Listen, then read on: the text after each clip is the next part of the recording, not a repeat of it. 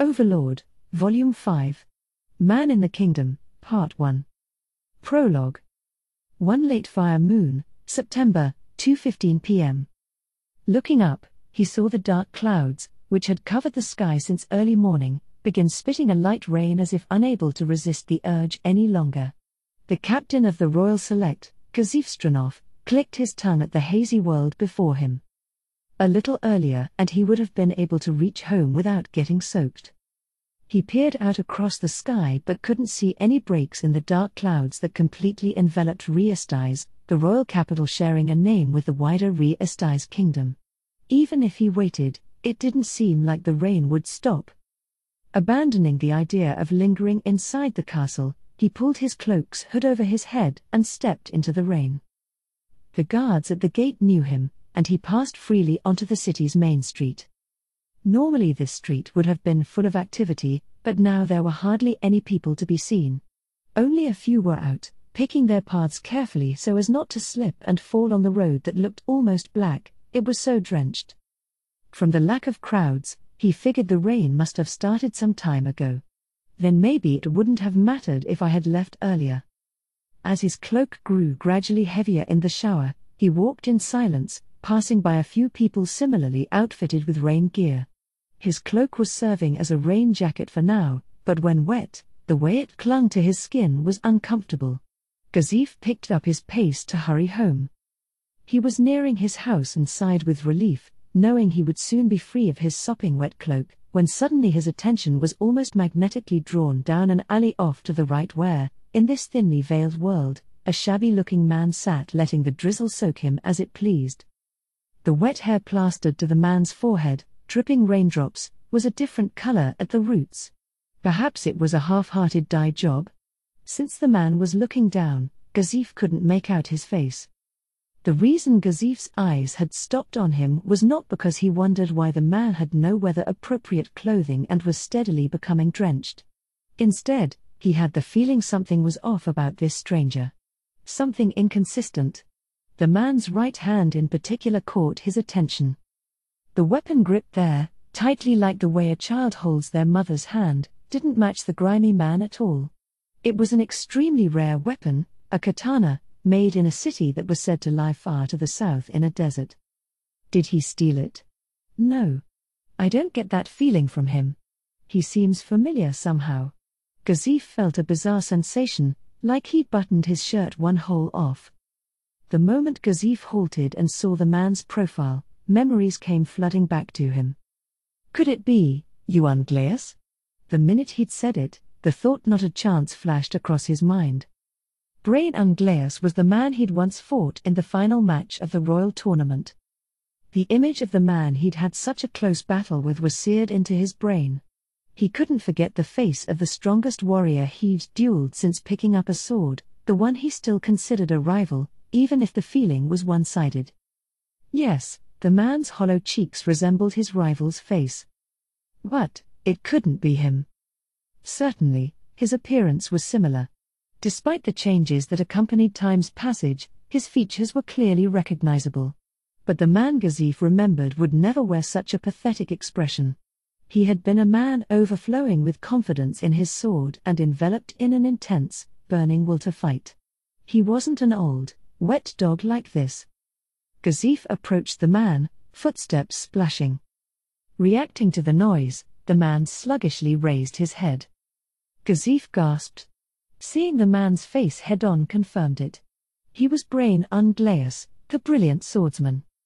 But he had none of his former radiance. The Brain who Kazif looked upon now had been completely broken, like a beaten animal. Brain staggered to his feet. His slow, or perhaps listless, movements were not those of a warrior, nor even an old soldier. He dropped his eyes and turned around without saying a word. Then he set off, dejectedly walking away. As that back receded into the rain, Kazif had the feeling if they parted like this they would never meet again, so he closed the distance and shouted, Unglaeus! Brain Unglaeus! If the man said he was wrong, Kazif would tell himself it was a coincidental resemblance. But the very quiet voice that reached his ears did not contradict him. Stranov. There was no soul in that voice. Gazif never would have thought it was the same Brain he had clashed swords with. What happened to you?" he asked in shock. What in the world could have happened to him? It's possible for anyone to ruin themselves. Gazif had known a few who had done it. When people were always seeking out easier ways to live, one failure could cause them to lose everything. But he couldn't imagine that genius swordsman, Brain Unglaeus, having anything to do with those people. Was it because he didn't want to acknowledge that his greatest opponent ever had fallen so far? Their eyes met. What a face! Brain's cheeks were hollow, and there were dark patches under his eyes.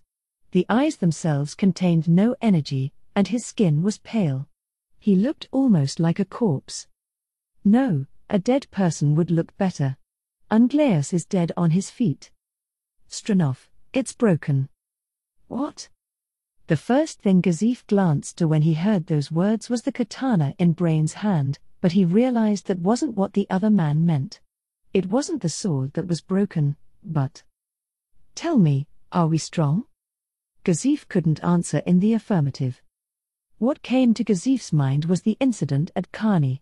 If the mysterious caster Ainz ul Gaun hadn't come to his rescue, he and all his men would have died. That had been the extent of his strength, even if he was said to be the strongest in the kingdom. There was no way he could puff out his chest and say he was strong. How did Brain interpret that silence? He replied, "Weak. We're weak. In the end, we're only human. Our skills with swords are garbage. Humans, we belong to an inferior race." It was true that humans were feeble. The gap in physical strength between humans and dragons, the most powerful race, was obvious. Dragons had tough scales, sharp claws, wings that carried them into the sky, and breath that could annihilate anything, whereas humans had nothing comparable. That was precisely why warriors aspired to slay dragons. There was honor in overcoming that overwhelming gap with cultivated ability, comrades, and gear. It was a feat reserved for those so strong they could be called ultra-warriors. So had Brain failed to kill a dragon? Had he aimed too high to reach and thus lost his balance and fallen? I don't know. Doesn't every warrior know that? That humans are weak? No, he didn't understand why this was suddenly so upsetting to Brain. Everyone knew there were heights that couldn't be scaled. People sang his praises, calling him the strongest warrior, but Gazif himself wondered if he really deserved the title. For one thing, there was a good chance the theocracy was hiding warriors stronger than him. Also, subhumans like ogres and giants had higher base physical strength than the human Gazif. If they acquired the same level of ability he had or even a little lower, he probably wouldn't be able to win. The pinnacle was simply beyond sight. Gazif knew full well it still existed. Had Brain not understood something so basic, something that any warrior should know? There are heights to aspire to. That's why we train ourselves to win, right? Believing you'll get there someday. But Brain shook his head emphatically. His soaking wet hair flung drops of water everywhere. "No, I don't mean that level," he cried in a pained voice. Gazif saw the man before him superimposed on his memory. Gazif felt the soul of Brain's attacks had been present in that shout, even if the declaration itself was antithetical. Stranov. The true peaks can't be reached even with hard work. Humans can't touch them. That's the true nature of peaks. In the end, we're nothing more than children with sticks. It's a continuation of the night games we used to play as kids. He turned to Gazif quietly with an emotionless face. "Hey, Stranov. You have confidence in your sword, too, right? But that thing is garbage. You only take up that junk and feel like you're protecting people. You saw something that beyond our grasp?"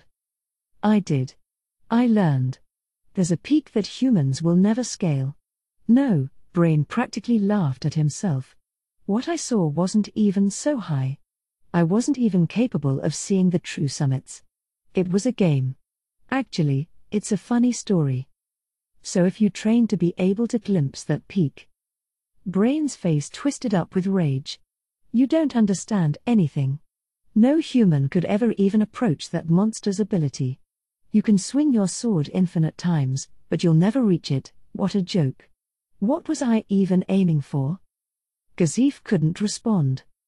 He'd seen people with wounded psyches like this before, people whose friends had died before their very eyes and had their spirits simply broken. There was no way to save them. It couldn't come from outside. No matter how many people tried to help, if the fallen couldn't gather the resolve to stand up again, it was futile. Unglaeus. Stranov. The power you can obtain with a sword is meaningless. In the face of true dominance, it's trash. No, there was nothing of his former bravery now. I'm glad I was able to meet you at the end. Gazif watched with sorrowful eyes as Brain turned to go.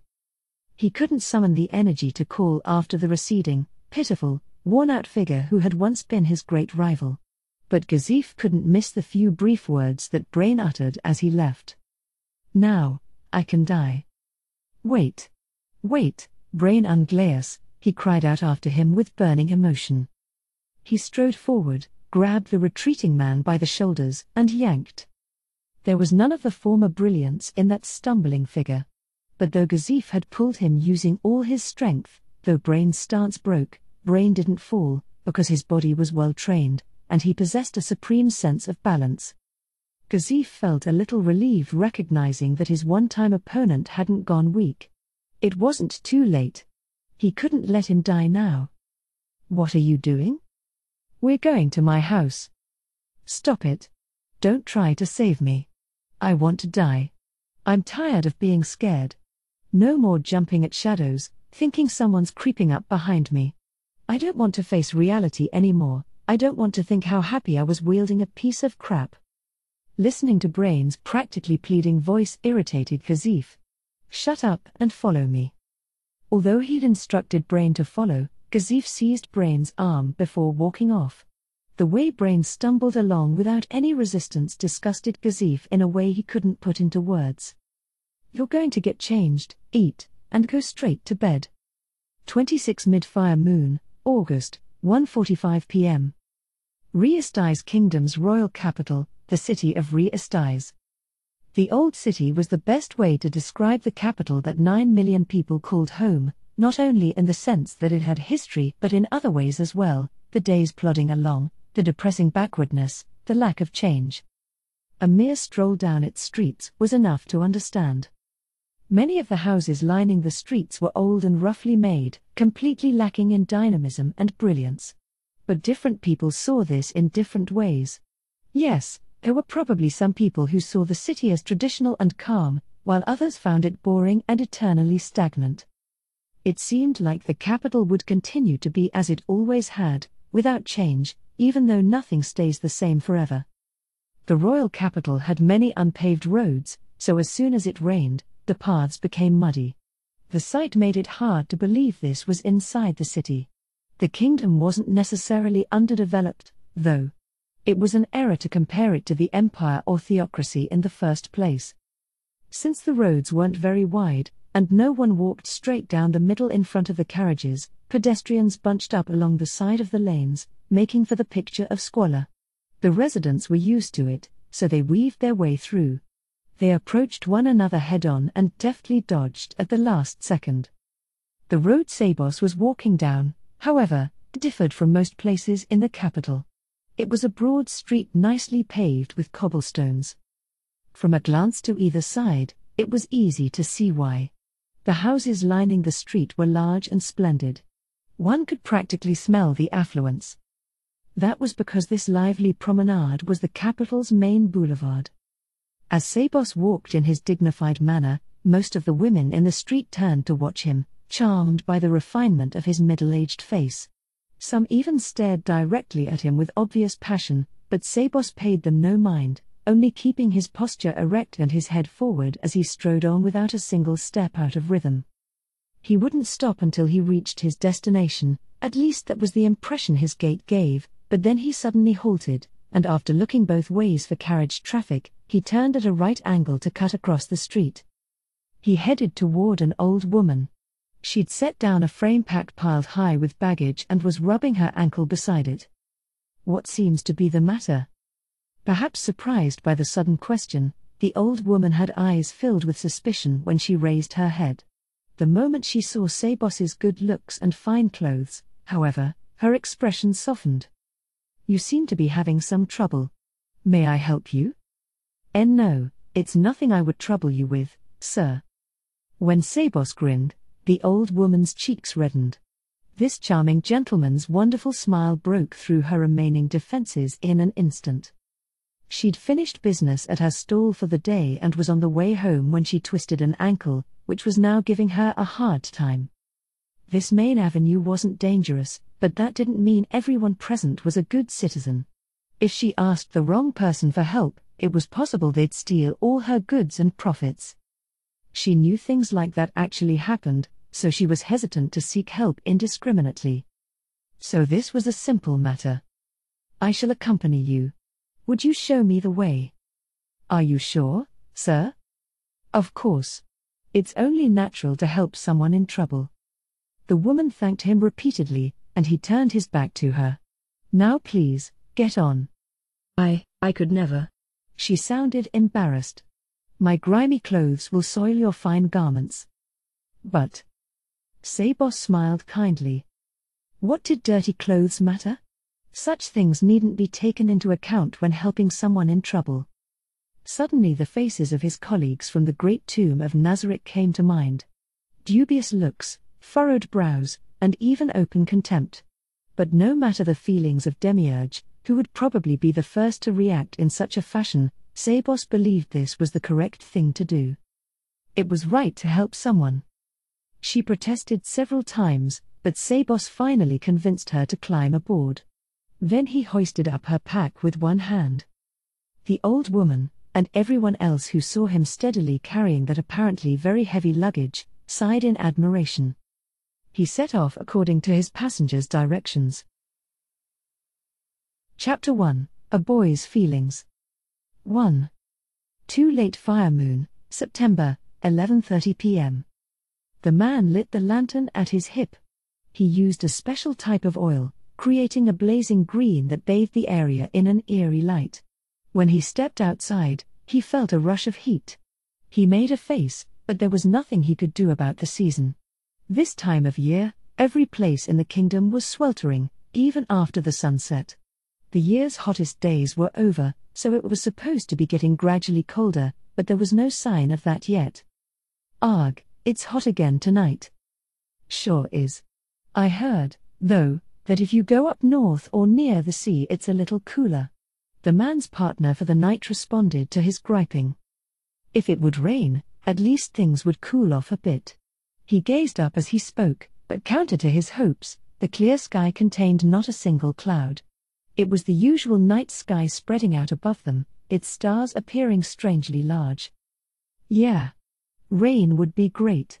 Well, shall we get to work?" It wouldn't be quite right to call these two men typical villagers. First, there was their gear. With long swords at their waists and leather armor, they were far too well equipped to be the community watch group. Plus, the men's builds and faces didn't fit people who worked the fields, they seemed accustomed to violence. The men walked without saying a word. Nothing could be heard besides their footfalls in the quiet village enveloped by the night's darkness. It felt eerily like everything had gone extinct, but the men moved on unfazed. Their calm was proof that they'd done this many times. The village they marched through was completely encompassed by a high wall, and there were 6 watchtowers visible from their current vantage point alone. The towers were sturdily constructed, even better than those in regions where monsters frequently appeared. More than a settlement, this was a strategic point. But still, if a third party saw it, they might assume it was a normal village with stricter security than most. That said, what came next would probably provoke some confusion. The sight was that strange. Normally walls surrounded residences and storehouses, while fields spread out beyond. Cultivating fields inside the village meant that an extensive wall had to be built around arable land, which took too much time and labor. But in this village, they'd enclosed the green plants waving in the breeze as if they were protecting gold. The men walking through this weird village felt someone's gaze following them from one of the watchtowers. They had friends armed with bows and arrows there. If something happened, they could wave their lanterns overhead to call for assistance.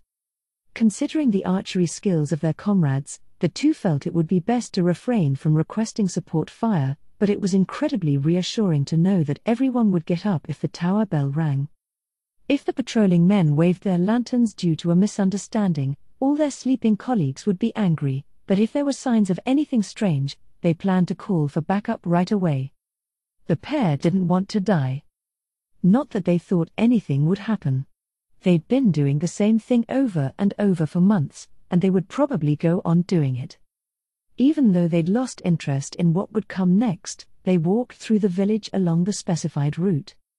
Right as they reached the halfway point of their patrol, something slipped over the man's mouth like a snake. No, snake wasn't right. It had attached to his mouth and would never come off. It was more like an octopus's tentacle. Next, his jaw was yanked up, and a searing pain tore across his exposed neck. This all took less than a second.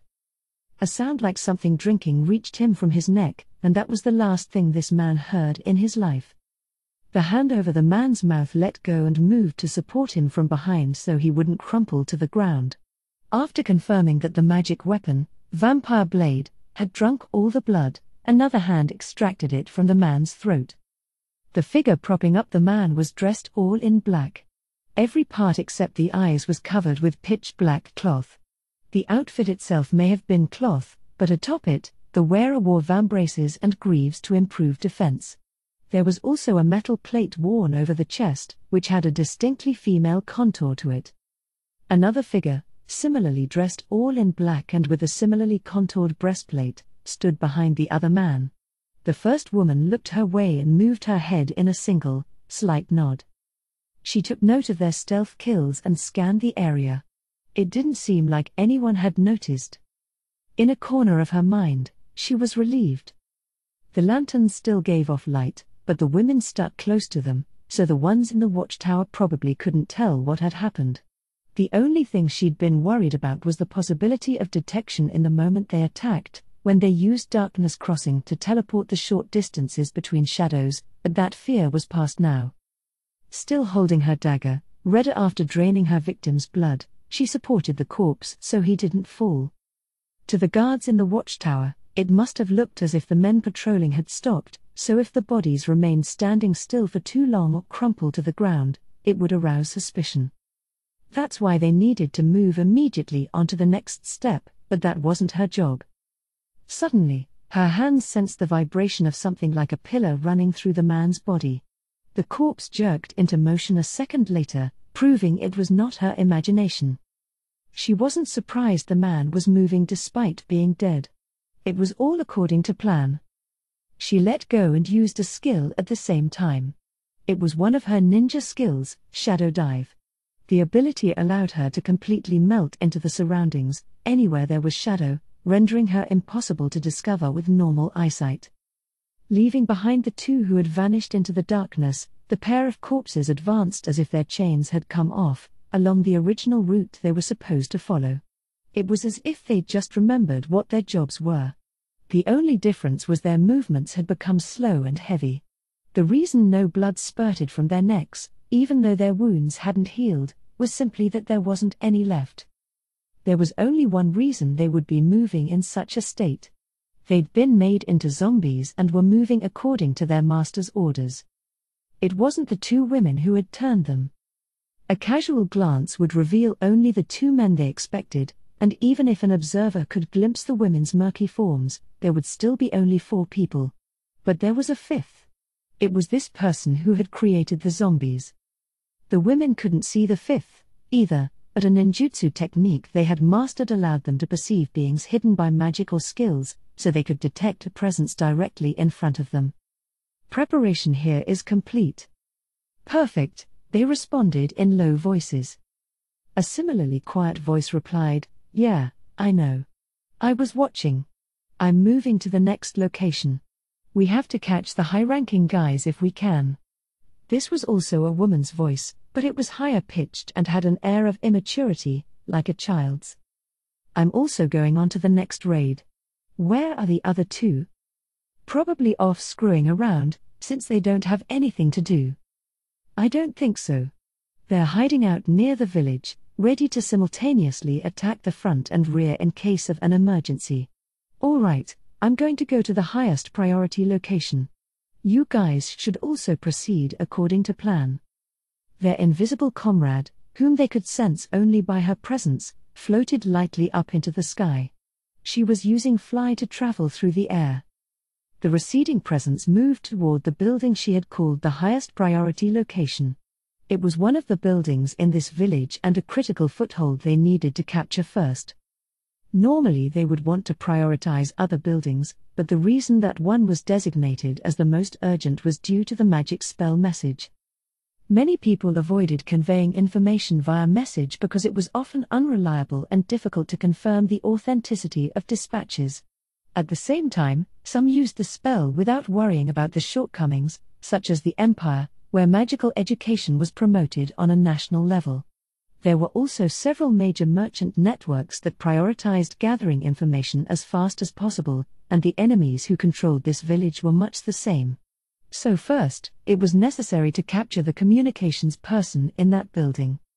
Now that their comrade had departed, the pair needed to quickly hide out in the vicinity of their objective. It was important to execute everything at the same time and complete the raid before anyone realized it was happening. With sharp exhalations, the two ninjas set off running. No normal person would notice them, moving like they were, from shadow to shadow. Even high-level adventurers would have had a hard time discovering intruders equipped with their magic items. In other words, no one in this village could see them. Her companion running parallel to her dexterously moved her fingers. All she did was bend her digits in various ways, but the meaning had been clear. Good thing they didn't have a dog. She answered with her fingers. Agreed. It was the sign language of assassins. When one was as proficient as they were, it was possible to convey information just as fast as talking. They'd taught it to their comrades, but unfortunately, they could use it for only simple signs and instructions.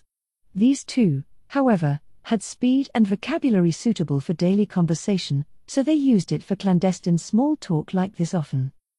No doubt about it. It's so much easier when they don't come gather around the scent of blood. If the men had had a dog, things wouldn't have gone this smoothly. They'd prepared a way to render an animal powerless, but there was nothing better than not having to deal with more problems. After her reply, her comrade's fingers moved speedily. Then I'll head to my target building according to plan. When she replied with a got it, the comrade running next to her gradually veered away. Left alone, she glanced sidelong at the fields while she sprinted. What was being cultivated there was neither wheat nor some other grain, nor was it vegetables. The plant was used as raw material in the manufacture of the most rampant illegal drug in the kingdom, black flower. There were several fields inside this walled village, but they were all growing the same thing. That proved that this village was a narcotics production base. Black flower, also sometimes called lila powder, was a black powdered drug taken by drinking it in solution. It was mass-produced and cheap, as well as a simple, effective route to intoxicated euphoria, so it was the most well-known narcotic in the kingdom. Moreover, while the drug was addictive, there were supposedly no side effects, so it was in widespread use. Thinking on the information about the drug they had, she snorted. There was no such thing as a drug with no side effects. The I can quit whenever I want misunderstanding was also ridiculous. She'd performed autopsies on dead black flower addicts, and all their brains had shrunk to about 4/5 their original size. In the first place, black flower produced from wild plants was a powerful poison. Where did anyone get off believing a plant that toxic wasn't also addictive?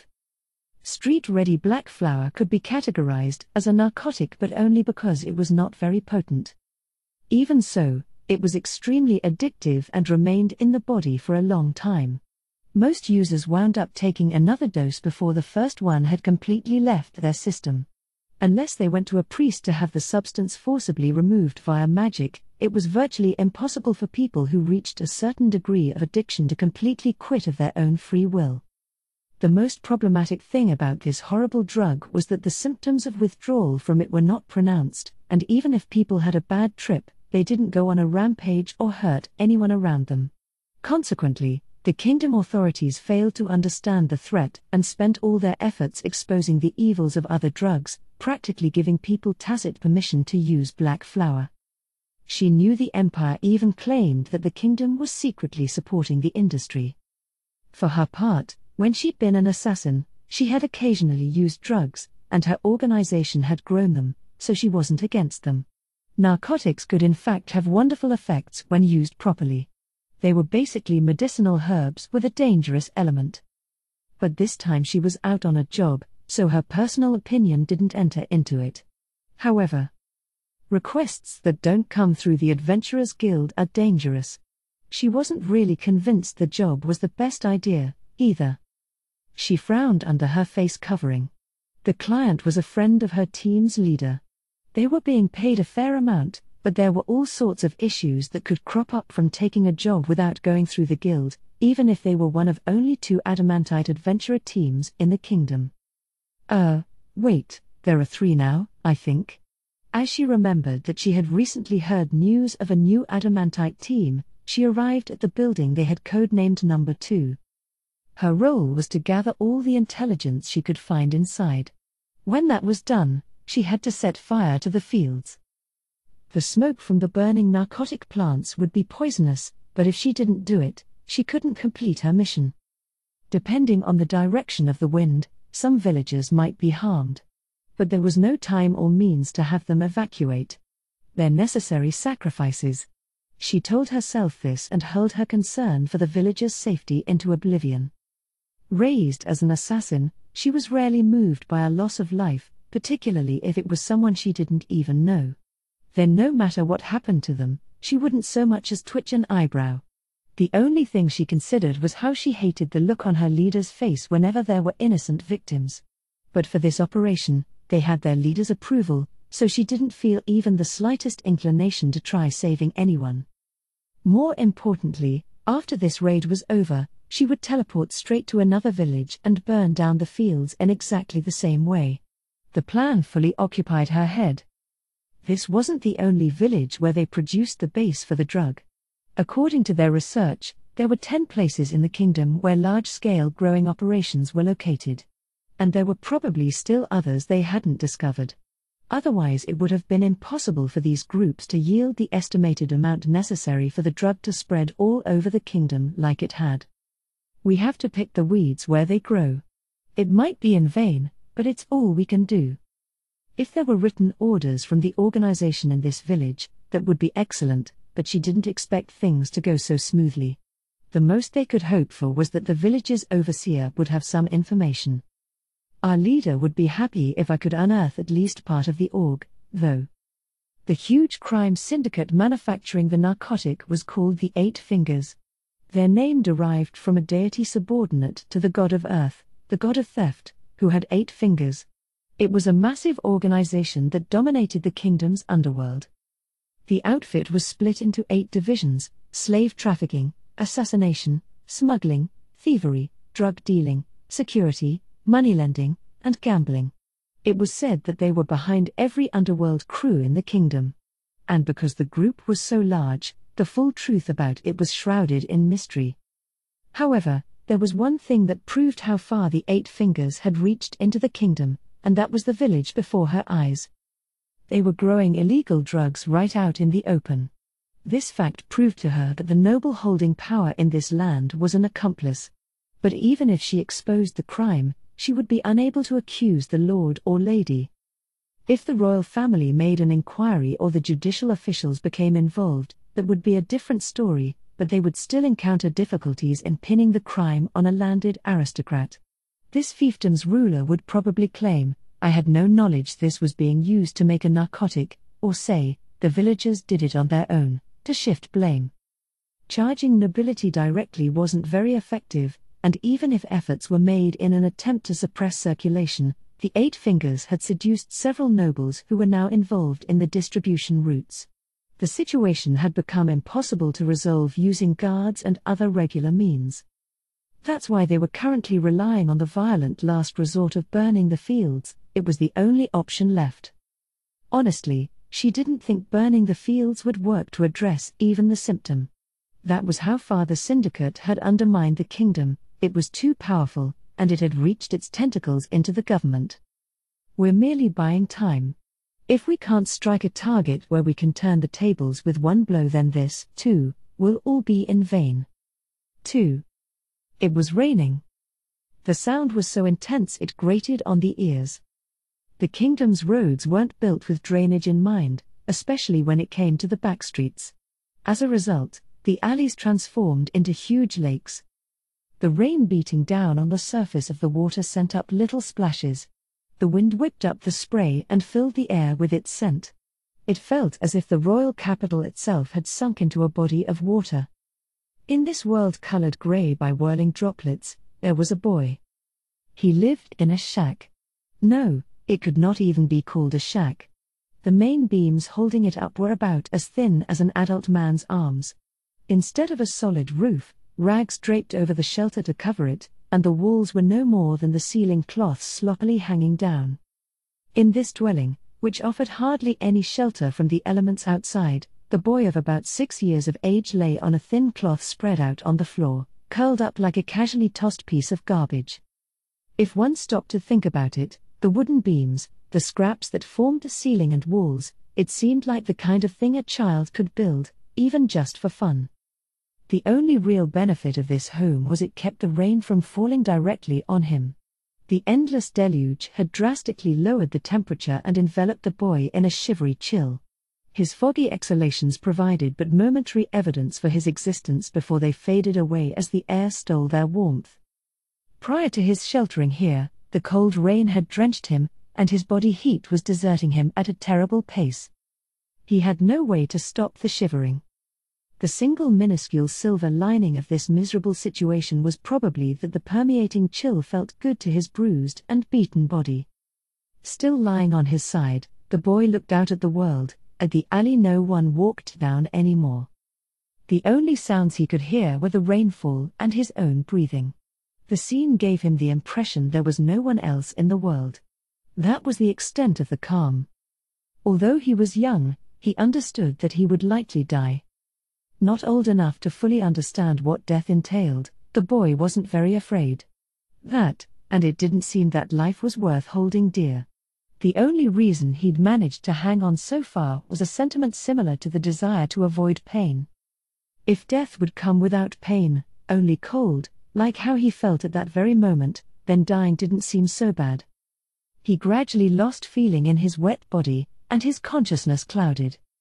It would have been better to move somewhere the wind and rain wouldn't come in before the weather turned, but he'd run into some nasty men and received a beating, so getting back here had been all he could manage. There was one tiny, happy thing. Did that mean everything else was sad? The fact that he hadn't eaten in 2 days was normal, so that wasn't sad. His parents were absent, and no one else would care for him. This had been the case for a long time, so it wasn't something to be upset about. That he was dressed in rags and smelled bad was only natural. Eating rotten food and drinking dirty water to fill his belly was all he'd ever known. Following this train of thought, was it sad the abandoned house where he had been living had been stolen from him, the hut he'd worked hard to build had been trashed for someone's amusement, and drunk men had beaten him, leaving injuries all over his body? No. The heartbreaking truth was that the boy couldn't even understand what was sad or why. But this was the end. The sorrow he didn't even understand would end here. The grave called for the lucky and the unlucky alike. Yes, death was absolute. He closed his eyes. Keeping them open was too much effort for a body that had ceased to feel even the cold. He could hear his tiny, frail heartbeat in the darkness.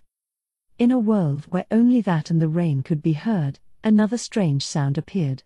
It was like something blocking the rain. Despite his fading consciousness, he mustered the curiosity peculiar to children and urged his eyelids to move. In the thin strip of his field of vision, he saw it. The boy's nearly closed eyes popped wide open. Something beautiful. For a moment, he couldn't understand. Perhaps like a jewel or like a nugget of gold were the right descriptors, but to someone who'd been abandoned, who'd lived eating half-rotten food, those words didn't come to mind. No. He thought one thing. Like the sun. That was the most beautiful thing he knew, the most out of reach. The world dyed grey by the rain. Dark rain clouds raining in the sky. Was that why? Is the sun here with me because it went on a trip when no one could see it? He wondered to himself. It reached out its hand and caressed his face. And then? The boy hadn't been a person. There had never been anyone who saw him as a person. But that day, he became one.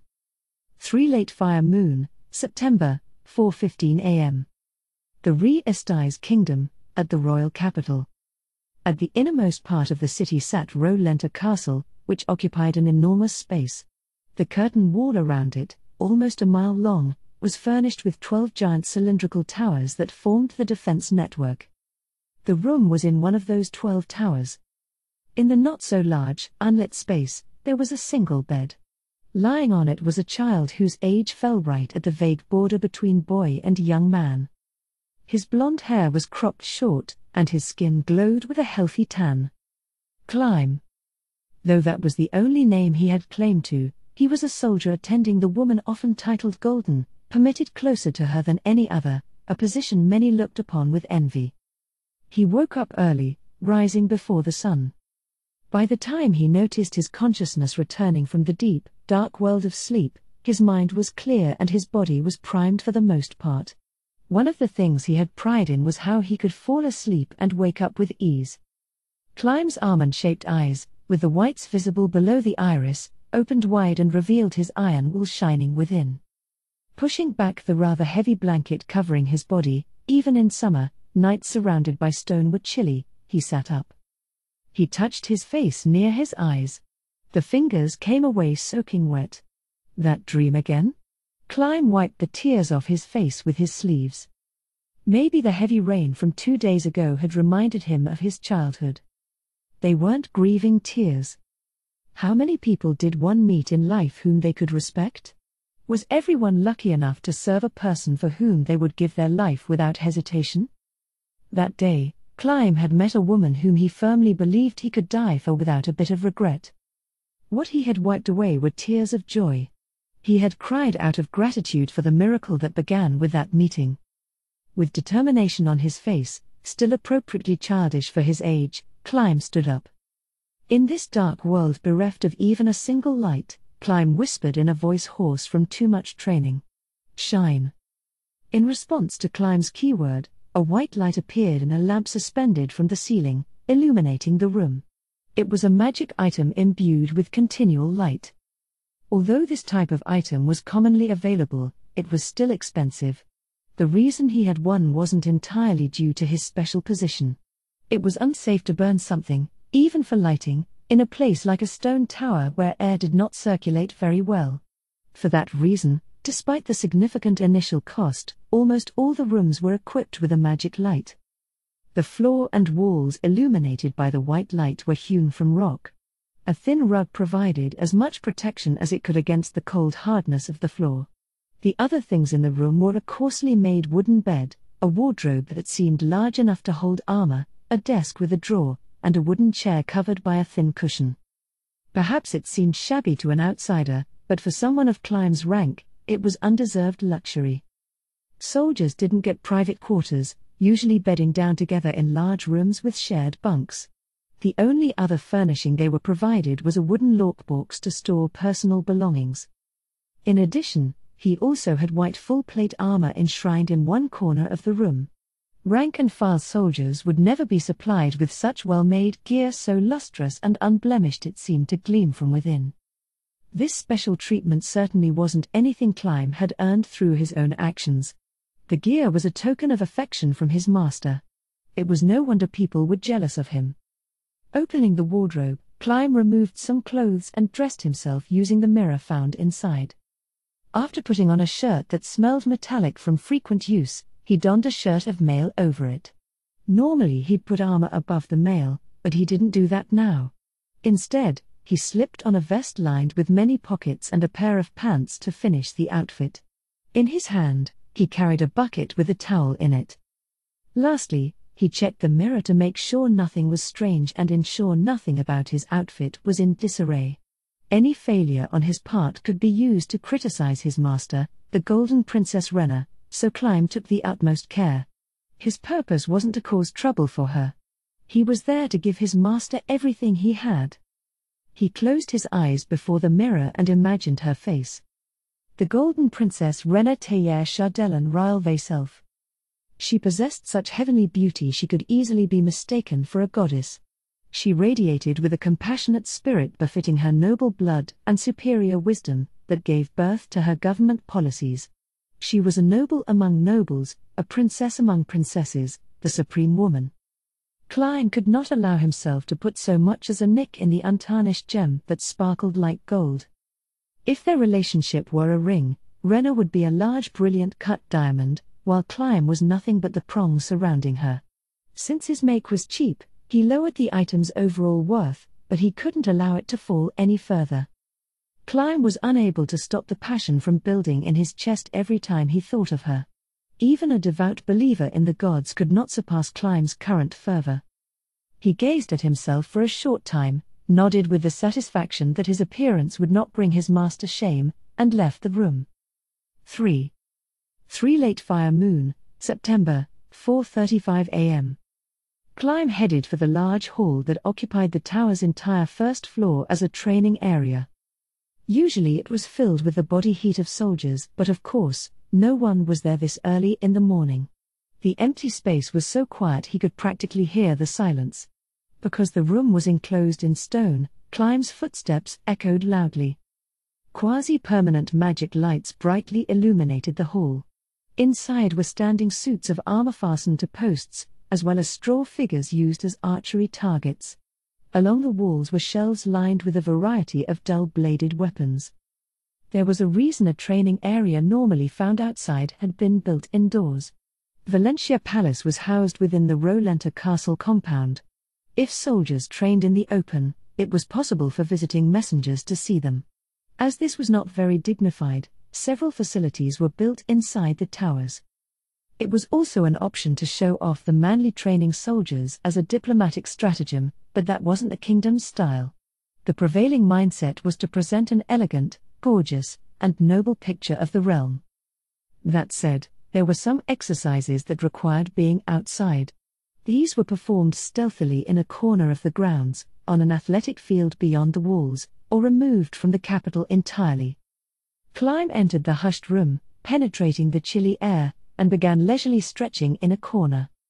After a thorough 30-minute stretch routine, Climb's face was more than a little flushed. Sweat beaded on his forehead, and his exhaled breaths brimmed with excess heat. He put a hand to his forehead and wiped off the perspiration before approaching the weapon shelf and choosing a fairly thick, large, dull iron practice sword. The hand around it was hardened from repeatedly forming and popping blisters. He tested out different swords until he found one that fit his grip perfectly. Next, he placed lumps of metal in his pockets, buttoning them to make sure the contents wouldn't fall out. With several pieces inside, the vest had taken on the same weight as a full suit of armor. In exchange for being sturdy, ordinary full-plate armor was heavy, and the limited range of movement was also a disadvantage. If one wanted to practice under conditions similar to actual combat, training in armor was ideal. But taking out a full suit of armor just to practice wasn't something Climb did very often. Besides, he couldn't wear the white mail he'd been given for training. That's why he resorted to this substitute instead. Climb tightly gripped the iron weapon larger than a great sword. He raised it over his head and lowered it slowly as he exhaled. As its tip was about to touch the floor, he brought it up again, inhaling. Gradually increasing the speed of his practice swings, he concentrated intently, staring into space with a penetrating gaze. He did over 300 repetitions. Climb was bright red, and sweat dripped down his face. The heat building up in his body dramatically raised his breath's temperature.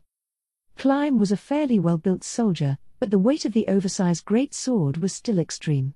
It was especially difficult slowing the sword so the tip didn't touch the ground. The amount of strength needed for this was not insignificant. After 500 repetitions, both his arms began cramping, as though screaming out to him, A waterfall cascaded down his face. Climb was aware that this was his limit. Still, he didn't seem interested in stopping. But that's enough, don't you think? Someone else called out to him. Climb was flustered as he turned to look in the direction of the voice, and he immediately noticed a man. There was no word more fitting for him than robust. He was like steel incarnate. Because his craggy face was frowning, the ensuing mass of wrinkles made him appear older than his actual age. His bulging muscles showed he was no ordinary man. There probably wasn't a single soldier in the kingdom who didn't know this figure. Captain Stranov. Captain of the Royal Select Gazif Stranov. He was the strongest warrior in the country, and it was said he had no equals in neighboring realms, either. Any more than that is too much. No point in killing yourself. Climb lowered his sword and watched his spasming arms. You're right. I might have pushed myself a bit too hard.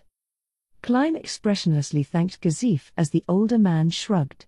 If you really think so, then it'd be great if you wouldn't make me say the same thing all the time.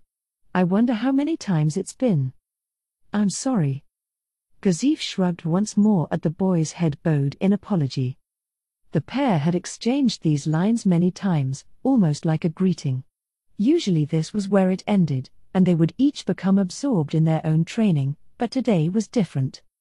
How about it, Climb? Want to try sparring? Climb's expressionless mask began to crack for a moment. Up until now, these two had met in this place before, but they never sparred. It was an unwritten law. There were no benefits to training together. No, there were benefits, but there were too many drawbacks. At present in the kingdom, the nobles faction, comprising 3 of the 6 great noble families, and the king's faction were in a struggle for power.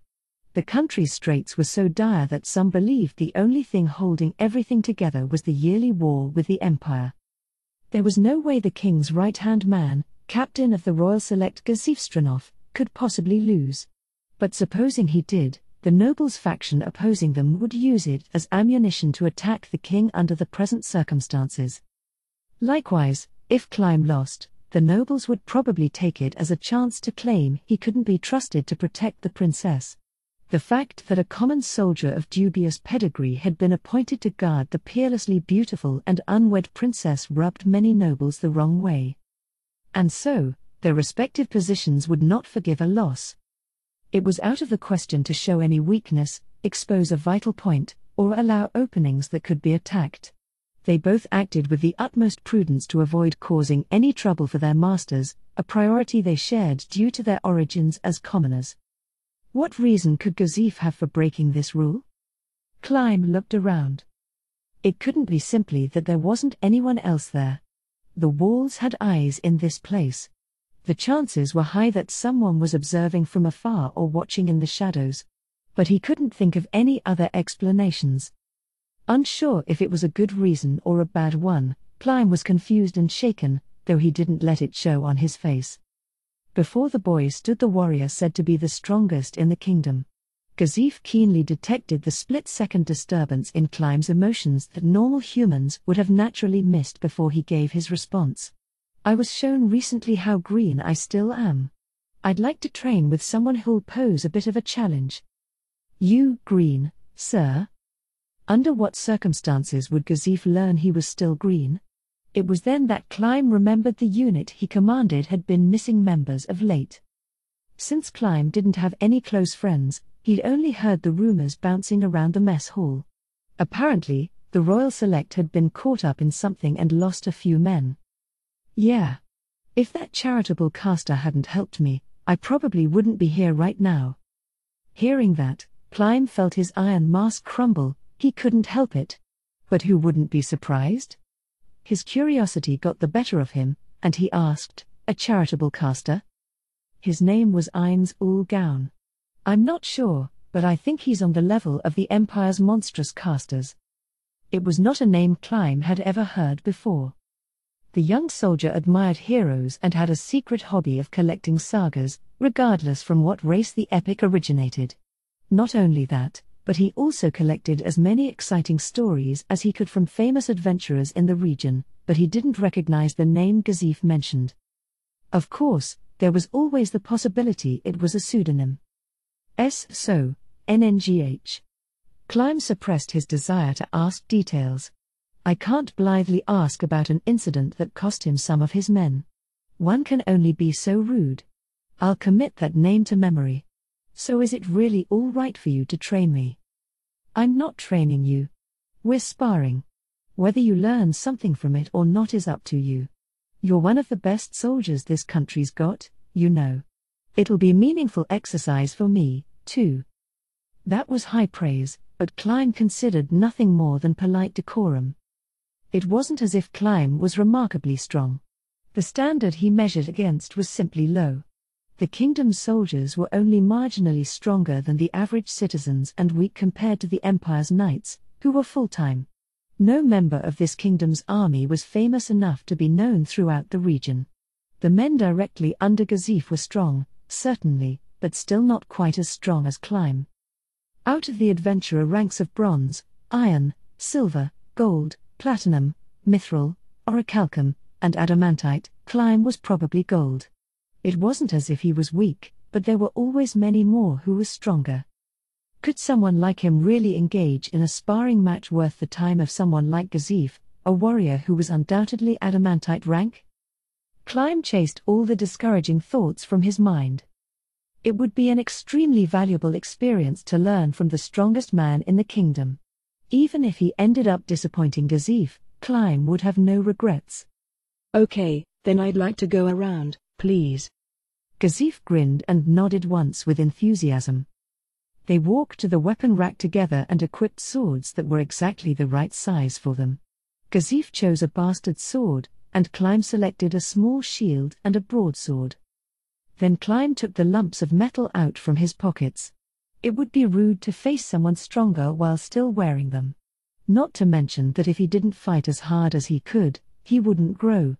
His opponent was the strongest warrior in the kingdom. Confronting this considerable challenge would require his all. Soon Climb finished his preparations, and Gazif asked, "And are your arms okay?" "They're not numb anymore?" "No, sir. I'm fine now. They feel a bit warm, but there's no problem with my grip." Climb waved his arms, and Gazif saw from the way they moved that the boy was telling the truth and nodded. "Okay." But in a way, that's kind of too bad. You run into all kinds of situations on the battlefield and can't always fight at your best. If your grip is weak, you need to adjust your style appropriately. Are you working on that? No, I'm not. In that case, I'll do more practice swings. Oh no, you don't have to go that far. But you're protecting the princess most of the time. It wouldn't be a waste to practice things like how to fight if you get attacked somewhere you're not allowed to carry a sword and familiarize yourself with different weapons. Yes, sir. There are 9 basic disciplines of armed combat: swords, shields, spears, axes, daggers, combat gauntlets, bows, bludgeons, and throwing weapons. If you try to learn too many, you'll end up neglecting all of them. I recommend narrowing it down to 2 or 3 and practicing those. Okay. Apologies for the boring commentary. It wasn't boring, Captain Stranoff.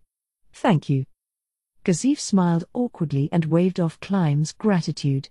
If you're ready, then let's get started. For now, come as you are. Later, well, I can't train you, but I'll give you some tips on fighting in the other disciplines. Yes, sir. Looking forward to it. Right, but know that it's not my intention for this to be a drill. Come at me like it's a real battle. Climb slowly moved into a stance with his sword held low, facing Gazif with the left side of his body hidden behind the shield. His eyes were sharp, already treating this as more than practice. He could sense Gazif was also taking it seriously. They stared each other down, but Climb couldn't move. He was nimbler after removing the lumps of metal from his pockets, but Climb still didn't feel like he could beat Gazif. In both physical strength and experience, Gazif completely surpassed him. If he was careless in how he advanced, the captain would effortlessly intercept him. His opponent was superior, and there wasn't anything he could do about that. But if this were a real battle, would Climb simply lose his life because there was nothing to be done? So then what? He would have to meet Gazif with something Gazif didn't have. Climb lost out on strength, experience, and mental fortitude, everything a warrior needed. If there was an exception, it would be in gear. Gazif had a bastard sword. Climb, however, had a broadsword and a small shield. If they were magical equipment, one blade could be superior to another, but these were made for training. In terms of weapons, he wasn't ahead. But whereas Gazif had only one, Climb had two. A shield could be used offensively as well. In exchange for dividing his attack power, Climb had an advantage in versatility. He could deflect a blow with the shield and then swing the sword, or parry with the sword and strike with the shield. Climb observed Gazif's movements carefully, aiming for opportunities to counterattack. After a few seconds, the older man smiled slightly. "You're not going to charge? Then I'll start. Here I come." Displaying absolute calm, Gazif held his sword aloft. He lowered his hips slightly, suffusing his frame with energy like a tensed spring. Climb braced himself as well, so he'd be ready to defend whenever the sword was swung. Then Gazif rushed forward and swung down at Climb's shield. "He's fast." Climb gave up on maneuvering the shield to deflect the oncoming hit. He transferred all his attention and ability into the basic defensive act of withstanding the assault. In the next moment, a tremendous shock assailed his shield. Did it break from that one attack? It certainly felt like it, as the blow was so mighty it immobilized Climb's shield-bound hand. The strike was the kind that he had to block with his entire body. Deflect? How could I even match his speed like this? If I could at least get it to glance off smoothly. As Climb chided himself for being so naive, another shock assaulted his stomach. Gah-ha! The young boy's body went flying. He landed hard on his back, and the stone floor knocked the wind out of him. One glance at Gazif was all it took to find out what had happened. The older warrior retracted his leg after launching that heavy kick. Don't pay too much attention to the sword just because it's all your opponent is carrying. You might get kicked like this. That time, I aimed for your stomach, but usually they'd go for a less guarded area. They'll try to shatter your knees or, even if you've got your groin padded, a kick from metal greaves can rupture things. You need to keep an eye on your opponent's entire form and watch their every move. Yes, sir. Climb resisted the dull pain in his stomach and stood up. Gazif had tremendous physical strength. Kicking at full power, he could have easily broken Climb's ribs, mail shirt or no, and rendered him unfit for combat. It was clear he hadn't kicked at full power and had instead aimed his foot to send Climb flying and used no more strength than necessary. So this is training after all. Thank you. It was sinking in that this was a lesson from the kingdom's strongest warrior, and full of gratitude, Climb reassumed a fighting stance. How precious was this chance? He had to take care not to let it end too soon. Climb raised his shield again and inched forward. Gazif silently watched. If things continued like this, it would merely play out the same as last time. As Climb approached, he was forced to rethink his strategy. Climb sensed overwhelming composure coming from the calmly waiting Gazif. He hadn't managed to draw out even a hint of his opponent's true strength. Being frustrated about his inability would probably be arrogant. Climb was already starting to reach his limits.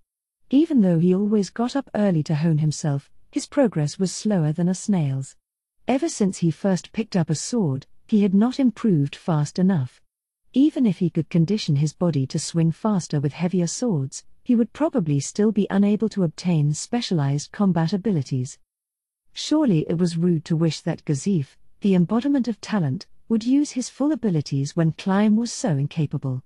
He lamented that his own skill wasn't enough to warrant them. Telling him to approach their bout as if it were a real battle and not practice had probably been Gazif's way of saying that if Climb didn't fight with the intent to kill, he wouldn't even be worth sparring with. Climb ground his teeth audibly with a creak sound. He hated how weak he was. If only he was stronger, he could be more useful. With more power, He would be the princess's weapon and face head-on those who sullied the kingdom, who caused the people to suffer.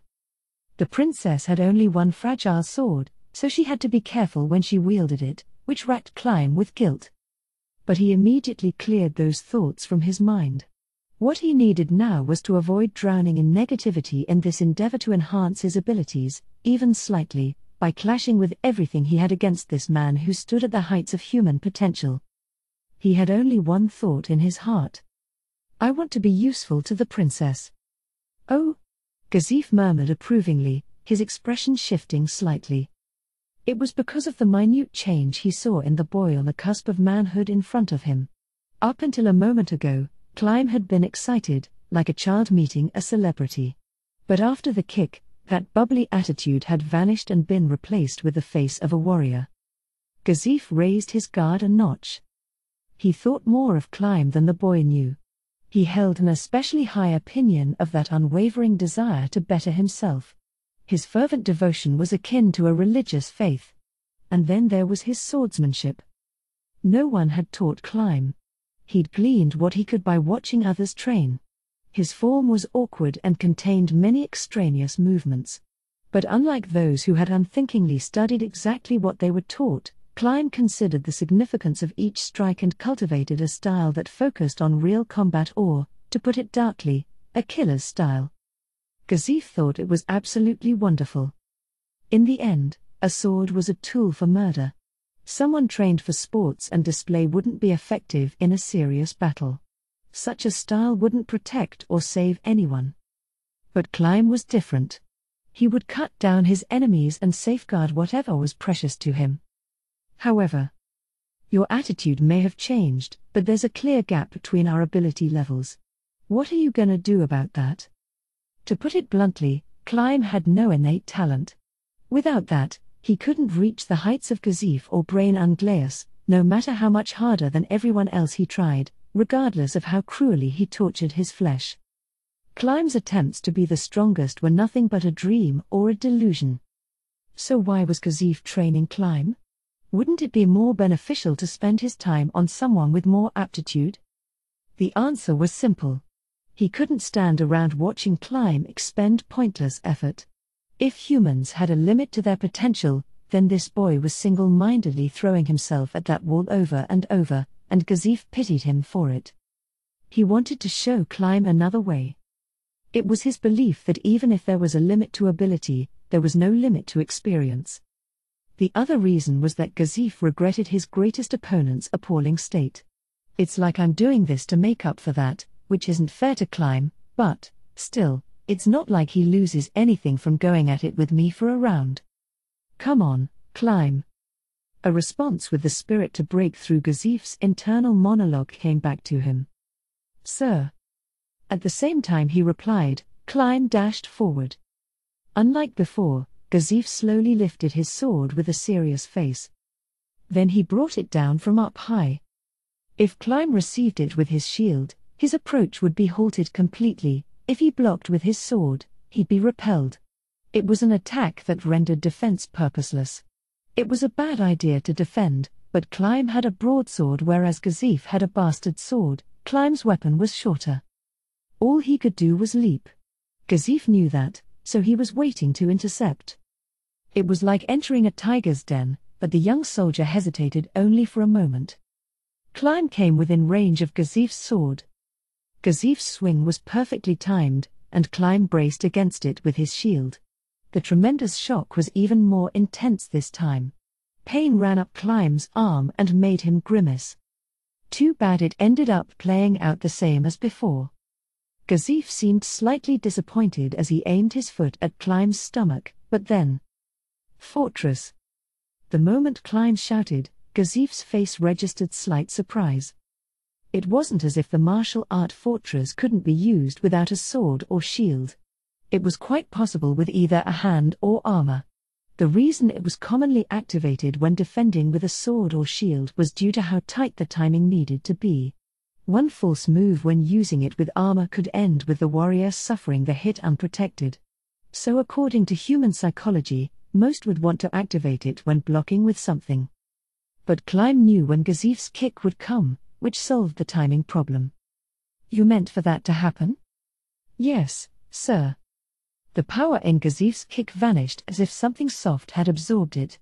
His leg extended fully, and unable to drive any strength into it, he gave up and began to bring it back down.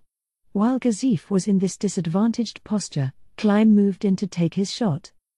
Slash. Climb activated the martial art as he brought his sword down from high above. Create a single move that you can unleash with confidence. He possessed no inborn talent, but he'd taken to heart the advice a warrior had once given him and desperately polished his overhead attack.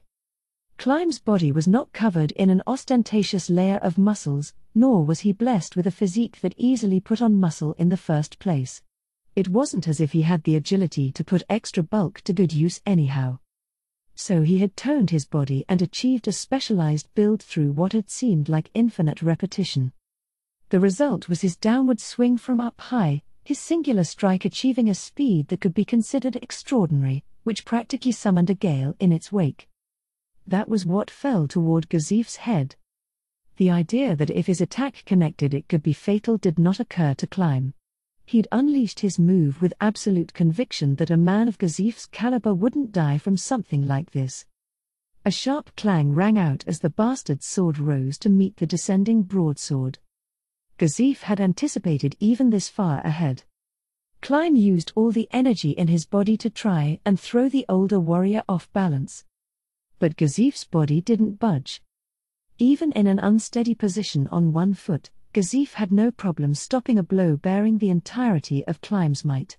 The man was like a great tree with thick roots deeply seated in the earth. Climb had used his martial art and all his strength. Even with those two things combined, he couldn't match one-footed Gazif. He was surprised to realize this and then looked to his stomach. Slicing with the broadsword had meant closing the distance, and thus it was possible for Gazif to kick him again. He jumped away right as it arrived. Just a little dull pain. Then the two of them stared each other down a few paces apart. Gazif's eyes were happy, and his mouth curled in a grin. His expression was amused, but it contained no ill will. It was only a refreshing smile. It made Climb fidget, how Gazif beamed at him like a father proud of his son's improvement. Nice work. I'm gonna take this next one a little bit seriously. Gazif's expression changed. Fear coursed through Climb's entire body. The kingdom's strongest warrior had finally shown himself. I actually have one potion. If you end up with a broken bone or something, we can fix it up, so don't worry. Thank you. Hearing Gazif basically announce, I'm gonna break one of your bones, that's all, made Climb's heart pound. He was accustomed to injuries, but that didn't mean he liked them. Gazif charged, twice as fast as Climb's previous approach. The bastard's sword traced an extremely low arc aimed at Climb's feet, its tip practically scraping the ground. Flustered by the speed and centrifugal force, Climb protected his feet by gripping his broadsword blade down, as if to stick it into the floor. The two crashed together. That's what Climb thought, but suddenly, Gazif's bastard sword rose back up, slicing along the edge of the broadsword. KGH.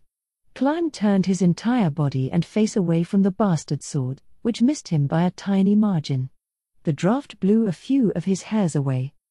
Climb was terrified by how quickly Gazif had been able to corner him. He followed the bastard sword with only his eyes but saw it suddenly stop sharp and come back around. Faster than he could think. His survival instinct seemed to drive him to thrust his shield forward when the bastard sword crashed into it with a shrill clang. And then... Gah! With a sharp pain, Climb's body sailed sideways.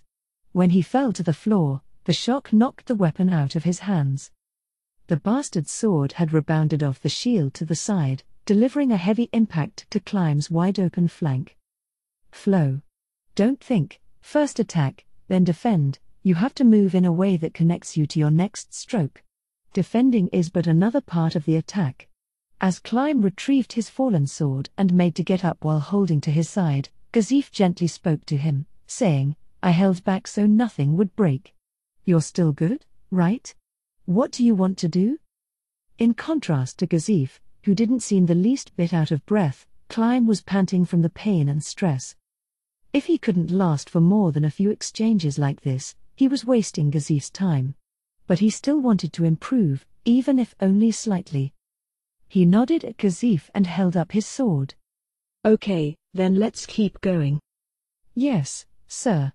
With a hoarse shout, Climb raced forward. After being struck, launched away, and occasionally kicked or punched, Climb collapsed on the floor, out of breath. The cold stones leached the heat out of him through his mail and clothing, which felt good. Panting, he didn't even move to wipe the sweat off his face. Rather, he didn't have the energy to. Enduring the pain welling up in various locations, Climb was overwhelmed by the fatigue coursing through his entire body, and he lightly closed his eyes. Good work. I tried to swing so you wouldn't get any breaks or fractures, but how are you feeling? Still lying on the floor, Climb moved his arms, examining the painful spots before opening his eyes. There doesn't seem to be anything wrong. I'm hurting, but it should only be bruises. The throbbing aches he felt were far from serious. They wouldn't prevent him from guarding the princess. Okay, then you don't need the potion, huh? No. Because if I overuse them, I won't get any of the benefits of strength training. Letting your muscles heal naturally makes them stronger, but if you use magic to restore them to their original state, then that doesn't happen. I getcha. Are you off to be bodyguard for the princess now? Yes. Then I'll give it to you. Use it if you have any problems. He placed the potion next to Climb with a clink. Thank you. Climb sat up and regarded the man his sword had been unable to approach even once. The unscathed warrior asked in puzzlement, "What?" "Nah, I was thinking that you're amazing." Gazif had barely any sweat on his forehead. He wasn't out of breath. Sighing, Climb acknowledged the gap between the strongest man in the kingdom and himself, a boy splayed out on the floor. In response, Gazif grinned awkwardly. "Oh. I see. How? I can't really answer the question of how I got this strong. I just had some inborn talent, that's all. By the way, I learned to fight during my mercenary days. The nobles are always screaming about how vulgar my kicks are, but I learned those back then, too. There were no tricks to getting stronger. Gazif had declared it so. He denied with ease the small hope Climb had clung to, the belief that he might be able to grow more powerful if he continued his current training. In that sense, it's a good style for you, Climb, punching, kicking, a style where you use your arms and legs like that. You think so? Yeah, not being trained as a swordsman or soldier will work in your favor. People tend to focus on blade work once they have a sword in their hands, but I don't think that's very smart. In a real fight, a doctrine that fully utilizes the hands and feet with a sword as simply another offensive option should prove more useful. Well, it's kind of fighting dirty, but it works for adventurers. Climb dropped his usual expressionless manner and smiled.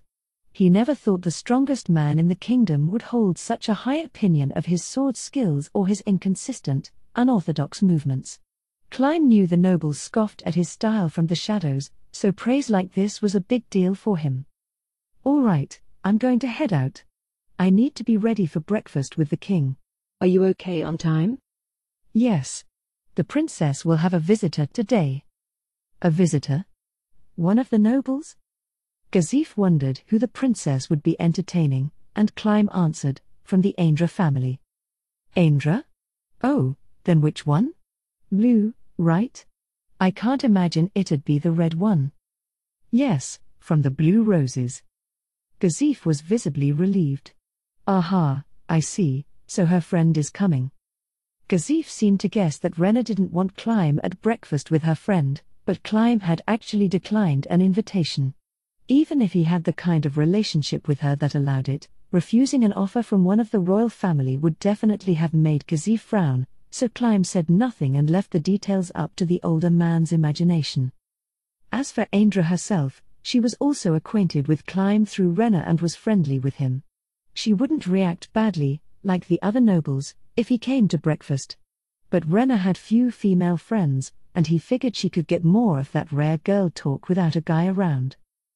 Thank you for today, Captain Gazif. Nah, don't worry about it. I had fun, too. If you don't mind, could you train me again sometime? Gazif wasn't sure what to say, but faster than Klein could notice and apologize, the captain responded. Sure, as long as we can find a time and place where no one else is around. Klein knew what the conflict had been, so he didn't say anything awkward. He flexed his creaking muscles and stood up. He did, however, express his honest thoughts. Thank you. Gazif gave a benevolent wave and got moving. Okay, let's clean up. There'll be trouble if I don't make it to breakfast on time. Oh, and that swing from overhead is pretty good. You just need to think about how to follow up, in case your opponent dodges or blocks it. Yes, sir. 4. 3 Late Fire Moon, September, 6:22 a.m. After leaving Gazif and wiping himself down with a damp towel, Klein went to a place very different from the large practice hall. This room was as spacious as the training area he'd come from. Many people sat on benches, chatting. An appetizing scent suffused the warm atmosphere. It was the mess hall.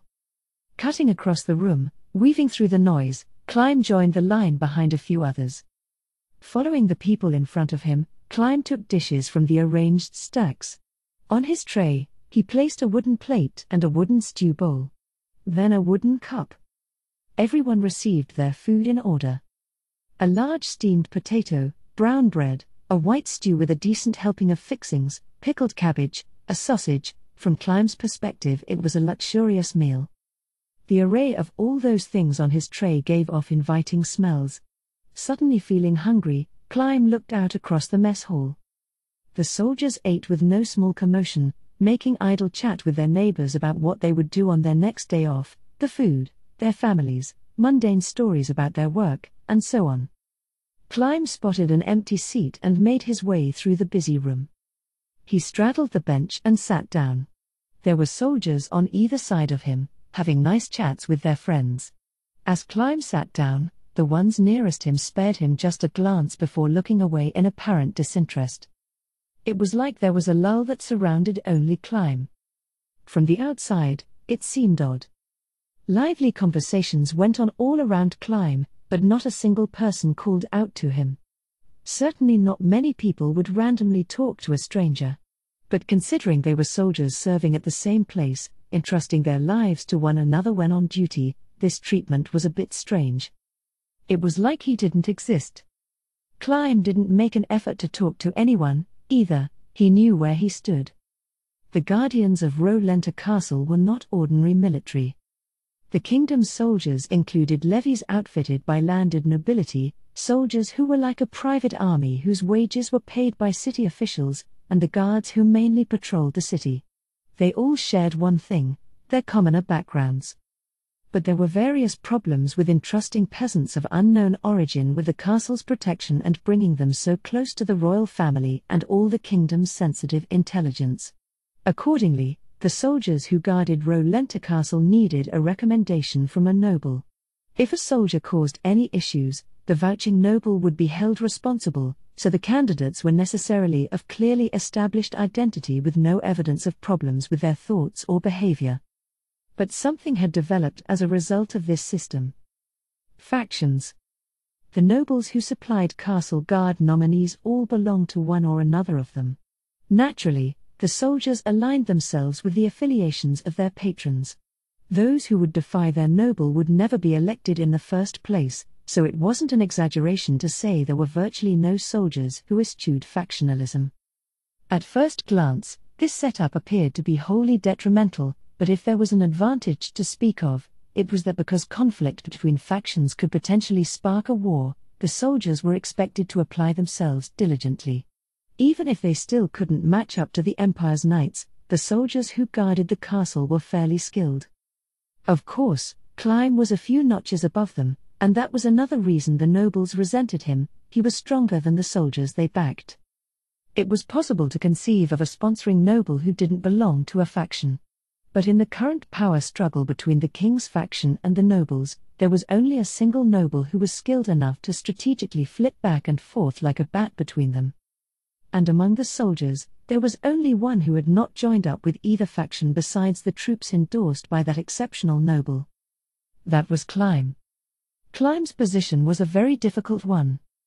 Normally someone of Clyme's background wouldn't be able to serve as Renna's personal attendant. The role of protecting a member of the royal family would normally never be an option for a low-born citizen. It was generally accepted that the only ones fit to protect the royal family were of noble rank. But there was the exception of Gazif Stranov, the strongest soldier in the kingdom, and his elite men. That, and more importantly, there weren't many who could openly oppose Princess Renna if she strongly desired something. Maybe a relative could speak frankly with her, but if the king approved, no one could dissent. The reason Clyme had a private room was due to this difficult position. If he were an ordinary soldier, he would have shared a big common room instead. Although Renna's authoritative pronouncement was part of the reason he had his own room, the other part was to isolate him. They didn't know where to place him because he didn't belong to a faction. He was a problem.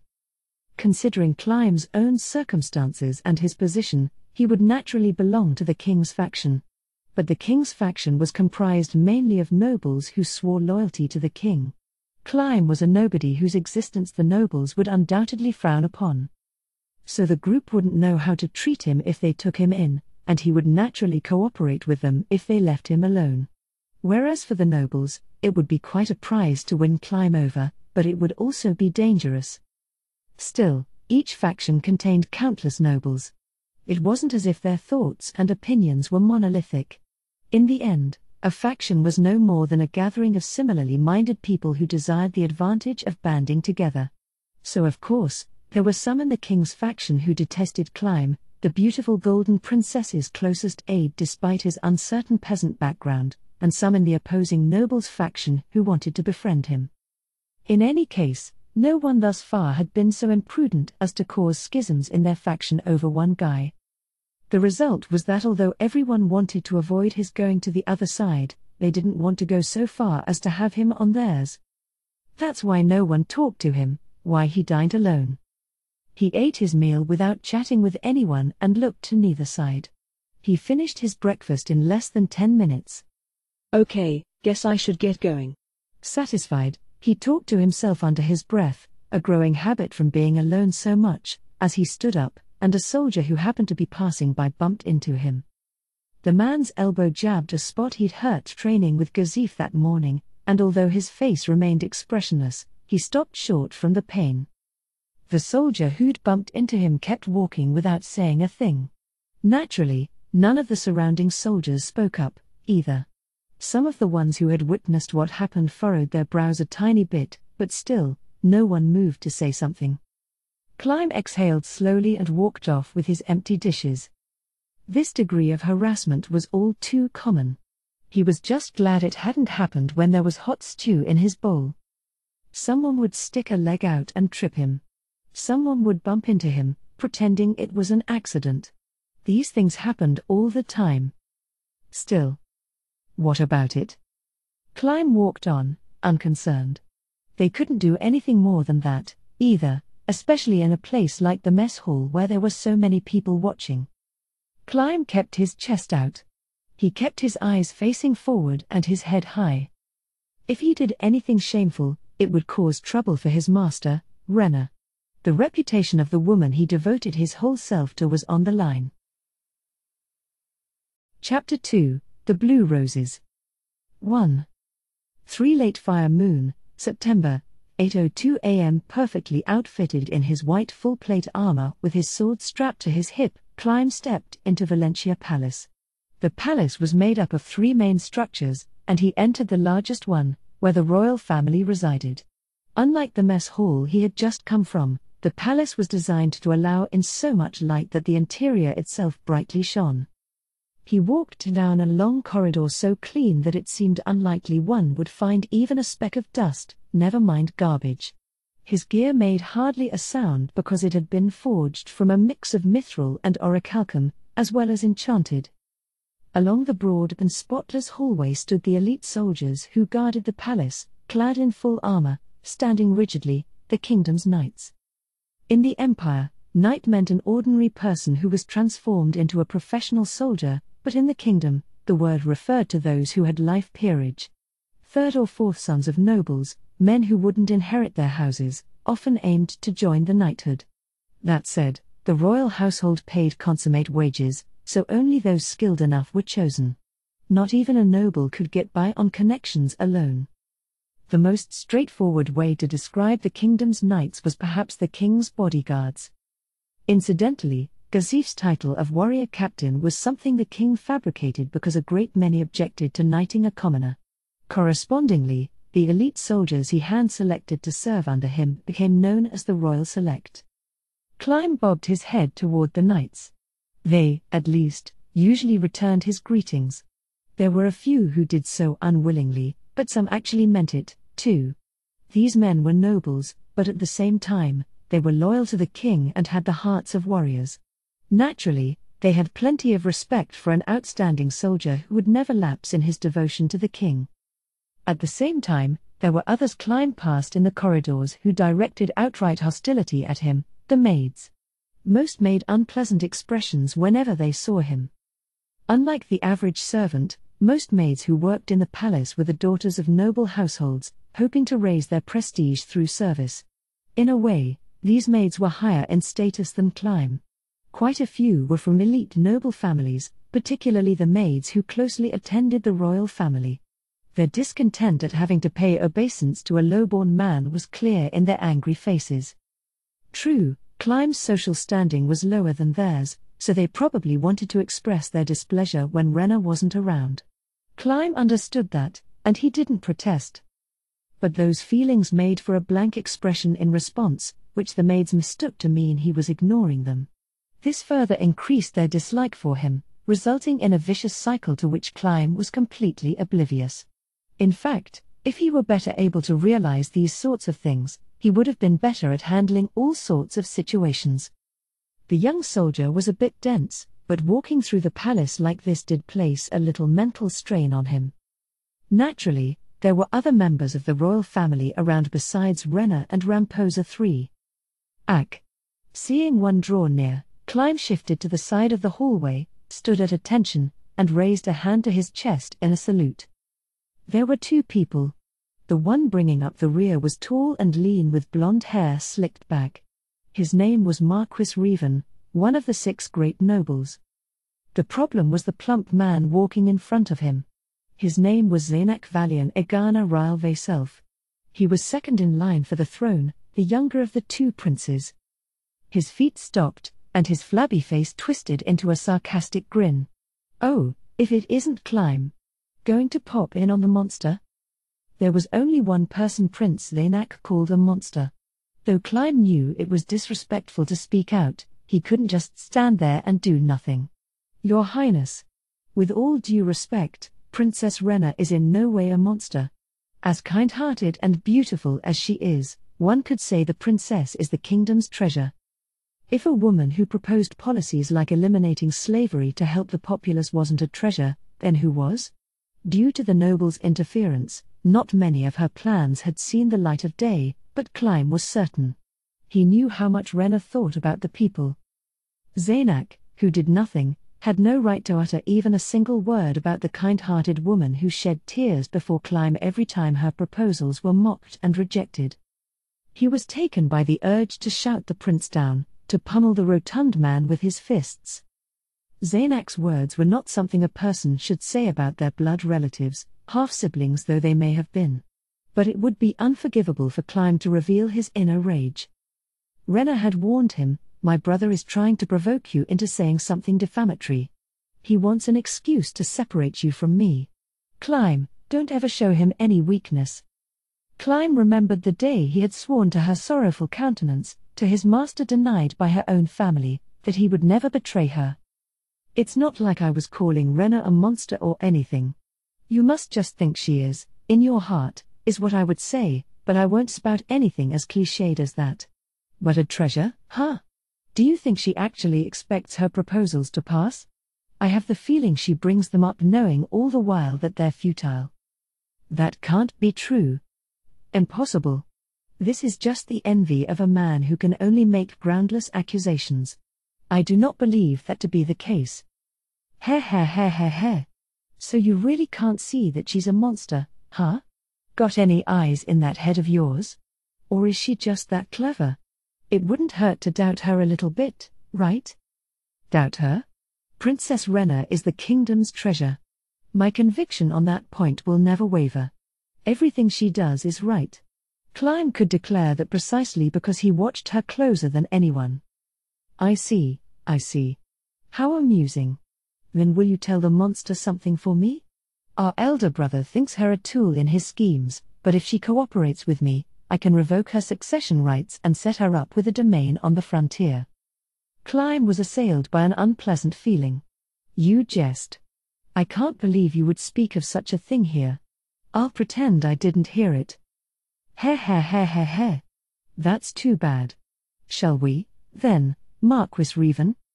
The man who had been silently observing the two bowed his head slightly. Klein wasn't sure about where the nobleman stood. Marquis Revan always seemed to keep his distance, but when under his gaze, Klein got a different feeling from him than the other nobles. Rena had never told Klein how to behave around him, either. Oh. The Marquis agrees that she's ghastly.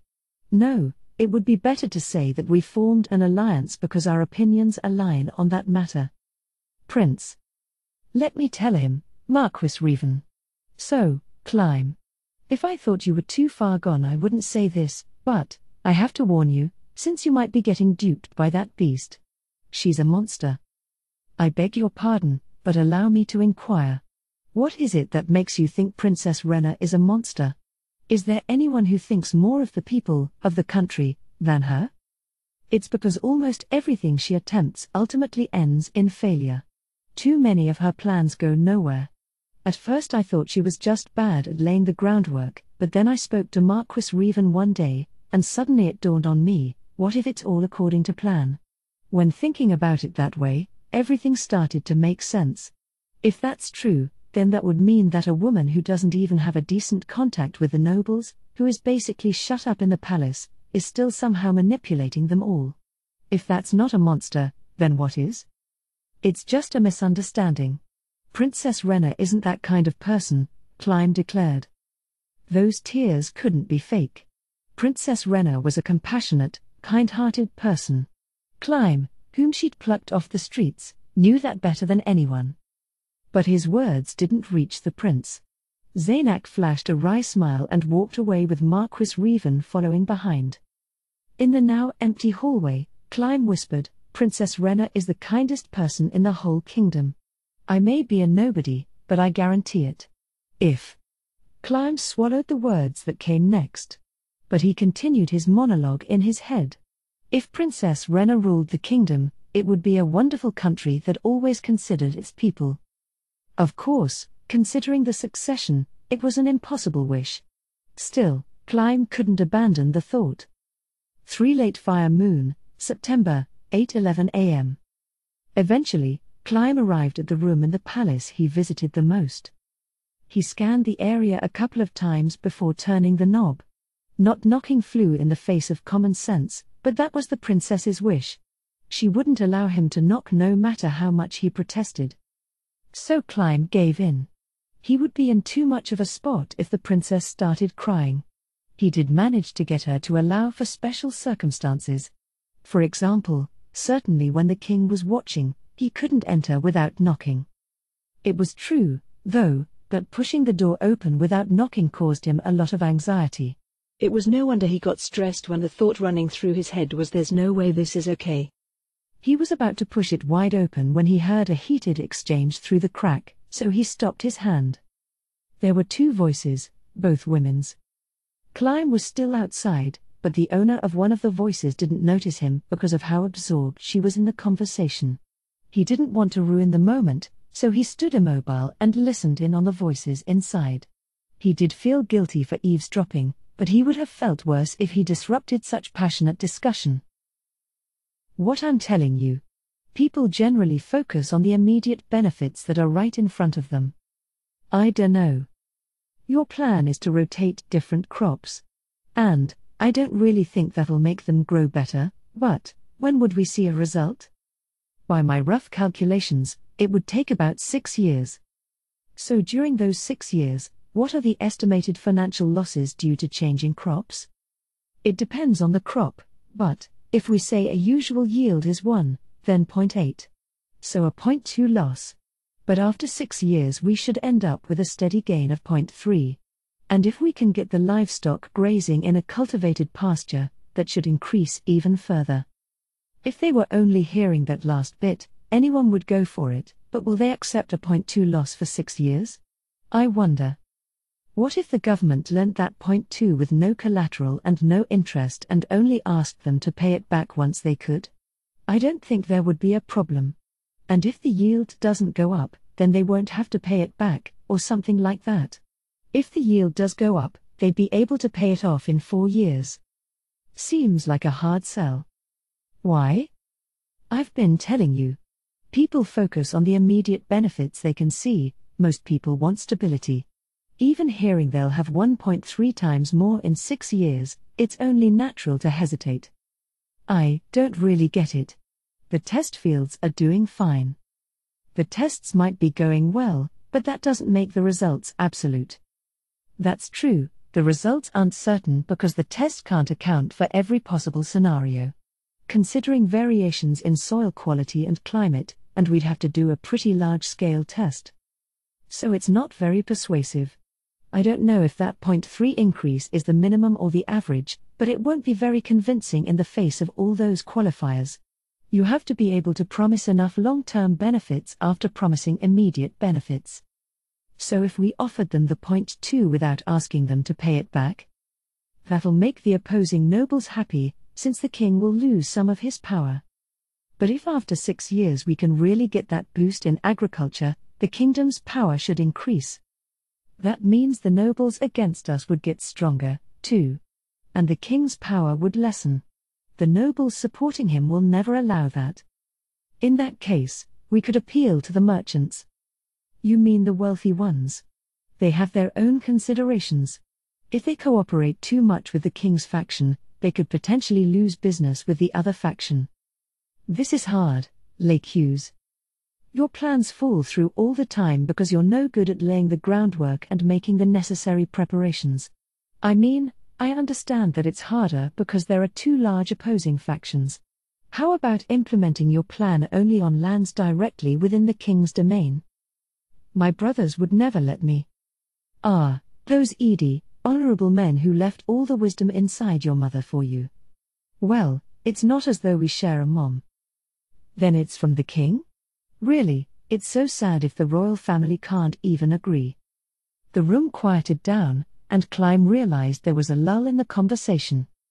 Oh, you can come in anytime. It's okay, right, Renna? Huh? Clyme's heart nearly leapt out of his chest. He was shocked she had noticed him, but it also made sense. He slowly opened the door. Excuse me. The familiar decor appeared before his eyes. This room was luxurious without being gaudy, and at a table near the window sat 2 blonde-haired ladies. They were both beautiful, and their pretty dresses suited them. One was obviously Renna, it was her room. Across from her sat another woman. Both her green eyes and pink lips had a healthy glow. She wasn't as beautiful as Renna, but she overflowed with a different sort of charm. If Renna had the glitter of a jewel, then this woman was filled with the spark of life. Her name was Lakew's Alvain Dale Aindra. One would never guess from the pale pink dress she wore at the moment, but she led one of the kingdom's only 2 adamantite rank adventurer teams, as well as being Renna's best friend. Her overwhelming natural ability must have been what allowed her to perform so many feats and achieve adamantite rank at the young age of 19. Sometimes, deep inside, Clyme felt jealous in spite of himself. Good morning, Princess Renna, Lady Aindra. Morning, Clyme. Good morning. Having greeted them properly, Clyme moved to stand in his usual spot behind and to the right of the princess, but she stopped him. Clyme, not there, over here. She was gesturing to the chair on her right. Clyme was confused. There were 5 chairs around the circular table. That was the usual number. But there were 3 cups of tea, one in front of Rena, one in front of L'Accuse, and one at the place next to L'Accuse, not where Rena was indicating he should sit. He scanned the room but didn't see a third person. Feeling strange, Clyme gazed at the chair. His master was asking him to commit the disrespectful act of sharing a table with royalty despite being a commoner, had ordered him to come in without knocking, as a favor for her, and more. Most of his master's orders weighed heavily on him. But Clyme looked to the other woman for a lifeline. His plea to be spared from sitting with them met a simple rejection. "I'm fine with it." But, Lady Aindra. "I told you before, you can call me L'Accuse." Then to Rena, she said, "Clyme's special." Grr. At L'Accuse's syrupy tone, as if the sentence was punctuated by an affectionate heart, Rena forcibly smiled as she voiced her displeasure. If it was possible to call upturned lips with completely serious eyes a smile. "Lady Aindra, no more jokes, please." Okay, Mr. Straight-Laced. "Maybe you should learn a thing or two from me about how to relax." "Huh? You were joking?" Rena asked in surprise. L'Accuse froze in response as if on purpose, then let out an exaggerated sigh. "Of course. Well, Clyme is definitely special, but it's because he's yours." Clyme awkwardly averted his gaze from Rena as she blushed and held her face in her hands when his eyes suddenly popped open. Melted into the shadow remaining in the corner of the room was someone sitting against the wall, holding their knees. A woman wearing all black, form-fitting clothing. She didn't match the atmosphere of the room at all. "What the?" Taken by surprise, Clyme reached for the sword at his hip, lowering his center of gravity, and moved to protect Rena. L'Accuse sighed. "See, you surprised Clyme because you're dressed that way." There was no caution or panic in her composed voice. The tension left Clyme's shoulders as he realized what that meant. "Got it, boss." The woman sitting in the darkness leapt to her feet. "Ah yeah, you haven't met her, huh, Clyme? She's one of my team members. Her name's Tina." Rena finished L'Accuse's thought. Clyme's understanding was that the adamantite rank team the Blue Roses comprised 5 women, the leader, a faith caster, L'Accuse, a warrior, Gagran, an arcane caster, Evil Eye, and the 2 who had mastered thief skills, Tia and Tina. The former 3 he had met before but not the other 2. I see. She's just like the rumors said. With her slim body swathed head to toe in clinging black fabric, she certainly looked the part. "Please excuse me. How do you do? My name is Clyme." He bowed low to Tina. "Huh? It's no big deal." After waving off Clyme's apology, she approached the table almost soundlessly with sleek movements akin to a wild animal. Then she pulled out the chair next to L'Accuse and sat down. Apparently, the cup was hers. There were 3 cups on the table, so the number alone suggested she wasn't here, but Clyme intently scanned the area anyway for the other woman he hadn't met. L'Accuse realized what he was doing immediately. Tia didn't come. Gagran and Evil Eye also said they hate formalities. "It's not even that fancy. I dressed up just in case, but it wasn't like I was going to force them to," she said. In reality, formal dress was the correct attire for meeting the princess. Clyme, however, didn't have any intention of pointing that out to a woman who was Rena's friend and a noble besides. "I see. But I'm very happy to finally meet the famous Lady Tina. I hope you'll remember me kindly should we meet in the future." "How about sitting down and then chatting, Clyme?" Rena said, serving tea into a fresh cup. Steam rose from the tea pouring out of the magic item, warm bottle, as if it were freshly steeped. The warm bottle would maintain any drink's temperature and quality for about an hour and was one of Rena's favorite items. She used it especially often when welcoming guests who were important to her. In fact, she rarely used it otherwise. With no avenues of escape left to him, Clyme accepted his fate, sat down, and took a sip of tea. "It's delicious, Princess Rena." Rena beamed, but in truth, Clyme had no idea whether it was delicious or not. He just figured that since she had prepared the tea, it must be. Suddenly, he heard a level voice whose emotions were difficult to discern.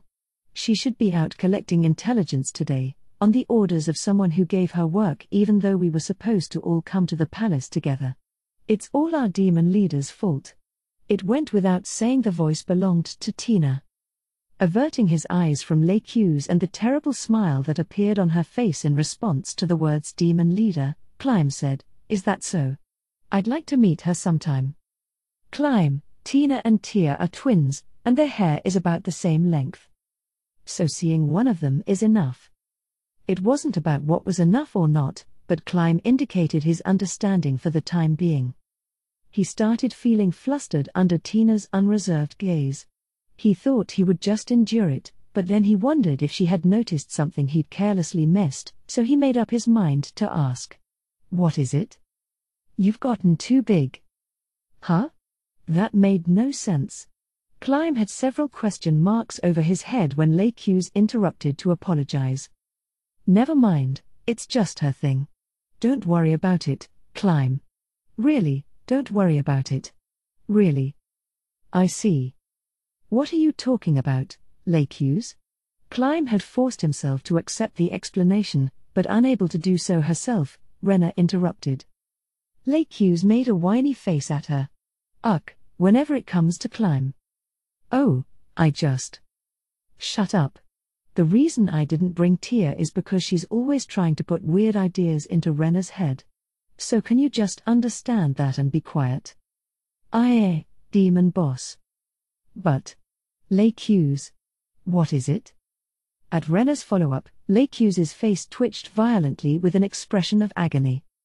Right when Climb thought he should maybe chime in, she suddenly turned to him. Climb, looks like you love wearing that armor." "Yes, it's fantastic armor. Thank you." The word forced was far from enough to describe the change of topic, but hoping to prevent the princess's guest from losing face, he replied and ran his hand over the white armor he'd received from Renna. It had been constructed from quite a bit of mithril and a little orichalcum, was enchanted with various spells, and was surprisingly light, sturdy, and mobile. The blue roses were the ones who had offered to supply the mithril for his equipment, free of charge. No amount of bowing could possibly be enough to express his gratitude. He was about to lower his head when Lakew's stopped him. "No worries. We just gave Renna the leftovers from when we made our own mithril armor. Even mere scraps of mithril could fetch an extremely high price. An orichalcum-ranked adventurer might have had the means to forge a full set of mithril plates, and a mithril rank could have possibly owned a mithril weapon.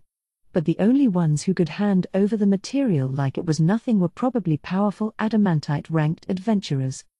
Besides, it was Renna who asked. We couldn't say no. You wouldn't take my money. I even saved up my allowance for it. Isn't it weird for a princess to have an allowance? The money from my estate is separate. I wanted to make Climb's armor with my allowance." "Yeah. You wanted to give him armor you made with your own money. If you knew, then why did you give the metal to me for free? You jerk." "Do I really deserve to be called a jerk for that?"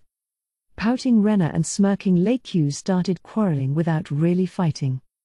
Watching the two, Climb's stoic expression nearly broke, but he held it together. The fact that he was able to see this peaceful, warm scene, was thanks to his master, who had taken him in. But he couldn't ever open up and reveal his feelings. Showing his gratitude was proper, but he had stronger feelings deep inside, those he couldn't show. They were love. Climb shoved them down and suppressed them. Instead, he said the words he'd repeated many times. "Thank you, Princess Renna." The way he held his body clearly demarcated a line between their respective positions, clarifying their relationship as master and servant. Renna reacted to this with a smile that contained the faintest hint of sadness, which Climb only noticed precisely because he watched her more than anyone every single day. "You're welcome. Now, we seem to have gotten a bit off track. Let's return to our earlier discussion. About the 8 fingers, right? You got that we snuck into 3 villages growing the drugs and burned the fields, right?" At that name, Climb mentally frowned behind his blank visage. The Eight Fingers was a criminal organization operating in the kingdom's underworld. His beloved and respected master was figuring out what to do about them. If they torched the drugs supplying the livelihoods of those villagers, the question of what would become of them didn't have any good answers, but they were necessary sacrifices in eradicating the narcotics eating away at the kingdom. Someone with absolute power would have had a number of ways to solve the problem, but despite being the princess, Rena had virtually no support. Consequently, she had to make realistic choices as to who she could save and who she needed to ignore. If she petitioned her father, the king, she might have been able to attack with military and authoritative might wherever she wished. But since the Eight Fingers had clear ties to various nobles, intelligence would most certainly leak, allowing the criminals to anticipate her moves and destroy all the evidence of their crimes. That's why Rena had chosen to rely on her friend Hughes and her team directly. Klein knew that such a request was a risky move. Normally, adventurers fielded jobs via the guild. Accepting jobs directly was not permitted. What they were doing was against the rules. Granted, the guild couldn't very well penalize or banish a team at the highest rank. Still, breaking the rules could hurt their reputation internally and put them at a disadvantage in the future. The reason they undertook the mission regardless must have been because the Blue Roses loved their country and saw Rena as a friend. She was putting herself and her team on the line, making Klein even more grateful to her. Hughes felt it was about time to bring up a certain topic, so she opened the bag Tina had brought and withdrew a piece of parchment. It was something the Blue Roses hadn't been able to decipher. Hughes thought Rena, who had the best brains of anyone she knew, might be able to figure it out. We found these when we were lighting the narcotic fields. They seemed like some kind of instructions, so we brought them back with us, but can you make anything of them? On the unfurled parchment were symbols from no writing system for any country they had ever seen. Rena answered nonchalantly after just a glance, "It's a substitution cipher." A substitution cipher was a type of code where symbols or other characters were substituted for single or multiple character units of normal writing. If A is and B is, then is Arbor. That's what I thought, too.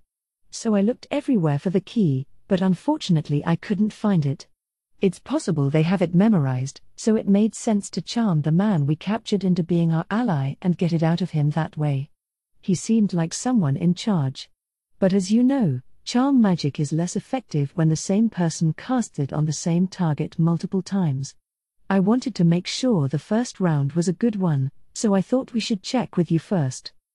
I see. Why was this at the scene anyway? Is it a trap? Or was there some other reason? Then they wouldn't use something very hard to crack. Right. I think this is pretty easy to decipher. Hughes's eyes widened.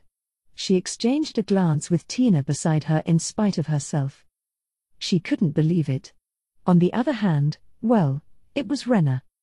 Ah, so, in the language of the kingdom, the first letters will represent either the masculine article, the feminine article, or the neuter article, so. 1 second as the princess mumbled, she got up, still holding the parchment, and grabbed a pen and paper. Then the letters started to flow onto the paper. This is a pretty simple cipher, since each symbol stands for a single character. And we're lucky they were using the language of the kingdom. If the key were a book from the Empire or something, it'd be pretty much impossible. With this, well, if you can figure out one letter, it's just about filling in the rest from there. Anyone can decipher this with a little effort. No, it's easy to say that, but it's impossible unless you know tens of thousands of words, right? Said Hughes. These are instructions written in code. You wouldn't expect any overly complex phrasing, and the possibility of there being difficult vocabulary is extremely slim.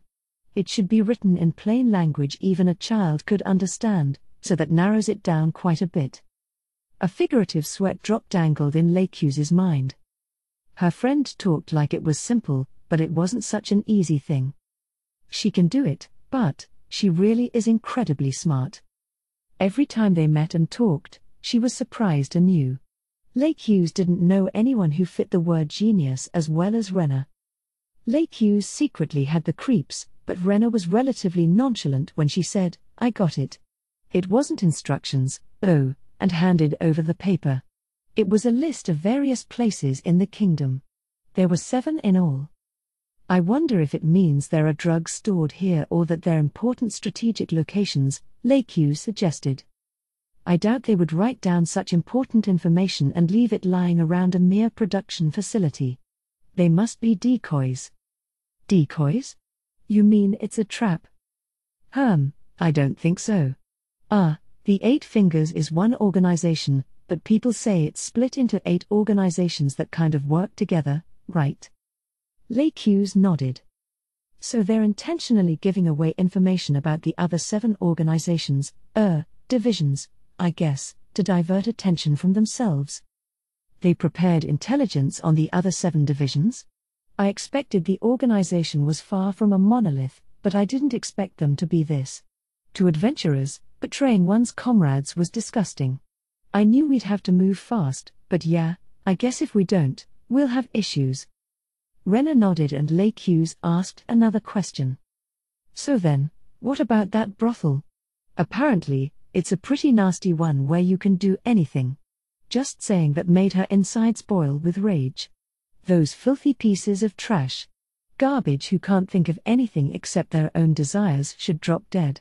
She snarled in her mind, recalling the information she had on the brothel, not as a noble's daughter but as an experienced woman adventurer. She didn't even need to guess what anything meant. She knew that multiple people, men and women, had been killed for pleasure. Back in the days when there was slave trafficking, a few of those types of brothels existed in the underworld. But right before her eyes, by the work of her friend, slavery became illegal, and those facilities began disappearing. This place could very well be the last brothel in the royal capital or even the kingdom. That was precisely why it couldn't be expunged so easily. They would surely meet strong opposition. It was the last filthy paradise for people with unspeakably sleazy tastes. Hey, Renner. Since there's no way to use your authority to carry out a search, why not have us force our way in and blow the lid off the place? There won't be any trouble as long as we find evidence, right? If the slave trafficking division is really running the brothel, it'll be a huge blow to the 8 Fingers if we take it down, and depending on what evidence we find, it could also be a heavy strike against the nobles who do business with them.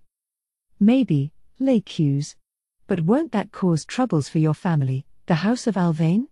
So it's tricky. It's tricky if we mobilize the Blue Roses, but it'd be impossible for Klein to go in and take them out on his own. I'm sorry I'm not strong enough. When Klein bowed his head, Renner cupped his hand in hers and smiled kindly. Sorry, Klein. I didn't mean it like that. It's the only underworld brothel in the capital. No one could take it out alone. I trust you the most, Klein.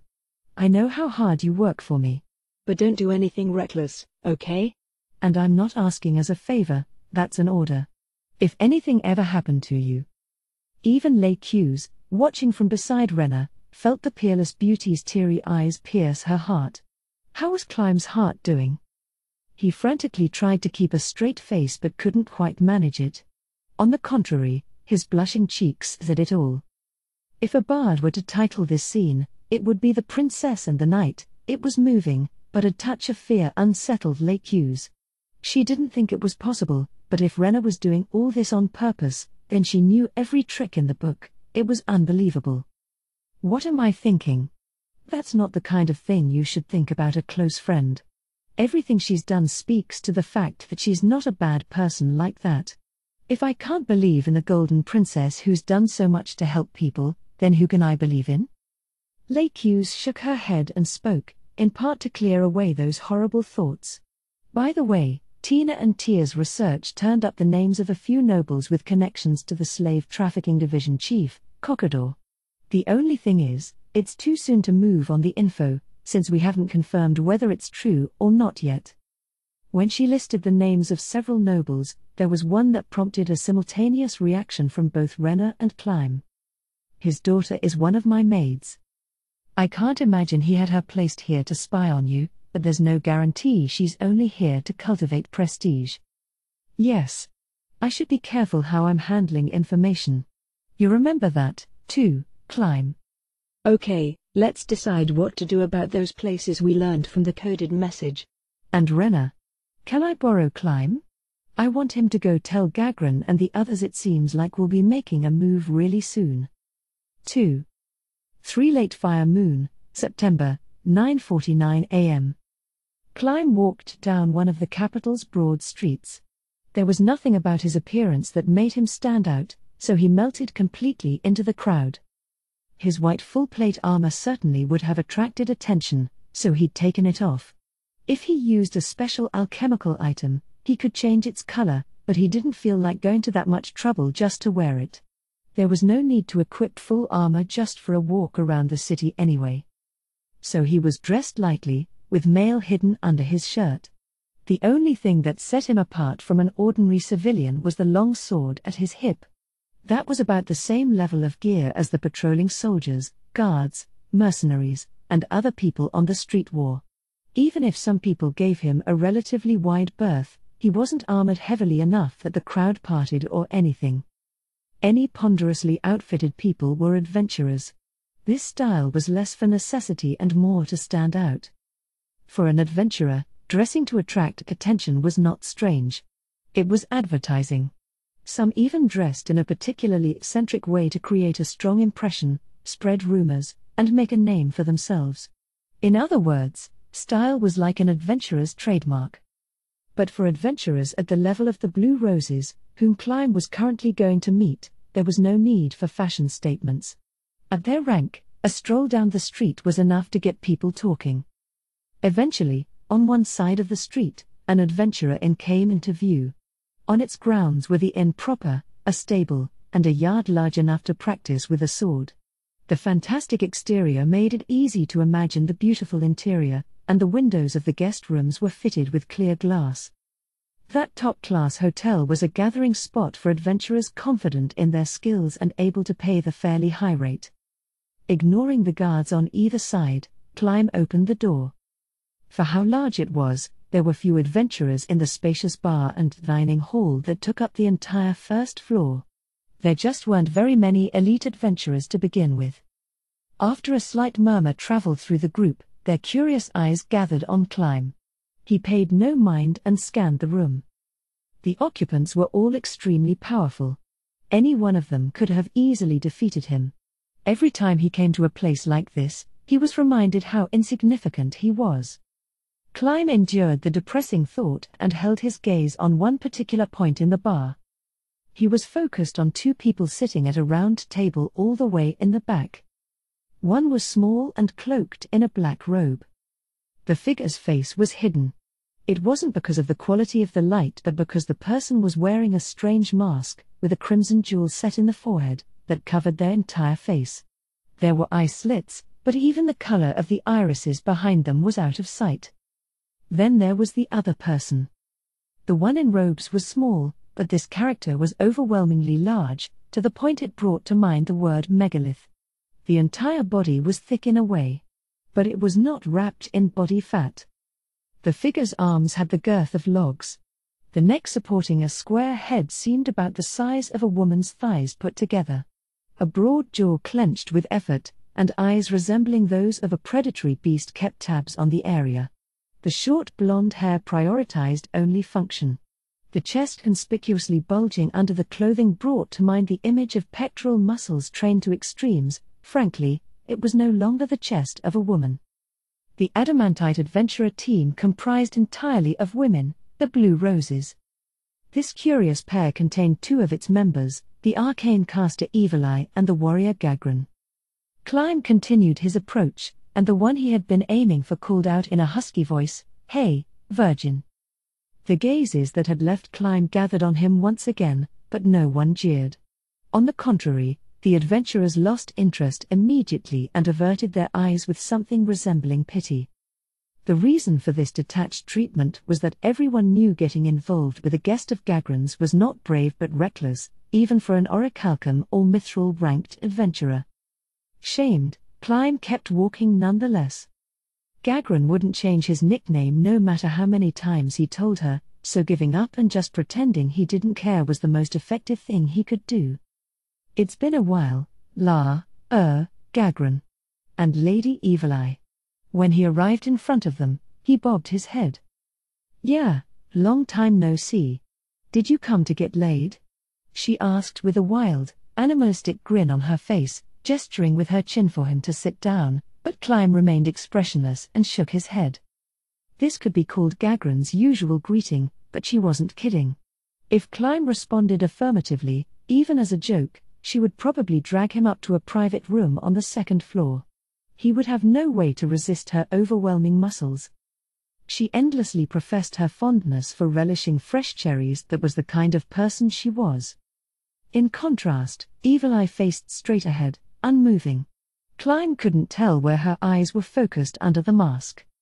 "No, Lady Aindra asked me to come." Our leader?" "Yes, I have a message for you. She says it seems like you'll be moving very soon. Details will come when you get back, but she wants you to be combat ready at any time." "Whoa. Well, sorry you had to come all the way here just for that." Gagran laughed heartily, and Clyme remembered he had something else he needed to tell her. "Today I was blessed with the opportunity to receive training from Captain Stranoff, and he praised that move you taught me, the overhead strike." Gagran had taught him that move in this inn's backyard. She broke into a smile as if Gazif's praise had been for her. "Oh, that? Nicely done. But you know." "I know. I won't be satisfied with this. I'll train even harder." "Well, that too. Assume that move won't work out, and come up with the next thing and chain it." Curiously, or perhaps because it was just common sense among top-class warriors, Gagran's advice bore a strong resemblance to Gazif's. Clyme was surprised at the coincidence, but Gagran must have read his reaction as something else. "Of course, the downward slice I showed you has no point if you don't use it with the intent to make it a one-hit kill," she laughed. "Really, the correct answer is to have countless moves and choose the appropriate ones as you go, but you can't do that," she remarked in a roundabout way that he lacked innate talent. "So make a chain of 3 moves so that even if your opponent blocks them, they can't transition into a counterattack." Clyme nodded. "Well, there will be times that it won't work, like when your opponent's a monster with lots of arms, but you'll be fine against a human. If they learn your pattern, you're doomed, but for first-time opponents, it'll be pretty effective. Make a chain so you can push, push, push." "Got it." Clyme nodded emphatically. That morning, the only time he'd been able to penetrate Gazif's space as far as he had was when he had used that move. Except for that, the captain had seen through him instantly and left Clyme defending against counterattacks. But did Clyme lose confidence because of it? No. Did he despair? No. Just the opposite. An ordinary person had come that close to the strongest warrior in the kingdom, no, in the entire region. He knew it was because his opponent had been holding back, but for Clyme, going down his pitch-black path devoid of light, that was plenty encouraging. Your hard work isn't all for nothing. Remembering that, he realized what Gagran was trying to say. He wasn't sure he would be able to devise a chain attack, but still, the passion to do it bubbled up inside him.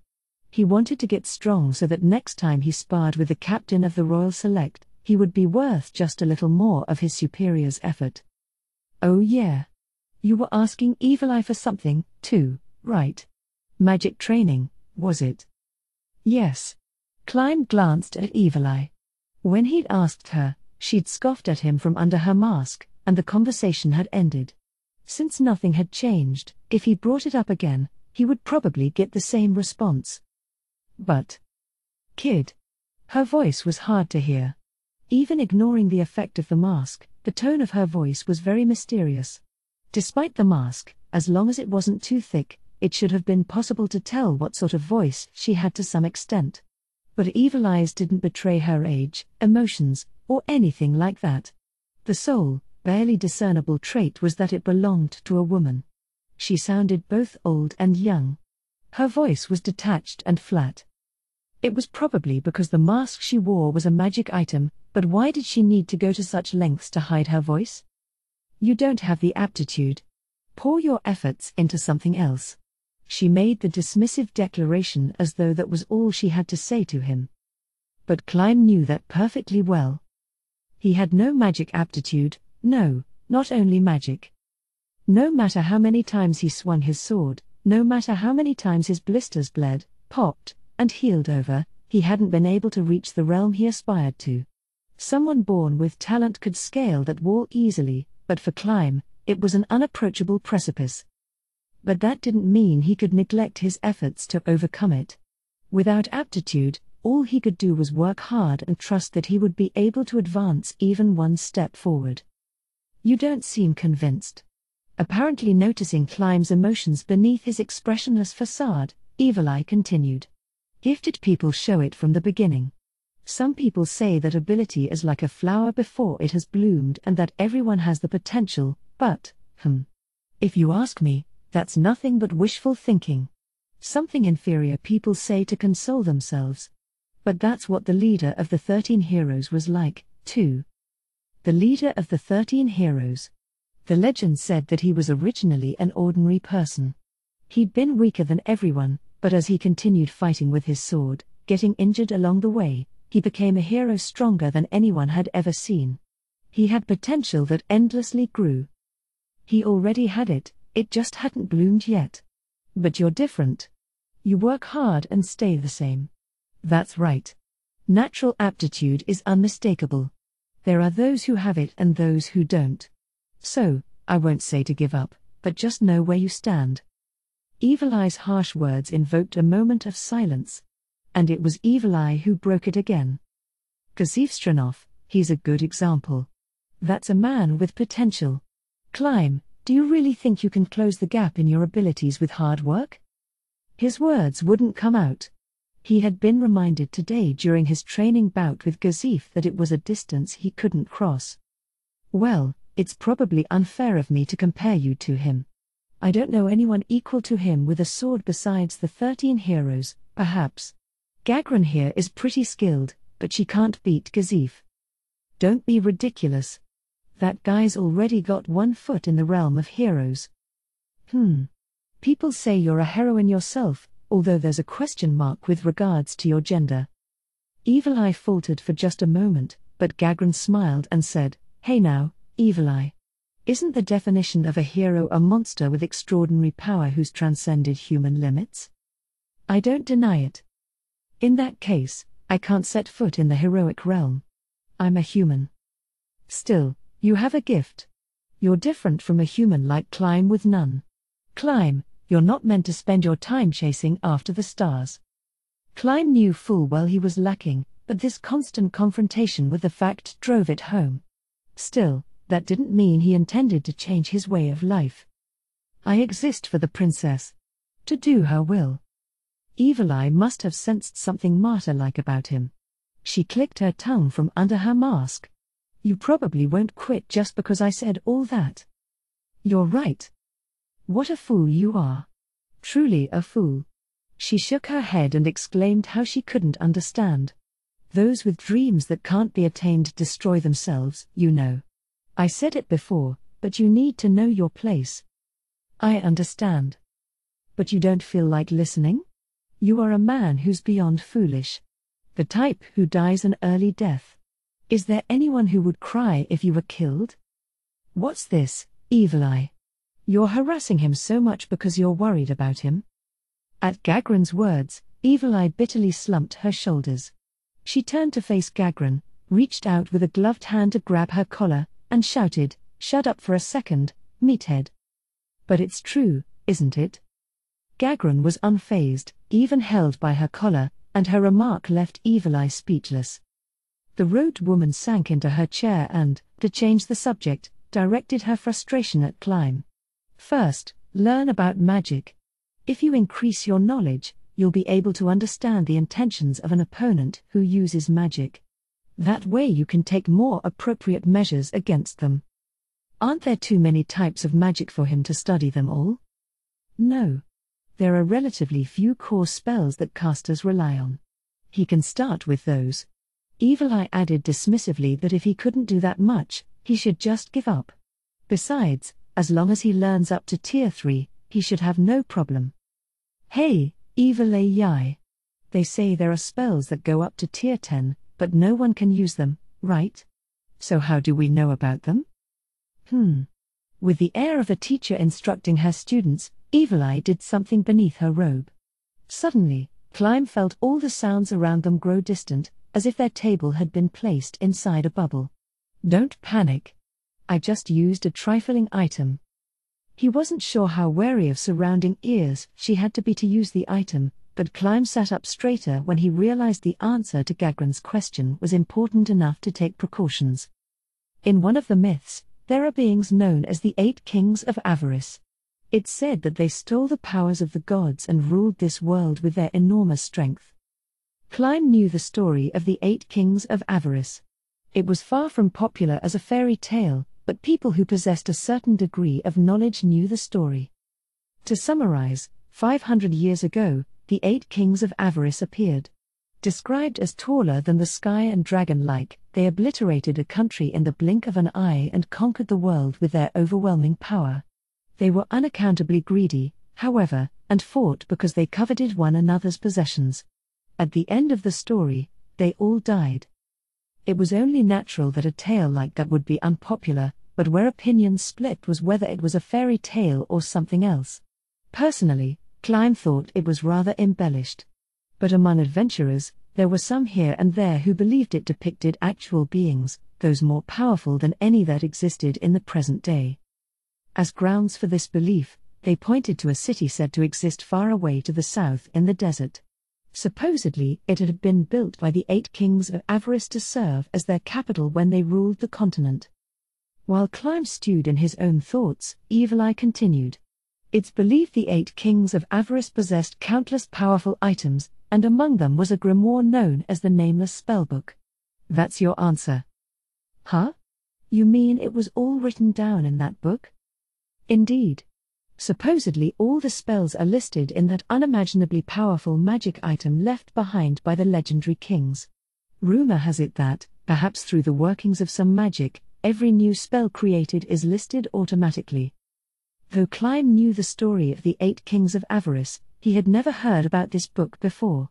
Vaguely realizing what a rare piece of knowledge this was, he focused again on listening.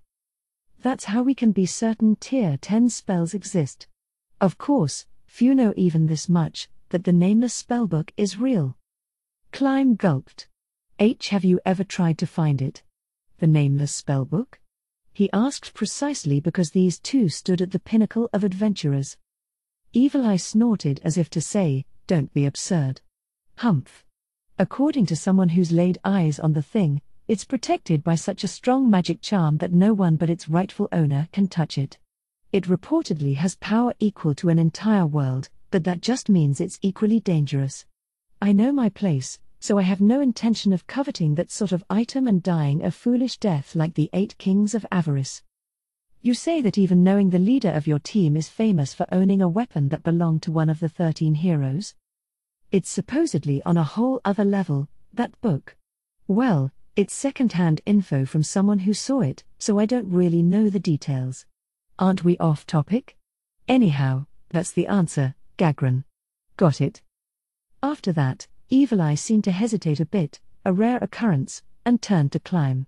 Climb, don't do anything foolish like giving up your humanity just because you want power. Giving up my humanity? You mean like demons in the stories? That or becoming undead or a magic being? A normal human can't do those things. Yeah. Most people who turn undead end up warping their minds. They're passionate about their ideals, so they pursue that route to realize their desires, but the physical changes strain their mind too much, and they transform into something horrific. No emotion was visible behind the mask, but Evil Eye's voice was clearly tinged with pity. Watching her adopt an apparent faraway gaze, Gagran spoke in a terrifically cheery voice. Plus, if the princess woke up and Climb was an ogre, she'd go into shock. Evil Eye must have understood the feelings driving Gagran's remark. Her voice returned to its previous inscrutable state. Well, that's one thing you could do. Using transformation magic, you could change temporarily. In all seriousness, that is an option. For increasing physical ability, I mean. I think I'll pass. It's effective in the sense of purely physical enhancement. Humans don't have a terrible amount of ability to start with, you know? Given the same talent, starting from better basic attributes would naturally give you an advantage. That was obvious. At the same skill level, the one with better physical ability would have the edge. Actually, most of the 13 heroes hailed from other races, not humanity. By the way, we say the 13 heroes, but really, there were more. Only a mere 13 made it into the legends. The fight against the evil spirits united beings across racial boundaries, but people focused on humans, probably not willing to spread sagas featuring the exploits of other species, Evil Eye remarked sarcastically. Then her demeanor changed entirely, and her narration turned nostalgic. The warrior wielding the whirlwind axe was chief warrior of the air giants, and there was a royal family of elves that shared the characteristics of the ancestral elves, as well as the original owner of our leader's sword, Kugane, the Black Knight, who possessed the 4 great swords of darkness and was part demon. The 4 great swords of darkness? Asked Climb. One of the 13 heroes, the Black Knight, was said to possess 4 swords: Evil Sword, Humeres, Demonic Sword, Kugane, Canker Sword, Koroktavar, and Death Sword, Sufis. One of them was currently in the possession of none other than the leader of the Blue Roses, Hughes. The most powerful sword of darkness, created by condensing infinite shadows, Demonic Sword, Kugane. So, is it true that if you unleash its power completely it would radiate enough dark energy to swallow a country whole? Asked Gagran. What in the world? Evil Eye seemed confused. I heard it from our leader. She said it when she was on her own the other day. She was holding her right hand and saying something about how only a woman who serves the gods like her could control its full power, etc., etc. I never heard anything about that. Evil Eye cocked her head, puzzled. But if the owner of the sword said so, it might be true. Then is it true that there's a dark Hughes born from the mind of that darkness? What? Nah, I mean, she was mumbling that to herself a different time. She didn't seem to realize I was there, so I listened in to see what was up, and she was saying this crazy stuff like, if you get careless, I, the black root of all darkness, will rule your flesh and unleash the power of the demonic sword. I can't say that it's entirely impossible. Some cursed items take over their owners' minds. It would be a massive pain in the neck if Hughes was possessed, though. It seems like she wants to keep it a secret, but I bet if we ask her straight, she'll blush and tell us not to worry about it. As a priest who's supposed to break curses, she's probably embarrassed that we'd worry about her being cursed instead. Does that mean she's determined not to make us worry and bottling it all up? I haven't seen anything like that happen since then, but... Do you remember? She started wearing those meaningless armor rings right after she got that sword, right? I thought they were just a fashion statement, but are you saying they might be magic sealing items or catalysts? Climb couldn't maintain his stoic mask any longer and furrowed his brow. From what he'd heard just now, it sounded like Hughes might be falling under the control of an evil item. Thinking about where he'd just come from, his uneasiness grew. Is Princess Rena in danger? He seemed ready to fly out the door, but Evil Eye held him back. Don't panic. It's not like anything's going to happen this second. Even if she were about to lose herself to a dark power, it's not like it would happen before she realized what was going on.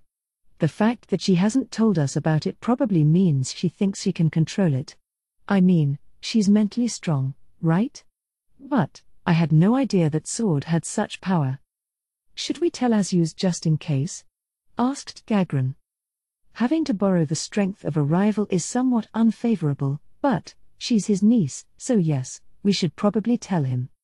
Okay, I guess we should do that right away. We have to figure out where he is first. Yes. We should be ready to support Hughes at any moment. Plus, the only ones who can stop an adamantite rank are other adamantite ranks. Oh. Speaking of which, Gagran. There's supposedly a third adamantite rank adventurer team now in E-Rantle. What? Really? First I've heard of it.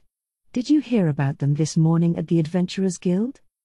No, Oh, sorry, I forgot to tell you, apparently, they're black. Black? There's red and blue, so I thought for sure the next would be brown or green. Black is one of the colors used in the six gods' faith, so it's not really surprising. Perhaps next will be white. I'm not really a fan of the slain theocracy. There was that one time we wound up really getting into it with those secret unit guys, you know. Climb felt like he was hearing something terribly dangerous, but they ignored him and kept going. You don't like them, Gagran? They're trying to kill me, but I agree with their policies. Or rather, the task they've set for themselves, the vow they made to protect humanity, isn't wrong from the human race's point of view. Huh? So it's okay to kill subhumans and elves who didn't even do anything wrong, then? Vivid disgust appeared on Gagran's face, and flames of intense anger burned in her eyes. Evil Eye shrugged off the heat directed her way. In this area, you have several human countries, the Kingdom, the Sacred Kingdom, and the Empire. But Gagran, did you know that the farther you get from here, the fewer human majority countries you find? Subhumans and other races superior to humans are building nations. There are even some places where humans are slaves. One of the biggest reasons there aren't countries like that around here is because the slain theocracy has for years beat back any subhumans on the rise. Gagran quieted down and began to sulk. Well, yeah, subhumans are physically superior to humans. If they were to gather in one place and develop their civilization, there wouldn't be much humans could do at that point. If you're a human, you should appreciate what the theocracy is doing. Certainly, some of what they do is heartless, but there is no one serving humans more than them. Of course, whether I'd be able to say the same thing from the perspective of the unwanted minorities is another question.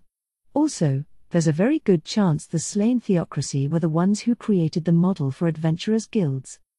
Seriously? Who can say? The truth is unclear, but there's a good chance. The guild system appeared after the fight with the evil spirits when humans were weak. The theocracy authorities were saving their strength, so they probably created the adventurer framework as assistance that they could offer without creating international conflict. The silence particular to a lull in conversation descended on the table. Unable to bear it, Climb spoke up. Sorry to interrupt, Lady Evil Eye. About the new Adamantite rank team, what are the members' names? Ah yes. I believe one was named Moman. He's the leader and known as the Dark Hero. Apparently, they don't have a team name. But I guess people call them Jet Black. Whoa. Huh. And the other members? Asked Gagran. It's a two-person team. He works with an arcane caster named Nobe, known as the Beautiful Princess. Huh? Just two people? What's up with that? Are they just ultra-confident idiots? Well, no, they're Adamantite rank. So they have some tricks up their sleeves, then. And? What did they do? Climb listened in, too. This was a team that reached Adamantite rank. They must have done things no ordinary person could imagine.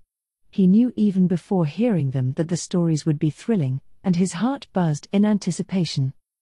I heard they did it all in the span of 2 months, but, first they handled an incident in Rantle with several thousand undead. Then they wiped out a coalition of goblin tribes coming up from the south, gathered ultra-rare herbs in the Tove woodlands, subdued a gigantic basilisk, and destroyed a division of undead that streamed in from the Katsa plain. I also heard they took out an immensely powerful vampire. A gigantic basilisk? Climb gasped. Basilisks were huge monsters similar to lizards or snakes, over 30 feet long, with a petrifying gaze and bodily fluid so poisonous they caused instant death. Their skin was so thick it was comparable to mithril. In short, they were the worst enemy. If this party could defeat a monster capable of devastating an entire city, it was no wonder they had reached Adamantite rank. There was just one problem. That's pretty amazing. But did they really do it with just 2 people? A gigantic basilisk has to be impossible to manage with just a warrior and a caster. That can't be true. Yes, that was the catch. It would be virtually impossible to do it with 2 people. Especially with only a warrior and a caster. How did they heal? They couldn't possibly have a way to defend against a basilisk's every special attack, the petrifying gaze, poisonous fluids, and so on. Oh, sorry. I guess I can't say they are just two. They also tamed the wise king of the forest, so it serves them. The wise king of the forest? What kind of monster is that? Asked Gagran. Climb remembered hearing the name in some folktales, similar to the sagas of adventurers. But he felt it would be rather impertinent to chime in at this juncture. I don't know the details, but folklore has it that the wise king of the forest is a magical beast who has reigned in the Tove woodlands since eons ago. Its might is supposedly unrivaled. Someone I know went to the Tove woodlands a long time ago, some 200 years ago, and didn't see it, but, she said 200 years with a shrug of her shoulders. If she were an elf or something, that age would be entirely possible, but from her attitude Climb concluded she must have been joking. Whoa. So how much of all that is true? It has to be mostly exaggeration, right? That's how it usually played out. When people told stories, they exaggerated unconsciously. Corpses found in pieces made it difficult to accurately count, and on occasion, adventurers themselves made outlandish claims, so stories simply became wilder and more grandiose. In response, however, Evil Eye wagged a finger disapprovingly and said, "TSK, TSK, TSK. No, apparently all this is true." The first rumors circulating after the Rantle incident claimed that he defeated an undead giant by throwing a sword and then broke through an undead mob thousands strong. That info is from surviving guards who witnessed it, and they all said the same things, so it doesn't seem to be exaggerated. The fact that they beat the two ringleaders behind the mob was confirmed with corpses. And that was after they defeated two skeletal dragons. Climb asked the speechless Gagran, "Would that be hard even for you? If the several thousand undead were zombies and skeletons, then it wouldn't be a problem. I could break through. I could probably also manage two skeletal dragons somehow, but the two ringleaders who caused that big of an incident? I dunno. I can't say for sure if I don't know their abilities. The unofficial consensus is that they were from Zernon." Are you serious, Evil Eye? If we're talking about their disciples, that'd be the end for me. It would be rough after all that other stuff. And if I made the slightest wrong move, got poisoned or paralyzed, I'd be done. How do they heal? Do they rely on potions? Or maybe the warrior Moman can use faith magic like our leader. Or maybe the beautiful princess can. Can't deny the possibility. Evil Eye nodded. But a giant basilisk would be impossible. For a warrior, someone who mainly fights at close quarters, that's a serious challenge. I have Gaze Bane, but I'd still be in trouble without support. There's your answer, Climb. Apparently, it'd be impossible for Gagran on her own. So it would depend on what the woman, Nobbe, can do. If we fought together, we could do it, probably. Yeah, if she were on your level, they'd be more than strong enough. If you made it a mostly ranged battle, you could probably beat a gigantic basilisk on your own without even going all out, no. No, that would be impossible. I would need to apply my full power. If you were with me, the only opponents it would make sense for me to handle out of those two incidents would be the skeletal dragons, so I'd basically be relying on your strength. With an Orichalcum ranked caster, there'd just be no way. Climb felt puzzled. Is Evil Eye really that powerful of a caster? Usually teams were composed of members around the same strength. Plus, Evil Eye and Gagran had been adventuring together all this time. Would such a significant gap really open up under those circumstances? That's not true. I know how strong you are, Gagran. You can definitely match these newcomers, Climb assured her. Hoo-wee. Thanks for the praise. All right, wanna sleep together? No, I respectfully decline. And that's why you're a virgin. It's like not eating when a meal's put in front of you. You don't get a prize for keeping your virginity forever, you know. What are you going to do when it's time to sleep with your real woman? Do you want her to complain about how bad you are? Is that what you're into? Are you a masochist? Having made all those assertions without waiting for Climb's response, Gagran heaved a conspicuous sigh. Well, I won't force you. I'm good for it anytime, so if you want to, just say the word. But hey, how embarrassing is beautiful princesses as a nickname? She can't possibly live up to it, right? Apparently, Nobe is quite beautiful. At least, according to what I heard. Climb sensed Evil Eye's gaze for just a moment and understood right afterward that she had indeed glanced his way. She's as beautiful as the Golden Princess. Gagran turned mischievous eyes on Climb. Anticipating what she was going to say, Climb made the first move. Appearances are a matter of personal taste, and for me, there's no one more beautiful than Princess Rena. I see. The tone was distinctly disappointed. We've been chit-chatting too much. Sorry to make you go along with this nonsense. We'll follow Lakehugh's orders and begin preparations now. Gagran and Evil Eye stood up. Climb followed their lead. Sorry, Climb. There's a lot of things I'd like to do with you, but it seems we don't have time for that anymore. Please do not worry about it, Gagran.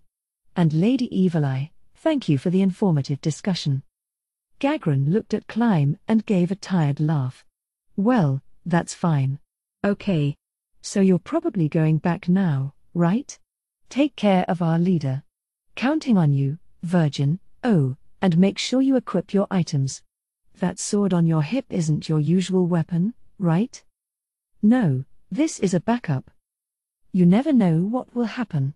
Whatever you do with your armor, you should always carry your sword. That's the proper attitude for an adventurer, especially as a warrior. And do you have the items I gave you? The bells? Yes, I have those right here. He patted a pochette on his belt. Okay, good. Remember this, all we warriors can do is swing our weapons, but sometimes that's not enough. What fills in that gap for us is magic items. Acquire lots of them, and don't let them go. And make sure you always have at least 3 healing potions. That saved me before. He had 3 potions but was currently carrying only 2. Climb indicated his acknowledgement. You're surprisingly caring. Don't make fun of me, Evil Eye. Sorry to have held you up. What I mean to say is, don't slack on preparation and precaution.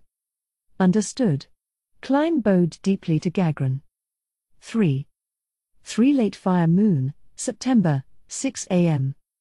There were 9 men and women seated at the round table.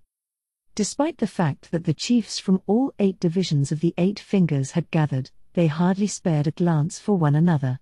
Instead, they examined the papers in their hands or exchanged words with their subordinates behind them. The atmosphere made it seem like 8 completely separate groups were holding a meeting. It wasn't quite a powder keg situation, but everyone was obviously cautious, as though they were surrounded by threats. Still, this was the natural state of affairs for them. Although they shared loosely symbiotic relationships within the same organization, they often fought over conflicting interests, and true cooperation rarely materialized. For instance, the drug-dealing division oversaw every aspect of their business, from production to distribution. They would never work with the smuggling division in the drug trade. Even if the divisions were never openly hostile, it was utterly ordinary for them to obstruct and frustrate one another behind the scenes. Detrimental behavior like that was the result of once separate underworld syndicates coming together. These people weren't on good terms with one another, but they participated in the regularly held 8 Fingers Division Chief meeting in the capital for a good reason. Those not in attendance were often purged on suspicion of potential treachery. That made it so even those who rarely visited the capital came all the way over for the meeting. Even those who normally stayed holed up in safe places came, in a sense, out in public. It was no wonder many feared assassination and brought along escorts, a pair of elites, the maximum number of attendants allowed from each division. Only one came alone. Okay, everyone's assembled. Let the regular meeting begin. At the sound of a voice, chairs creaked as people settled in. The speaker was the man who would run the meeting, the leader of the 8 Fingers. His age appeared to be around 50, and he wore a water god sigil. With his gentle face, he didn't seem at all like the type to be deeply involved in the criminal sphere. We have a number of issues, but the first we need to deal with is Hilma. The The one who answered was a pearly white woman. Her skin was so pale she seemed ill, and she was dressed completely in white. A snake tattoo climbed to her shoulder from her hand, which held a pipe emitting noxious purple smoke. Her lipstick was the same shade of purple as her eyeshadow. Clad but lightly, her figure exuded the decadence of a high-class prostitute. She yawned conspicuously. "Could we have done this any earlier? We're discussing the raids on your narcotics cultivation facilities." "Yeah, someone attacked some villages with production equipment. It cost a fortune. It may result in reduced supply for distribution." "Do you have any information about the raiders?" "Nope. They did a perfect job of it, although that's why I have an idea who it might have been." "Which color?" Everyone there knew exactly what he meant. "I don't know. We just found out about it. How could I figure that out so fast?" "I see. Well, everyone, that's the situation. If you have any information, raise your hand." There was no response. They either had no information or they did and didn't want to share it. Then next. "Hey!" There came a low sound, a tremendously powerful man's voice. All eyes gathered on him. It was a bald man whose face was half obscured behind a beast tattoo. Everything about him was big. The bulges of his muscular physique were clearly visible even through his clothes. The cold gleam in his eyes gave off the impression of a warrior. Every other chief had brought escorts, but there was no one behind this man. Of course there wasn't. What good was it to bring someone along who wouldn't be any help? He glared at Hilma, chief of the drug-dealing division. No, he probably didn't mean to glare at her, but it was hard to see a look from his razor-thin eyes as anything else. The escorts behind the woman caught their breath for just a moment, a natural response because they understood the gap between their abilities and his. That man was a monster capable of massacring everyone in the room. Why not hire us? Your small fries don't have what it takes to guard the facilities, right? Zero was in charge of the security division, which provided everything from doormen to armed escorts for nobles. He was even more famous for having the highest combat ability in all the 8 fingers. But his proposal, "No need," was flatly rejected. "We don't need you. And we can't have outsiders knowing where our critical bases are." That was the end of that. Zero's eyes closed, as if he'd lost interest. It was like he'd turned into a rock. "In that case, I'll take you up on the offer." The one who had spoken was a slender man. His lithe build was the exact opposite of Zero's. "Zero, I'd like to hire a man." "What, Cockador? Can you pay?" If Hilma's drug dealing was fairly lucrative, Cockador's slave trafficking was on the decline. Since the Golden Princess had made slavery illegal, he'd had to shelter his business further underground. "I'm good for it, Zero. And I'd like one of the best, preferably 6 arms class." "Oh?" Zero seemed interested for the first time in the meeting, and his eyes opened back up. He wasn't the only one who was surprised. Almost everyone there felt the same. The 6 arms was a collective term for the 6 members of the security division with the highest combat ability. It came from the fact that the god of theft's sibling had 6 arms. Of course, at the top was Zero, but the other 5 were no less powerful. There was one said to be able to cut space, another who manipulated illusions, and even one who was an immensely powerful undead, an elder lich. If Gazif Stranov and Adamantite rank adventurers were the strongest of those in the light of day, the 6 arms were the strongest of the underworld. Employing one of them meant only one thing. "You're in that much trouble."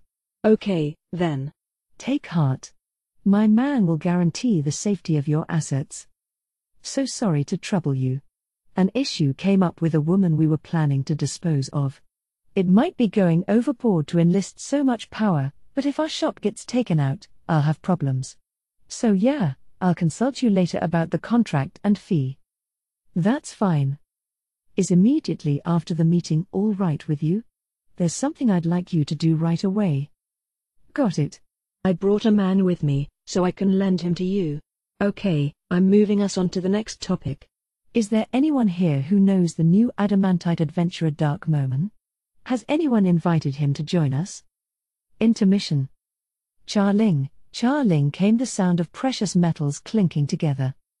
Upon confirming there was nothing left inside the leather pouch he'd appended, Ines lined up the gleaming coins on his desk. He made stacks of 10 each, gold ones and silver, and counted them.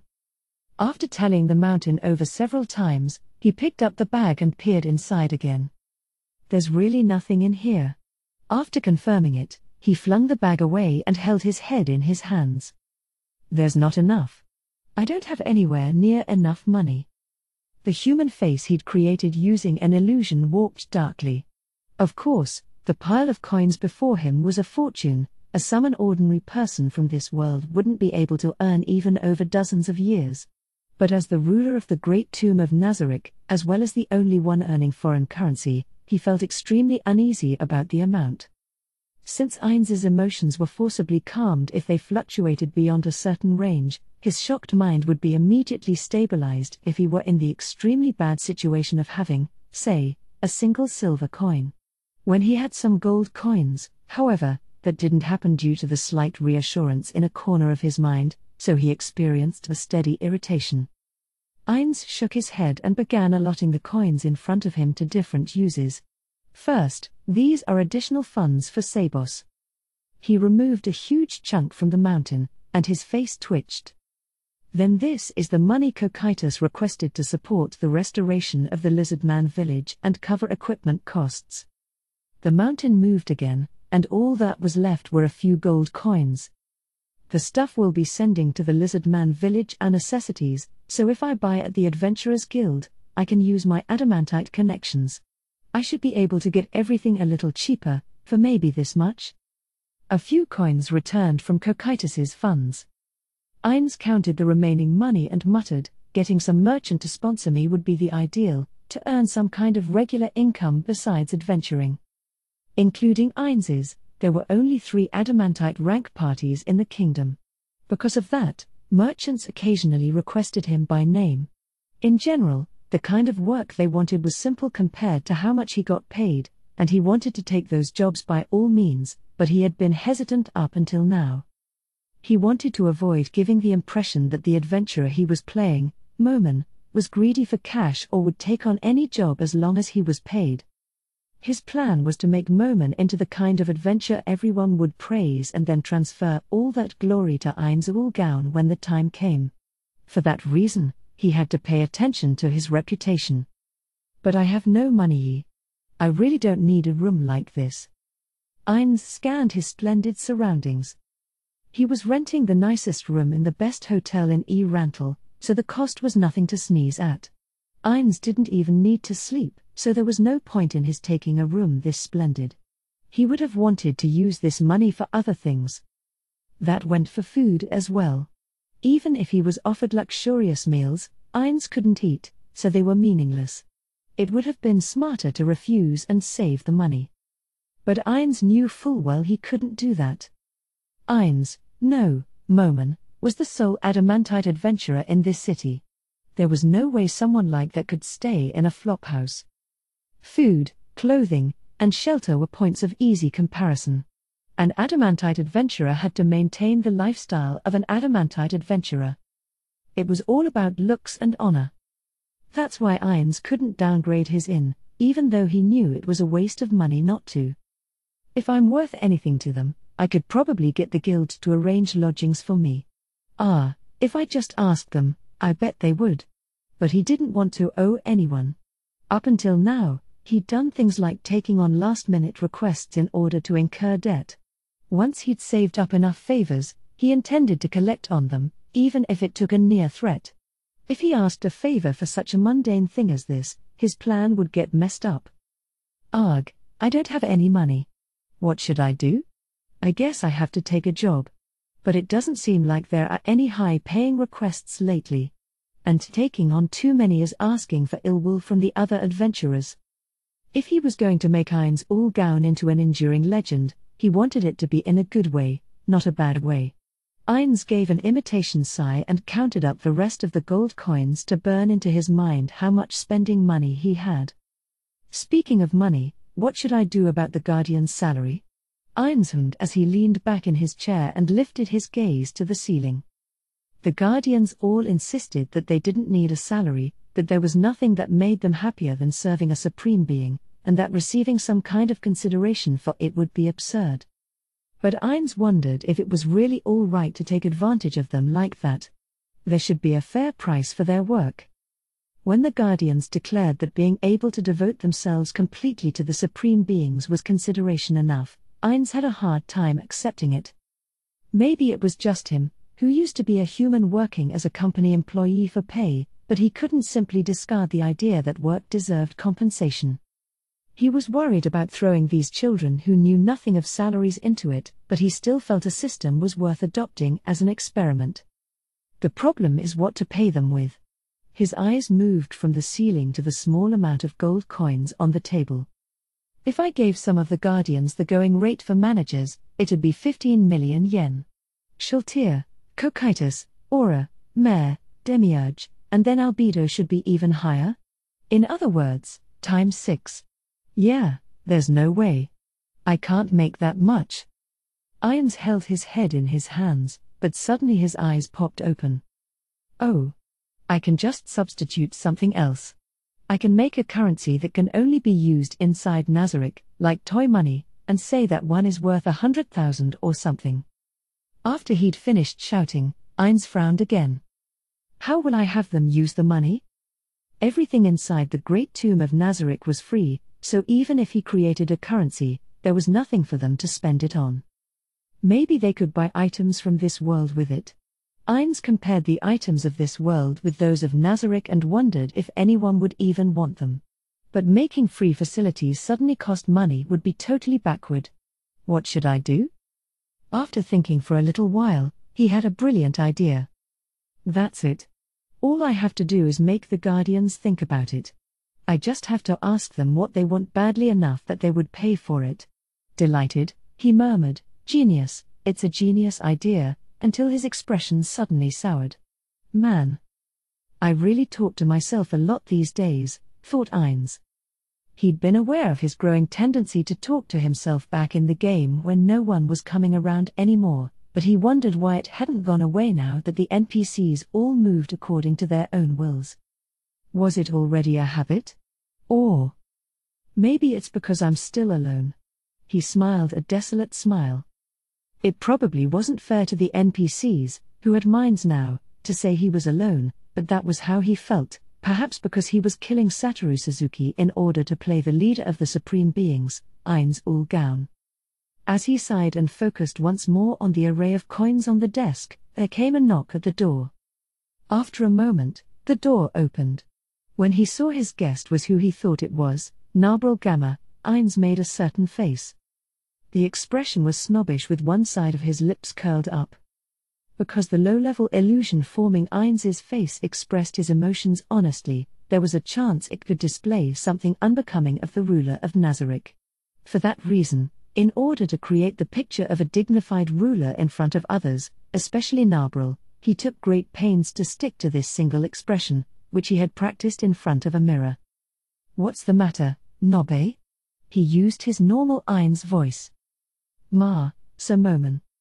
"Ah, you still call me master sometimes, huh? I guess we just have to admit it's a habit of yours. But when I pointed out, you stopped for a while, so I guess that's where we stand. Ah, you don't have to bow your head. I'm not mad, and as for the extra respect, well, it's fine. The heads of the guilds seem to be laboring under some misunderstanding, too. Anyhow, what's wrong? The iron ore you ordered the merchant to collect is ready." I didn't order him. It was a normal business transaction. Ainz thought, but the dignified expression he'd put on earlier remained firmly in place. "I see. And where is this iron ore from? From all 8 spots? My apologies, but I didn't ask." "Fine. I have plenty of gold. Even if we don't know where it's coming from, I have enough gold to buy it all." Ainz confidently packed all the coins on the desk into the bag, tossed it at her feet, and watched her respectfully pick it up. "Understood. But may I ask you something? The reason I'm buying iron from all different locations?" Nabril nodded, and Ainz explained. It's to throw it in the exchange box. Basically, I want to find out if there is a difference in price depending on where it's collected. The exchange box didn't take shape into account. For example, an elaborate stone carving dropped into the box would get the same assessed value as a rock of the same weight with no craftsmanship involved. So what about composition, difference in quality? That was why he was collecting iron from various locations. As you know, we assessed some wheat recently. It took so much to get just one gold coin, Ainz grumbled in his head. That meant they could make money if they produced a lot of it, so he'd come up with a plan to create wheat fields outside Nazarick. He figured if they used undead and golems, they should be able to create vast fields. Granted, there was a pile of problems that needed to be tackled before they could get there. I understand. Then I will go and make the purchase right away. Okay. But do be careful. We can't say for sure that we're not being targeted. In that case, you know what to do, right? I'll take a shadow demon to guard me, prioritize safety over intelligence gathering, and if the situation takes a turn for the worse, retreat at full speed. In that event, I will teleport to the fake Nazarick aura has been building and let the enemy collect false information. Good. Focus on safety.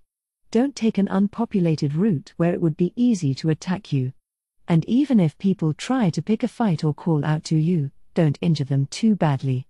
That time a guy came crying to me for help, saying all he did was hit on you was, frankly, shocking. You can't be whipping out your intent to kill like that. Smashing the hand of a pickpocket might not be so bad, but don't do it too often. And definitely do not call humans worms or other names. Basically, have some restraint when it comes to hurting or killing humans. We're Moman and Nobbe, lauded as Raven Black, adventurers of the highest rank. Narbril expressed her understanding, and Ainz nodded, thinking that was about all he had for warnings. Yeah, that's it. Okay, then. Go, Nobbe. With the leather pouch in hand, Narbril bowed once and left the room. Watching her go, Ainz sighed deeply despite his lack of lungs. Expenses always go up right when you have no money. Honestly, this sucks. Chapter 3, The Finders and the Found. 1. 26 Mid-Fire Moon, August, 3:27 p.m. After taking the old woman to her house, Sabos proceeded toward his original destination. He arrived at a place with a long wall. Beyond the wall were 3 5-story towers. With no buildings higher than that nearby, they seemed especially tall. Those towers were surrounded by several long, thin 2-story buildings. This was the headquarters of the kingdom's Wizards Guild. They needed spacious grounds because they were developing new spells and training arcane casters. The reason they had so much land despite receiving barely any support from the government was probably because they were the sole producers of magical items. Eventually the sturdy-looking gate came into view. The lattice door was open wide, and multiple armed guards occupied the 2-story towers on either side. The guards didn't stop him, just glanced at him, and Sabos went through the gate. Beyond, there was a broad, gently sloping staircase and a door leading to an impressive, old white-walled building. Of course, the door was open to welcome visitors. Inside was a small entrance hall and then a lobby. From the double-height ceiling hung several chandeliers burning with magic light. On the right was the lobby lounge, which had several sofas and a few casters engaged in conversation. On the left side was the board. Figures clad in robes appropriate for arcane casters and other people who seemed like adventurers were studiously observing the pieces of parchment posted there. In the back, a few young men and women were seated behind a counter. They each wore a robe with the emblem displayed at the building entrance embroidered on their chests. To either side of the counter stood what resembled life-size mannequins, slender figures with no eyes or noses, wood golems. Apparently, they were guards. The lack of human guards, except for the ones outside, was likely a display of the Wizards Guild confidence.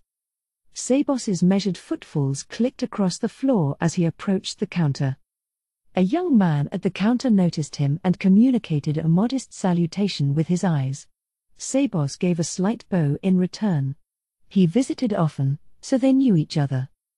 The young man smiled in a barely perceptible way when Sabos arrived in front of him, and he greeted him as always. "Welcome to the Wizards Guild, Sir Sabos. What can I do for you?" "I would like to buy a magic scroll. May I see the usual list?" "Yes, sir." The young man quickly put a rather large book on the counter. He'd probably secretly gotten it ready the moment he caught sight of Sabos. The book was a splendid item with high-quality thin white paper inside and a leather cover. Considering the letters of the title were sewn in with gold thread, this item itself had to be worth quite a bit. Sabos pulled the book nearer and opened it. Unfortunately, the writing was not in letters he could read. Or rather, no one from Yggdrasil would be able to read them. Even if they could understand spoken language through some strange law of this universe, writing was different.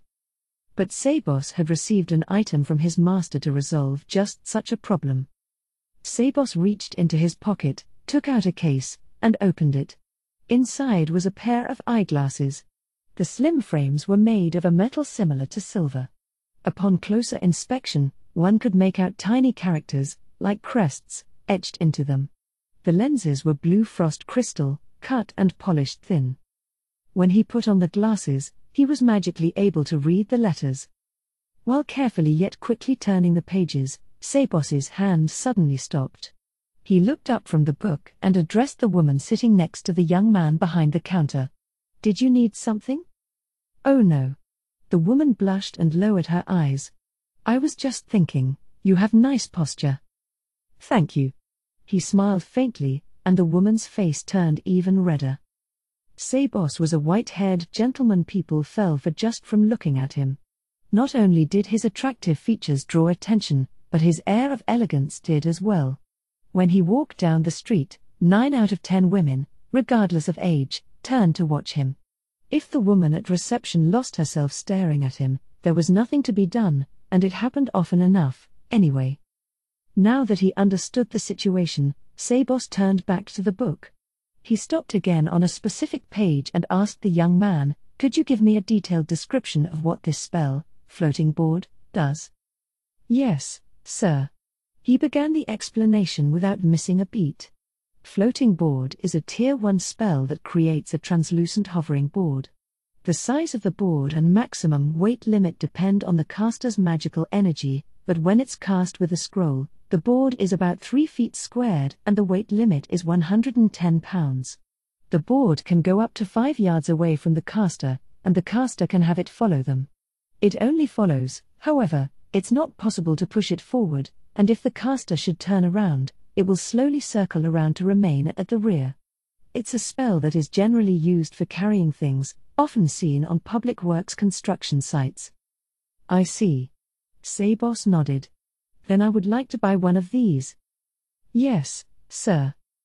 The young man showed no surprise at Sabos buying a spell that was not terribly popular, the reason being that Sabos almost always bought unpopular spells. The guild was grateful for it, since it helped get rid of their excess inventory. "Will that be one scroll, sir?" "Yes, please." The young man nodded slightly at the man sitting next to him. The man, who had been listening to the conversation, stood immediately, opened a door in the rear wall that led to the back, and went in. Scrolls were very expensive. It wouldn't do to just have big stacks of them there at the counter, even if the place was guarded. About 5 minutes later, the man returned. In his hand was one rolled-up piece of parchment. "Here you are, sir." Sabos examined the scroll on the counter. The rolled-up parchment seemed very sturdy and looked different from run-of-the-mill writing material.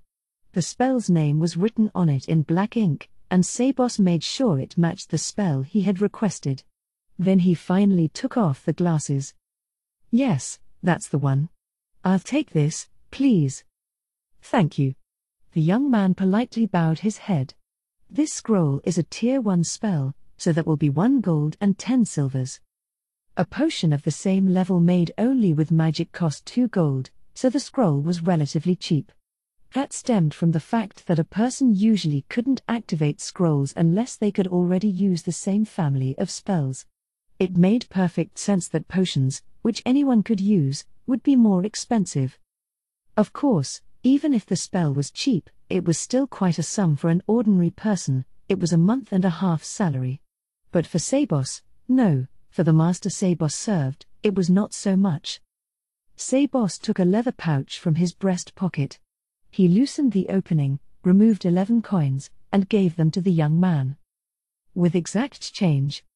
The young man didn't do anything like checking to make sure the coins were proper currency in front of Sabos. He was a frequent enough customer to have built that kind of trust. That old man is so cool. Totally. As Sabos left the Wizards Guild, the receptionists, especially the women, chatted together excitedly. They acted more like girls who had met the prince they pined for rather than women of poise and intelligence. One of the men behind the counter had a slightly jealous frown on his face, but he didn't say anything because he himself could see how elegant Sabos was. He must have experience serving a pretty important noble.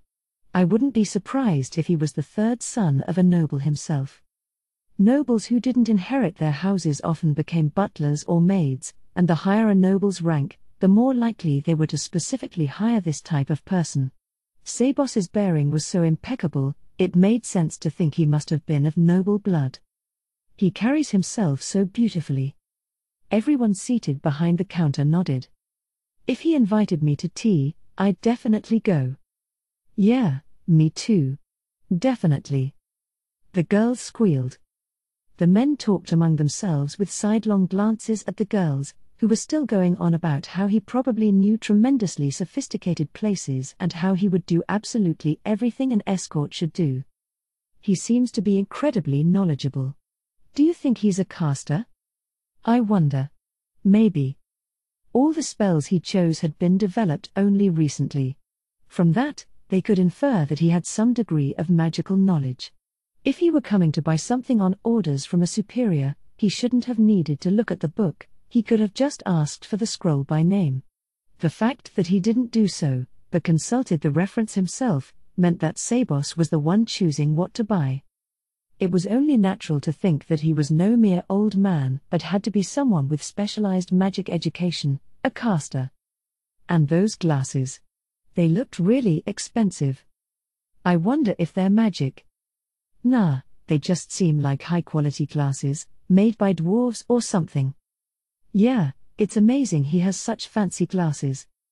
I wanna meet that pretty lady he brought with him that one time again, one man murmured, but he was met with disagreement. Really?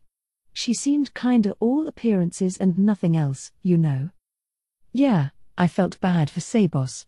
Seems like she really works him hard.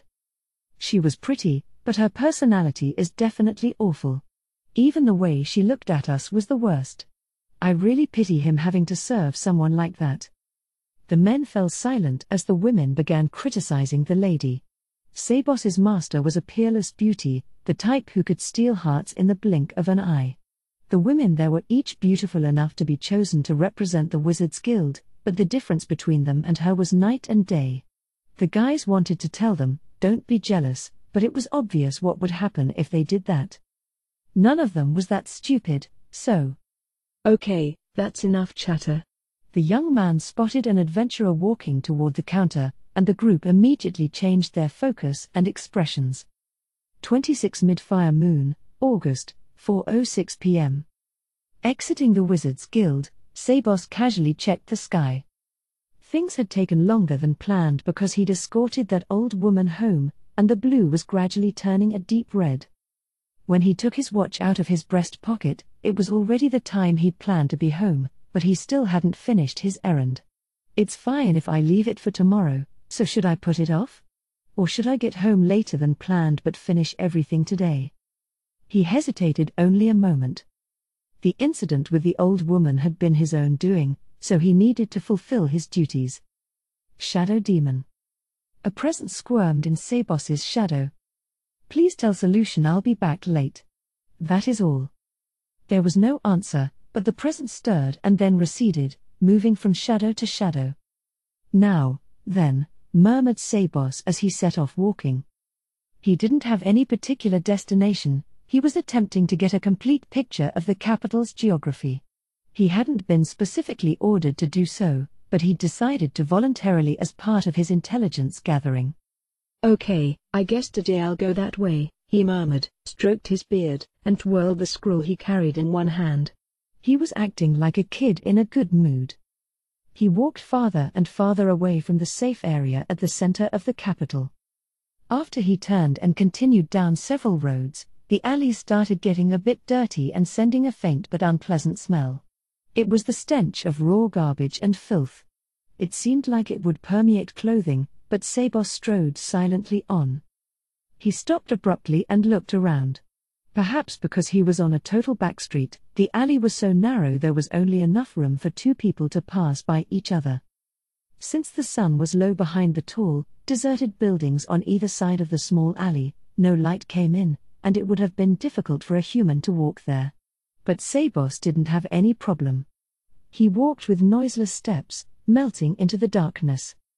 He had turned several corners and proceeded to even more deserted areas, when suddenly his unhesitating steps stopped. He'd arrived here by walking aimlessly as his whims dictated, but he'd ventured quite a ways from the house that was his base. He had a general instinctive sense of where he was, and he drew a line from there to his base in his mind. With Sabos's physical strength, it wasn't such a long distance, but that was if he walked in a straight line. If he followed the streets, it would take quite a while. Considering night was falling, it was probably a good idea to head back. He wasn't worried about Solution, who was living with him. Even if an incredibly powerful enemy appeared, there was a monster in her shadow, just as there was one in Sabos's. It could definitely buy her enough time to run away. Still. Guess I'll go home. It was true that he wanted to stroll a bit more, but he doubted it was very good to allot too much time to something that was practically a hobby. But even if he was going to withdraw, he wanted to at least see what was up ahead, so he continued down the small alley. As Sabos proceeded silently through the darkness, a heavy-looking iron door about 15 yards ahead of him began slowly opening with a grating sound, without warning, and light spilled from inside. Sabos stopped and watched in silence to see what would happen. Once the door was all the way open, a person's face poked out. The backlighting allowed Sabos to see only the silhouette, but it appeared to be a man's. He scanned the road but apparently didn't discover Sabos because he returned inside without incident. The man tossed a rather large cloth bag outside with a thud. Sabos could see its soft contents bend and change shape by the light escaping through the door. Although the door was still open, the man who had thrown the bag like it was trash seemed to have gone back inside for the moment and didn't do anything else.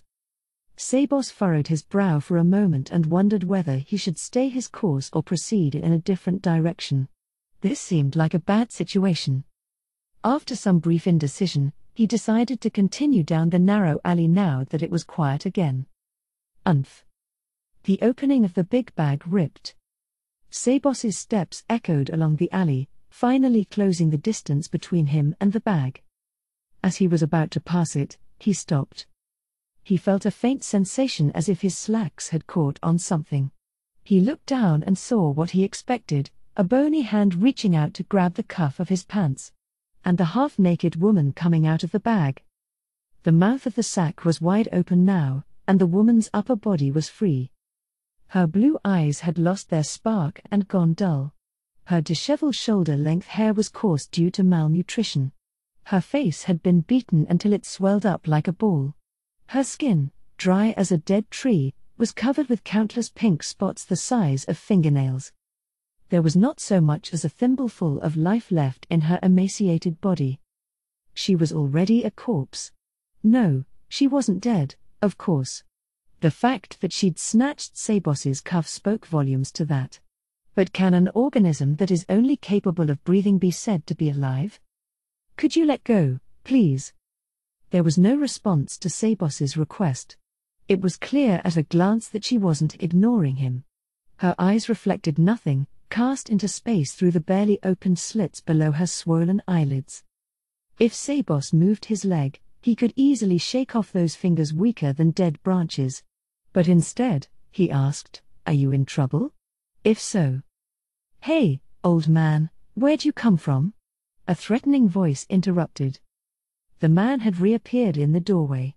He had a big chest and thick arms, and hostility clearly showed on his scarred face as he turned his penetrating gaze on Sabos. In his hand, he held a lantern. It glowed red. "Hey, hey, hey, old man. What are you looking at?" The man loudly clicked his tongue and gestured with his chin.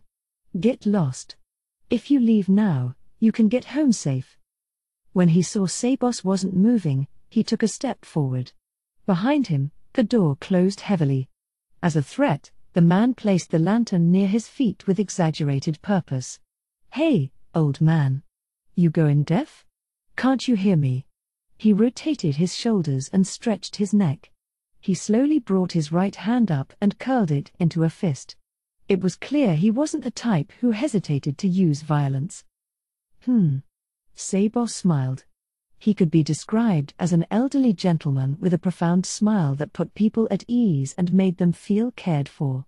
So why did the man back up a step as if a predatory beast had suddenly arrived?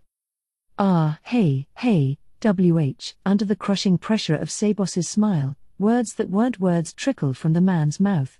Without even realizing that his breath had grown ragged, he backed up farther.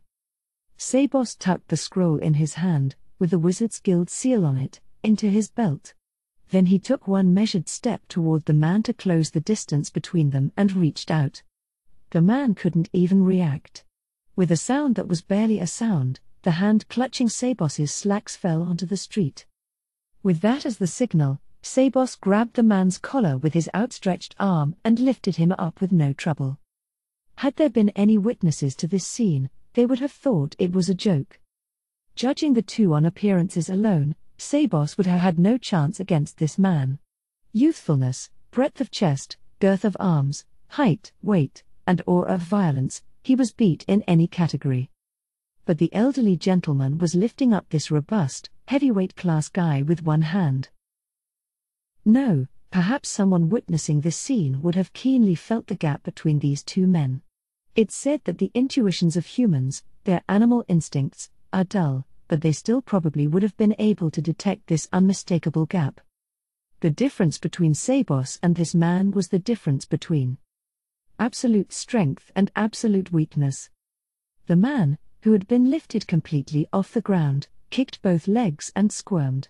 Then he tried to take hold of Sabos's arms, and the fear born of sudden realization shone in his eyes. It had finally dawned on him that the old man before him was something completely different from what he appeared, that any futile struggling would only further anger the monster. "This woman, what is she?" The quiet voice sounded in the petrified man's ears.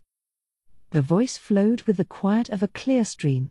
It was terrifying precisely because it clashed with the context, how he was effortlessly holding a man aloft with one hand. "An employee of ours," the frantic man replied in a voice cracking with fear. "I asked you what she is. Your answer is an employee?" The man wondered if he had said something wrong.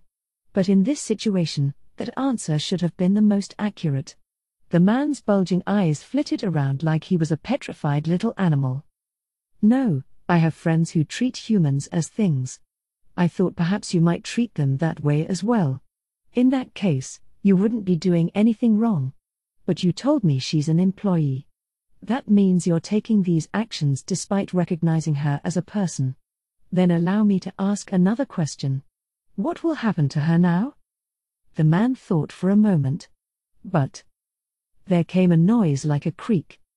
Sabos's grip strengthened, and the man suddenly found it more difficult to breathe. "Ghew!" He let out a strange scream.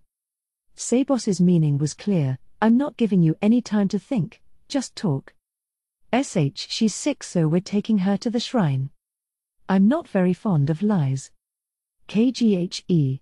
The man let out another bizarre shriek, his face reddening with every increasing application of force from Sabos's hand.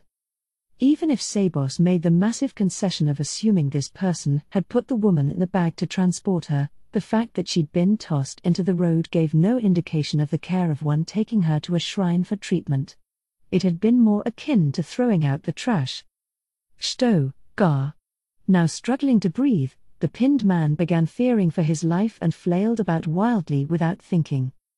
Sabos intercepted the fists coming at his face without trouble. The man's kicks connected with his body and dirtied his clothes, but the older man didn't budge. Of course he didn't. Something so insignificant as a human's feet wouldn't affect a giant lump of steel. Sabos continued speaking, unfazed, as if the kicks from the thick legs didn't cause him any pain. I recommend telling the truth. Gah. Sabos squinted up at the man whose face had gone crimson from lack of air. Aiming for the moment right before the man passed out, he let go. The man crashed down on the road with a loud thud. Kya. The man expelled the last remnants of air in his lungs as a scream. Sabos stared down at him as he gasped for oxygen and then reached his hand toward his neck again. Whoa, wait a minute. Enduring the pain and thoroughly impressed with fear, the man rolled away from Sabos's outstretched hand. Yes, I was going to take her to the shrine. That's a lie, isn't it? You're tougher than you look. Sabos had thought the man would break immediately under the terror of suffering and death, but although he was scared, he didn't seem ready to talk so easily. That meant the danger he would face after leaking information was equal to the threat Sabos posed. Sabos considered changing his vector of attack. This was, in a way, enemy territory. The fact that the man wasn't requesting backup from inside meant that he didn't expect anyone would come quickly. Still, if Sabos stayed here too long, it would surely make things more complicated. His master hadn't ordered him to cause trouble. The order he'd received was to blend in and quietly gather intelligence.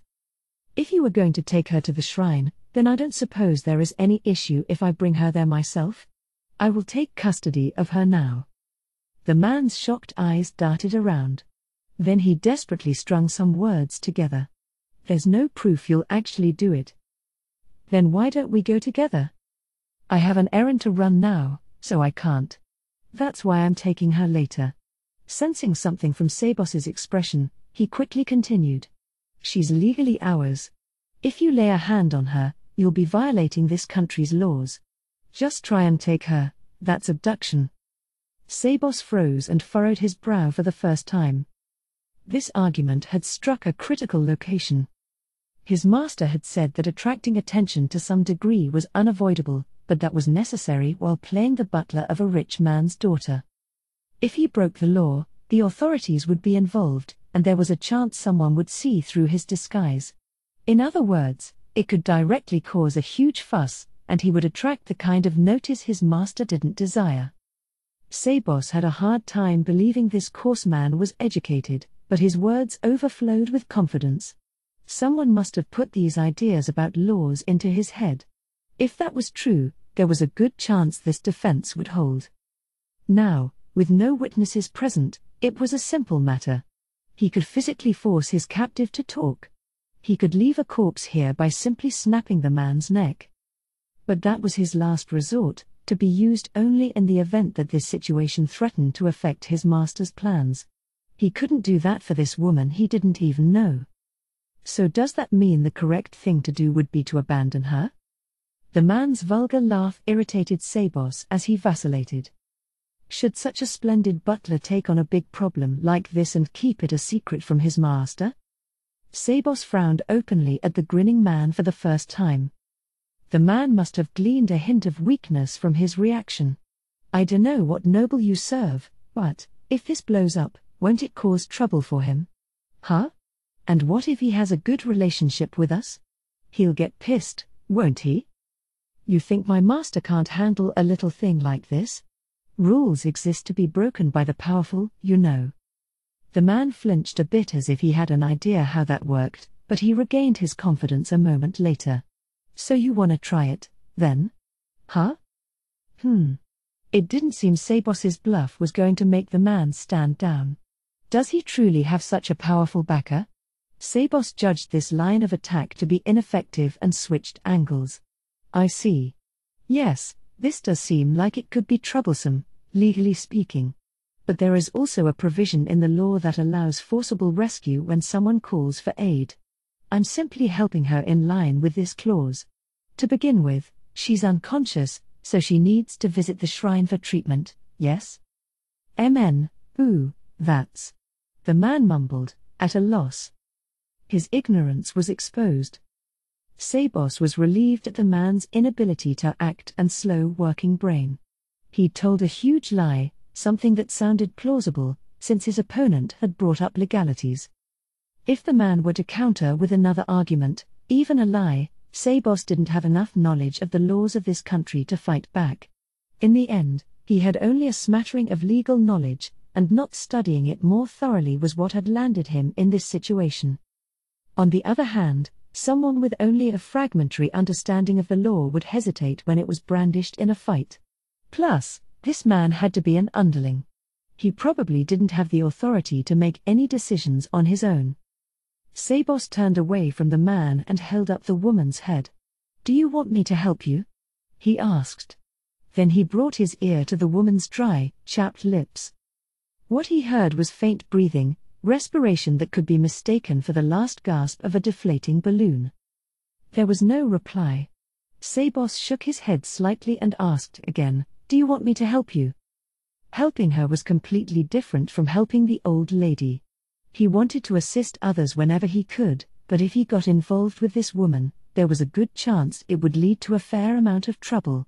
And when he considered whether the Supreme One would forgive him or whether this went against his will, a cold wind blew through his heart. Still no reply. The man quietly laughed at that vulgar laugh again. As someone who understood what hell she had been in, he knew there would be no reply. If she had been able to speak freely, they probably wouldn't have tried disposing of her like this. True luck would not occur twice in a row, because things that happen so frequently couldn't be called luck. No, if grabbing Sabos's slacks had been that woman's luck, she wasn't going to receive a windfall again. Her fortune had been the fact that Sabos happened to come down this alley at the right moment. Everything that occurred after, she achieved with her will to live. It was definitely not luck. A slight movement. Yes, her lips made a truly feeble movement. It was not an automatic one, like for breathing. It clearly contained her intent. Upon hearing what she said, Sabos nodded emphatically. "I'm not interested in saving every single person who asks me for help like a plant expecting to bathe in the rain from the heavens. However, when someone is struggling to survive." Sabos's hand moved to cover the woman's eyes. "Let go of your fear and rest. You are under my protection now." Clinging to his warm, kind touch, she closed her vacant eyes. The man couldn't believe it, so naturally, he tried to say what was on his mind. "It's a lie, you didn't hear her voice," he was about to snap but froze. "A lie, you say?" At some point, Sabos had stood up, and now the gleam in his eyes pierced the man. Those brutal eyes. The man's breath caught, it felt like his heart would be crushed under such a gaze, one that seemed to weigh on him with physical pressure. "Are you saying that I lied the way you did?" "RNN. The man gulped loudly, swallowing the spit that had pooled in his mouth. His eyes moved to Sabos's arms and stuck there like glue. Perhaps after getting ahead of himself, he remembered his fear. "Well, I'm going to take her and go now." Wait, please wait." The man raised his voice and Sabos glanced at him. "You still have something to say. Are you trying to buy time?" No. If you take her away, there's going to be trouble. For you and for your master. You've heard of the 8 Fingers, I'm sure." Sabos remembered hearing the name during his intelligence gathering. It was a criminal organization that dominated the kingdom's underground world. "So I'm telling ya, just pretend you didn't see anything. If you take her away, I'll have failed at my job, and they'll punish me." Realizing he couldn't win with strength, the man tried for pity, but Sabos turned a chilly gaze on him and answered in an icier voice. "I'm taking her and going. Give me a break. They're gonna kill me." Should I kill him now? Sabos thought. The man's moaning continued as he calculated out the pros and cons. It was possible the man was buying time because he was waiting for help, but Sabos judged from his attitude that that wasn't the case. But he couldn't figure out why. "Why haven't you called for assistance?" Stunned, the man rapidly explained. "Essentially, If Sabos were to escape while he was calling for help, it would be as good as reporting to his compatriots that he'd made a critical error. And he didn't think he'd be able to win by force even if he called them. That was why he was trying to persuade Sabos to change his mind. He was so pathetic that Sabos suddenly felt the strength drain out of him, and his urge to kill went away. Still, it didn't mean he was going to hand over the woman. So, why don't you run away? That's not an option. I don't have that kind of money. I doubt it costs as much as your life itself, but, anyhow, I'll pay for it. At those words, the man's face brightened. Sabos knew it was safer to kill him, but if he could get him to make a desperate escape, it would buy time. Then he had to heal the woman and take her someplace safe. Besides, if Sabos killed him here, there was a good chance they'd launch a search for the missing woman. Since it was unclear how she'd gotten in this situation, it wasn't possible to conclude that his actions wouldn't endanger people who knew her. Mulling it over, Sabos wondered why he was doing something so risky. He truly couldn't fathom where the ripple in his heart that caused him to try to save her had come from. Anyone else from Nazarick would have ignored her to avoid trouble. They would have stayed hands off and kept walking. When someone's in trouble, it's only natural to help them. Sabos put aside the workings of his heart even he could not explain, since he didn't need to be thinking about them right now, and answered the man. Take this, hire an adventurer or something, and run with all your might. He took out a leather pouch. The man's eyes were doubtful. Perhaps he didn't feel the amount in the small bag would be enough. The next moment, his eyes were riveted on the coins falling onto the street. They sparkled like bright silver, platinum trade currency. 10 coins worth 10 gold pieces each lay on the ground. Run as fast as you can. You understand, right? And I have a few questions. Do you have time to answer? Yeah, it's fine. I came out to to take that woman to the shrine, so they'll assume I'm a little late coming back. Understood. Then let's go. With that, he jerked his chin to say follow me, picked up the woman, and set off walking. 2. 26 Mid-Fire Moon, August, 6:58 p.m. Sabos's lodgings were in one of the royal capital's better neighborhoods, a house in what could be called a luxury residential district. It was cozy compared to the mansions lining the streets nearby, but it had probably been built with the assumption that 2 servant families would also live there. It was way too big for only Sabos and Solution. Naturally, there was a reason they rented such a mansion. As long as they were disguised as a great merchant family hailing from faraway lands, they couldn't very well live in a shabby residence. To do it, though, with no connections or reputation at the construction guild, they'd had to pay an absurd sum up front, many times the going market rate. When they arrived and went through the door, there was someone to meet them. It was a combat maid in a white dress, Solution Epsilon, who worked directly under Sabos. The other residents included shadow demons and gargoyles, but since they were there as guards, they didn't come to the door. Welcome bar, Solution lost her words and froze mid-bow. She directed a frostier gaze than normal at the woman Sabos held against his chest. Master Sabos, what in the world is that? I found her. For a moment, Solution gave no response to that short answer, but the air grew heavy. I see. It doesn't look like a souvenir for me, so what are you planning on doing with it? Well, for starters, could you heal her wounds for me? Wounds? Solution took a look at the woman, shook her head once she understood, and then fixed her eyes on Sabos. Couldn't you have left her at a shrine? Yes. I probably should have thought of that. Unshaken, Sabos regarded Solution with cold eyes, and for a brief moment, their gazes met. Solution was the first to look away. Shall I dispose of her? No, I brought her this far. We should think of a good use for her. Understood. Solution didn't have a very rich range of expression to begin with, but her face was blank and even Sabos couldn't comprehend the spark of emotion in her eyes. Still, it was very clear that she was not welcome to this idea. First, could you please assess her physical health? Understood. Then allow me. Wait. Perhaps to Solution, The woman didn't warrant any more care than the absolute minimum, but Sabos didn't think she needed to be examined in the entryway.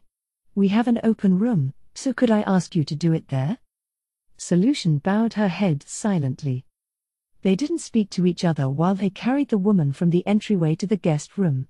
Neither Solution nor Sabos was the type to make idle chatter, but there was another reason: something was off. Solution opened the guest room door for Sabos, since his hands were full. The room was dark because its heavy curtains were drawn, but it wasn't stuffy at all. It had been opened several times, so the air was fresh, and it was cleaned regularly. In the room illuminated by only a sliver of moonlight through the gap in the curtains, Sabos gently laid the woman down on top of the bed's clean sheets. He had performed minimal first aid by pouring chi into her, but given the way she didn't move a muscle, the woman made him think of a corpse. "Okay, then." Solution carelessly ripped off the cloth wrapped around the woman and revealed her battered body. It was a pitiful, awful sight, but Solution's unchanging expression was bland and uninterested. "Solution, I'll let you take it from here." With that, Sabos left the room. Solution, who had begun palpating the woman, didn't attempt to stop him. Once he was in the hallway, he whispered in a voice that wouldn't reach Solution, "This is foolish." The words immediately vanished into the hallway, and naturally, there was no one to respond. Sabos fingered his beard unconsciously. Why did I save that woman? He couldn't hit upon a precise reason. The lion spares the suppliant, I guess? No, that wasn't it. Why did I save her? Sabos was the butler who performed steward duties at the Great Tomb of Nazarick and had completely devoted himself to the 41 Supreme Beings. He should have been serving and surrendering everything to the one who had taken on the name Ainz Ul Gaun, the Guild Master. There was nothing fraudulent about his loyalty, and as an utterly faithful servant, he wouldn't hesitate to throw away his life for his master.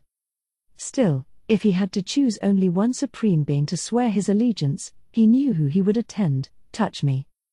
Touchme was the strongest member of Ainz Ul Gaun and Sabos's creator.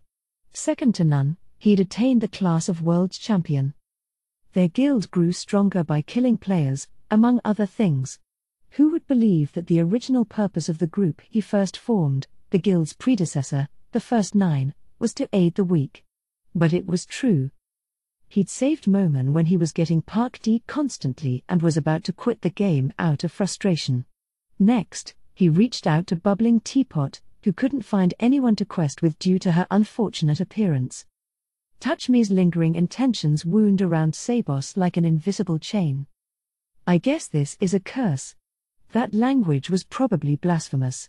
If any of the other inhabitants of the Great Tomb of Nazarick, those created by the 41 Supreme Beings, heard him, it was possible they would attack him for his disrespect. It isn't right to pity those who do not belong to Ainz Ul Gaun, he whispered gravely. That was completely natural. Everyone believed that disregarding outsiders was correct, excepting certain members of Nazarick who had been designed by their creators to be different, such as the head maid, Pestonia's puppy dog. For example, he'd received a report from Solution that Lupus Regina, one of the Pleiades, was getting along well with a girl in Kugane, but Sabos knew that if the situation demanded it, she would cut that girl down with zero hesitation. It wasn't because she was cold-blooded. If a Supreme One ordered them to die, they had to die, and if they were ordered to kill someone, even a friend, they had to kill them immediately. That was true loyalty. Conversely, anyone who couldn't understand that received pity from their fellows. Making judgments based on foolish emotions was wrong. So what about me? Is the action I took correct? Sabos was chewing his lip over his worries when Solution came out of the room. Her face was expressionless as usual. How did it go? She has syphilis and 2 other STDs.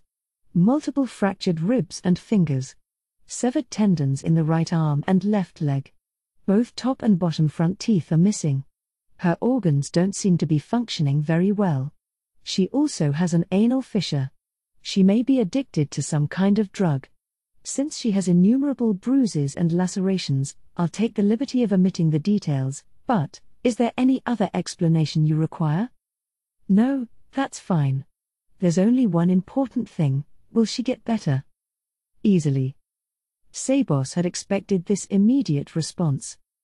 Using healing abilities, even someone with their limbs cut off could recover, so if Sabos used his Qi Kung, he could completely heal her physical damage.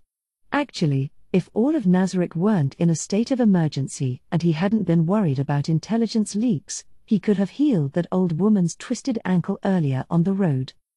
Despite the ability to restore strength, Qi Kung couldn't properly dispel poison or cure diseases.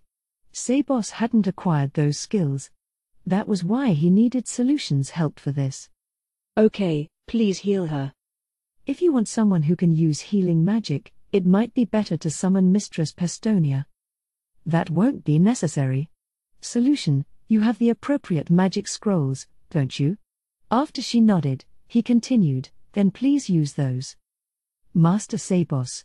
These scrolls were given to us by the Supreme Beings. I hardly think they should be used on the likes of humans. She was right. He probably needed to devise a different solution. First, they would heal her wounds to prevent her from dying and fix her poisoned and diseased status at some later point. The question was whether they had that much time. If she was nearing death due to her overall condition instead of merely her wounds, it would be pointless to restore her strength unless he did it permanently. Sabos hesitated and then, in a steely voice that masked his inner feelings, told her, "Do it." He thought he saw something reddish-black flicker in the back of Solution's narrowing eyes, but the change was hidden as she bowed her head. Understood. I should restore her body back to its uninjured state. Back to before any of those things were done to her.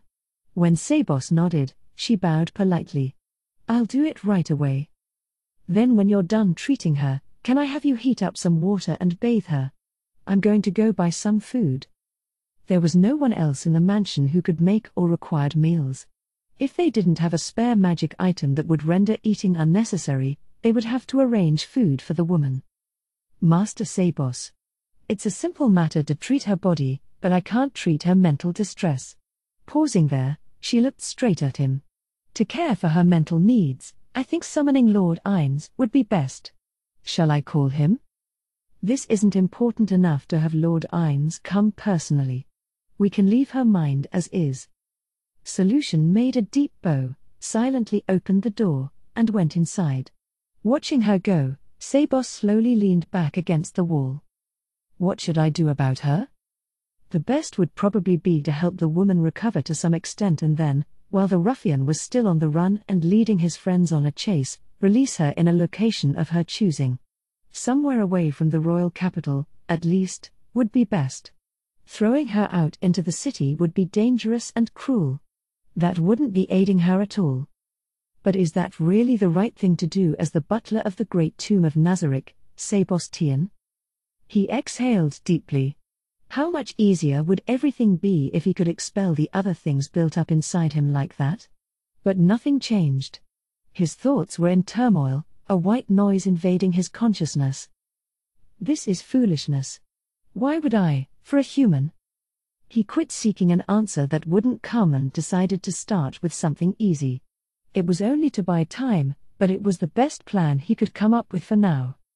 Solution lengthened her slender digits into tube-like shapes a fraction of an inch wide. By nature, Solution was an amorphous slime, so she could alter her appearance quite radically. Changing the contour of her fingertips was a piece of cake. With a glance at the door, she keenly observed the lack of Sabos's presence outside and quietly approached the woman lying on the bed. I have permission from Master Sabos, so I'll promptly solve all this trouble. I'm sure you're fine with that as well. You probably don't even know what's going on. Solution took the hand she hadn't transformed and reached inside her body to take out the scrolls she'd been keeping there. These scrolls weren't the only things she was secretly carrying. She contained not only consumable magic items but also, of course, weapons and armor. She had enough room to swallow up several humans, so there was nothing surprising about that. Solution gazed at the unconscious woman. She wasn't the least bit interested in the woman's features. Solution had a single thought: she doesn't look very tasty. That was all. With this husk of a body, the woman probably wouldn't even struggle if she was melting in Solution's acid. Where was the fun in that? If I could have her as a toy after I finished healing her, I would understand Master Sabos's behavior, but she knew her boss's personality. He would never approve of that. Unless they were attacked on the road or something similar, he would never allow her to prey on humans. If he's acting on the Supreme One's instructions and was ordered to save her, I suppose I have to accept it, but is she really worth expending the Supreme One's precious assets? This human? Solution shook her head to clear her mind. Should I just eat her before Master Sabos returns? Solution broke a seal and unrolled a scroll. The magic it contained was Heal, an elite Tier 6 recovery spell that restored a great deal of vitality and cured almost all negative status effects, including sickness. Usually only those with the class that would allow them to cast the spell normally could use the corresponding scrolls. So to use Faith Caster spell scrolls, one would need to attain a priest-type class. More specifically, the spell had to be on the list of available spells that the class could learn. However, some thief-type classes provided the ability to sidestep this requirement and trick scrolls. As an assassin, Solution had a number of thief-type classes that allowed her to use the Heal scroll. First, I'll make sure she's comatose. Then, Solution prepared a compound combining a strong sleep-inducing anesthetic with a muscle relaxant and moved over to where the woman lay. 26 Mid-Fire Moon, August, 7:37 p.m. Sabos came home with food at almost the exact moment Solution exited the room. Solution held a steaming bucket in each hand, both containing towels. The hot water had turned black, and the towels were dirty, showing what an unkempt state the woman had been in. "Thank you, Solution. It looks like the treatment went all right?" "Yes. We finished with no problems. She didn't seem to have any other clothes, so I dressed her in something that was lying around. I hope that's all right with you?" "Of course. That's fine." "Very well. The anesthesia should have already worn off. If there's nothing else you need me to do, I shall retire." "Good work." Solution bowed and walked past Sabos. After watching her go, Sabos knocked on the door. There was no answer, but he could sense someone moving around inside and quietly pushed open the door. Sitting up on the bed was a girl who looked extremely dazed, perhaps because she had recently woken up. He practically mistook her for someone else. Her dirty, disheveled blonde hair was now clean and glossy. Her hollow cheeks had filled out with unbelievable speed in such a short time. Her dry, chapped lips now also glowed a healthy pink. To appraise her overall looks, the word charming fit her better than beautiful. It was possible to get some idea of her age. She was probably in her late teens, but her hellish life weighed heavier than her years on her face. Solution had dressed her in a white negligee, but it was a plain one with as little of the usual frills and lace as possible. "I think you're fully healed, but how do you feel?" There was no answer. Her vacant eyes didn't contain the will to look up at Sabos. But he continued speaking without worrying about that. No, he hadn't been expecting much at first. He knew her empty expression indicated she wasn't mentally present. "Are you hungry? I brought you some food." He'd bought an entire meal from a restaurant, including the dishes. The porridge in the bowl had been made with a light-colored broth. The sesame oil added for flavor gave it an appetizing scent. Reacting to the smell, the girl's face twitched slightly. "Then here you go." So she's not completely locked away in her own world, thought Sabos as he held the bowl with a wooden spoon in it out to her. The woman didn't move, but Sabos didn't press her, either. After long enough to annoy any third party present, she slowly moved her arm. She was frightened of pain, so it was a stiff motion. Although her physical wounds had been completely healed, vivid memories of suffering still remained. She grasped the wooden spoon and scooped shallowly into the porridge. Then she brought it to her mouth and put it in. The porridge, made with 10 parts water, was runny to the point where it wasn't even necessary to chew. Sabos had requested that the 14 ingredients be cut up extremely small. Her throat rose and fell, and the porridge traveled to her stomach. Her eyes shifted a bit. It was a truly slight movement, but it was the change from an elaborate doll to a human. Her other hand, shaking, took the bowl from Sabos. Sabos kept his hands against hers and moved the bowl to where he thought she wanted to put it. She plunged the wooden spoon into the bowl and wolfed down the porridge without stopping. Her eating was incredibly rushed. If the food hadn't been cooled to an appropriate temperature, she would have certainly passed out from the burns. She paid no attention to the liquid dribbling out of her mouth onto the front of her negligee. Drinking was the best description for how she attacked her meal. After finishing at a speed incomparable with her previous movements, she sighed, still holding the bowl. Now that she had become a person, her eyelids grew heavy and began to close. The effects of her full stomach, fresh and comfortable clothing, and her own clean body combined to relax her mind, and a wave of sleepiness overcame her. But the moment her eyelids lowered into straight lines, they popped back open and she cringed in fear. Was she scared to close her eyes? Or fearful her current situation was an illusion that would disappear? Or was there some other reason? Watching from beside her, Sabos didn't know. It was possible she didn't know herself. So Sabos spoke to her gently to calm her down. Your body must want rest.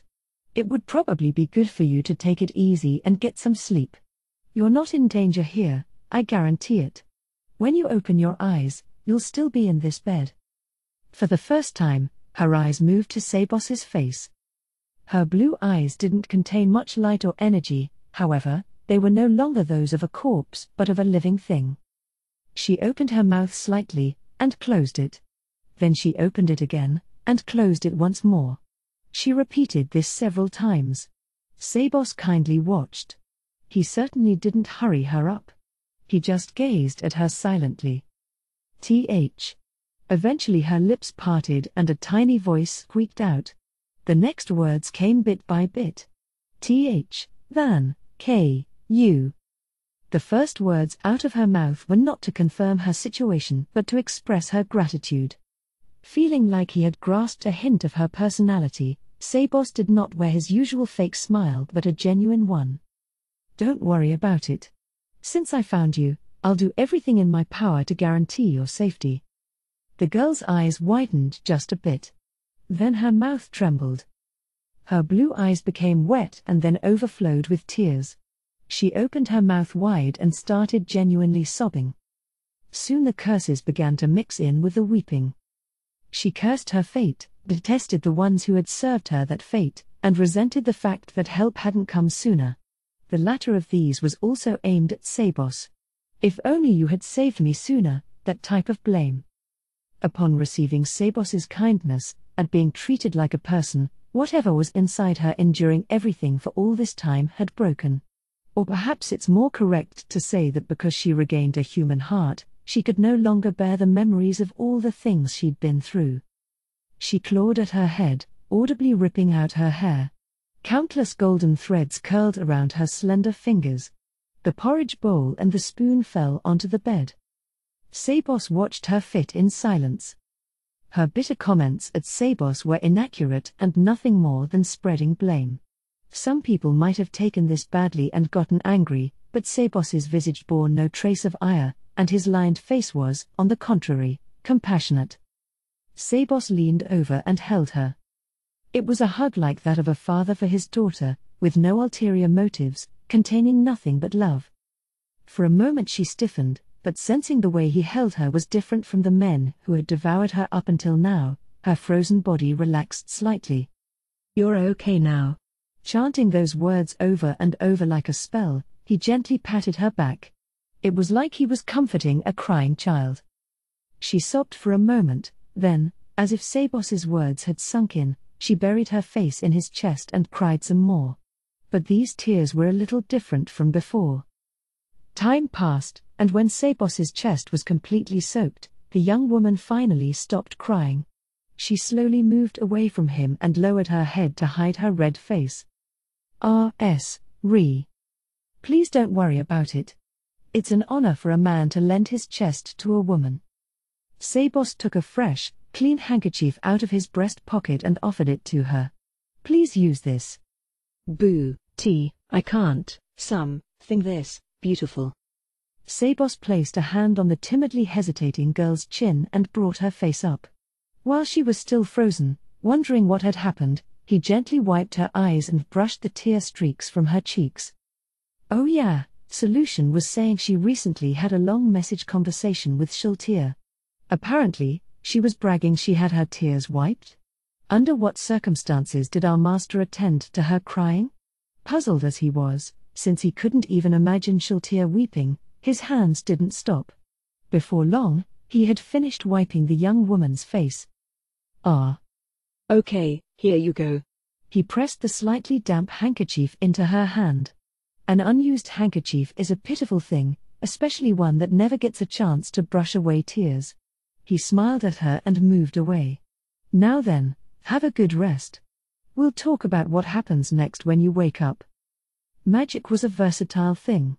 Solution's treatment had helped the woman's body make a full recovery, and her mental exhaustion was also completely gone. She would probably even be able to function normally right away. But mere hours earlier, she had been in hell. He feared a lengthy discussion would cause her mental wounds to reopen. Actually, she was not yet psychologically stable. Her earlier outburst was evidence enough. Magic could soothe the mind for a limited time, but it couldn't treat the root issues. It might have been able to heal her physical injuries, but it couldn't heal her gaping invisible wounds. As far as Sabos knew, the only ones who could fully heal her mental wounds were his master and, maybe, Pestonia. Sabos tried to get her to rest, but she spoke, bewildered. Next. He wasn't sure if it would be okay to continue the conversation, but she seemed to be in a talking mood, so he went on with a close eye to her condition. You probably don't feel safe staying in the royal capital. Is there anyone you can rely on? She looked down. I see. Of course, he swallowed the comment, so there isn't anyone. Okay, that's a problem, thought Sabos. But surely there was no need for them to take immediate action. It was nothing more than a hopeful observation, but he wanted to believe they didn't need to rush, at least until she regained her strength. Okay, then. May I have your name? Oh, I'm Sue, Swear. Swear? Oh, that's right, I haven't told you my name yet, either. My name is Sabos Tian. Please call me Sabos. I am the owner of this mansion, and I serve Lady Solution. That was the story. Solution was constantly wearing not her maid uniform but a white dress, in case a sudden visitor should call. But while Swear was around, Sabos would have to advise Solution to act more like the mistress of the house to keep up appearances. La, Solu, Tion. Yes, Lady Solution Epsilon. Although I don't think you'll see her very often. Question mark. She's rather ill-tempered. Sabos closed his mouth as if he'd said all there was to say about her. Then after a short silence, he spoke again. Okay, please rest well for today. We'll discuss your future tomorrow. Okay. After making sure she had lain down, Sabos retrieved the empty porridge bowl and exited the room. As expected, right when he opened the door, Solution was standing there. She had probably been eavesdropping, but he didn't reprove her. Solution showed no sign of expecting a scolding, either, hence her standing there in plain sight with no attempt to conceal her presence. With her assassin classes, if she had wanted to hide, she should have been able to do so more skillfully. What is it? Master Sabos. What have you decided to do with her? Sabos was conscious of the door behind him. It was a sturdy barrier, but it wasn't completely soundproof. If they talked here, she would be able to partially hear them. Sabos set off walking, and Solution silently followed him. They stopped when he felt sure the sound wouldn't reach Swear's ears. You mean Swear, right? I'm thinking we'll decide what to do tomorrow. You know her name? She made no further comment on the subject but, pulling herself together, said, I apologize for being presumptuous, but I believe there is a good chance that human will be a hindrance. We should dispose of her as soon as possible. What does she mean by dispose? Hearing her brutal choice of words, Sabos couldn't help but suppose that this was the most correct way for those who belonged to Nazarick to think about those outsiders. The way Sabos treated Swear was truly unusual. You're right. We need to immediately deal with anything that prevents us from following Lord Ains's orders. Solution looked mildly puzzled. Her expression said, if you understand that, why are you? She might be of use to us. I picked her up, so I shouldn't discard her so easily, but try to think of a way to use her to our advantage. Master Sabos. I don't know where or for what purpose you picked her up, but those types of injuries indicate a certain kind of environment. The people who did those things to her probably won't be pleased she's alive. That's no problem. You mean you already disposed of them? No. But if a problem does arise, I'll deal with it in one way or another. So I'd like you to just keep an eye on her. Okay, Solution? Understood. Solution swallowed the slight irritation welling up in her as she watched Sabos leave. Even if she was extremely dissatisfied by his answers, he was her direct superior, so she couldn't say anything. And if no issues came up, giving her tacit approval was probably fine. Still, using Nazarik's assets on the likes of humans is. The riches of Nazarik all belong to Ains ul Gaun and the other supreme beings. Would they be forgiven for using them without permission? No matter how much she mulled it over, she couldn't reach a satisfactory answer. 3 Late Fire Moon, September, 9:48 a.m. Sabos opened the door to the house. Today he'd gone again to the Adventurers Guild first thing in the morning and recorded notes on the postings before the adventurers started taking the jobs. He wrote down and sent to Nazarik all the information he gathered in the capital, even tidbits no bigger than local rumors. Analyzing the data was extremely difficult, so he left that up to the clever ones at the tomb. He went through the door and entered the building. A few days ago, Solution would have met him there. But, well, come, va, CK. Now that role belonged to the quietly mumbling woman dressed in a maid uniform with a floor-length skirt. The day after he'd found Swear, they discussed things and decided she would work inside the mansion. He would have been fine letting her stay as a guest, but Swear wouldn't accept that. She didn't want to be treated like a guest on top of having been saved. She didn't imagine it would be a proper thank you, but she at least wanted to do some work. Sabos figured that anxiety probably lay behind that desire. In other words, aware of her unstable position as a seed of trouble for this household, she decided to make what efforts she could to keep from being abandoned. Of course, Sabos had been telling her he wouldn't forsake her.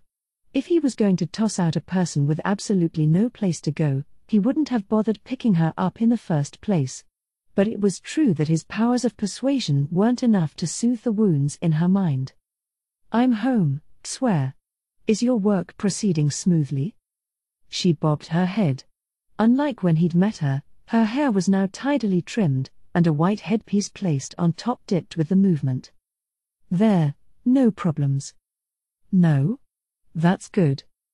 Her mood was decidedly dark, and her expression almost never changed, but by living a human life, it seemed like her voice had gotten louder, perhaps because the things tormenting her had lessened a little. Her remaining uneasiness is because of. Sabos started walking, and Swear accompanied him at his side. Usually, for a maid, walking alongside the butler, her superior, would be improper. But Swear had never trained as a maid, so she didn't know the etiquette, and Sabos had no mind to drum the rules into her head. What's for dinner today? Stew, oui, Potter, O's. I see. That's something to look forward to, your cooking is delicious. Receiving a smile along with the compliment, Swear blushed, and she looked down and squeezed her maid's apron with both hands. That's no, true. No, it is. I can't cook at all, so it really helps me out. Do you have all the ingredients you need? If you're running low on anything or there's anything you want me to go buy, please tell me. Okay. I check, later, ask, ooh. Inside the mansion and in front of Sabos, Swear could function normally, but she still rejected the outside world. Since they couldn't have her do anything outside, procuring ingredients was Sabos's job. Swear's culinary creations were nothing extravagant. They were humble home cooking. Because of that, none of the ingredients were expensive, and Sabos could find everything she needed at the market.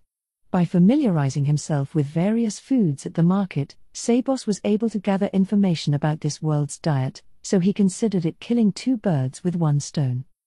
Suddenly he had an idea. "Shall we go shopping together later?" A shocked expression appeared on Swear's face. Frightened, she shook her head, instantly paled, and broke out in a nervous sweat. "No, you." Sabos didn't let his thoughts show. So she still can't. Since she had started working, she'd never made an attempt to do anything that involved leaving the house. She could keep her fear under control because she saw this building's walls as absolute protection.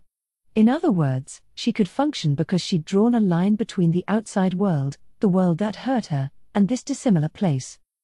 But she would never be able to go outside like that. And Sabos couldn't shelter her forever. Given her mental state, Sabos knew that it would be cruel to order her out after only a few days. It would be safer to take some time and acclimate her slowly, but that was assuming they had time. Sabos had no intention of settling down or spending the rest of his life here. He was just a foreigner who had snuck in on an intelligence-gathering mission. If the order to pull out came from his master, to prepare for that time, he felt he should give her as many opportunities as possible. Sabos stopped walking and faced Swear head-on. Blushing, she looked down, but he took her cheeks between his hands and brought her head up. "Swear, I understand your fear. But please trust me. I'll protect you. I'll thwart whatever danger approaches and keep you perfectly safe. Swear. Try to take this step. If you're scared, you can close your eyes." He squeezed her hand as she hesitated. Then he said something he felt was unfair. "You don't believe me, Swear." A veil of silence fell over the hallway, and time passed slowly. With slightly damp eyes, Swear parted her lips, to which the color had returned. Her pearly front teeth peeked out. Fair, Mars, Sabos. Say that, then I can't, not. Don't worry. I may not look it, but I'm strong enough. Yes. There are only 41 people stronger than me. Well, perhaps a few more? Is that a lot? Swear smiled, figuring that he'd said such a random number as a joke to put her at ease. Sabos simply smiled and didn't offer any response. He set off walking again. He knew Swear, next to him, was glancing at his profile now and then, but he didn't say anything. He knew that she had some complicated feelings for him that were not quite a faint crush. He supposed that was something like a conditioned response after being rescued from hell, a dependency on a reliable figure. Also, Sabos was old, so it was even possible that she was confounding familial affection for the love between a man and a woman. Even if she really was in love with him, Sabos had no intention of returning her feelings.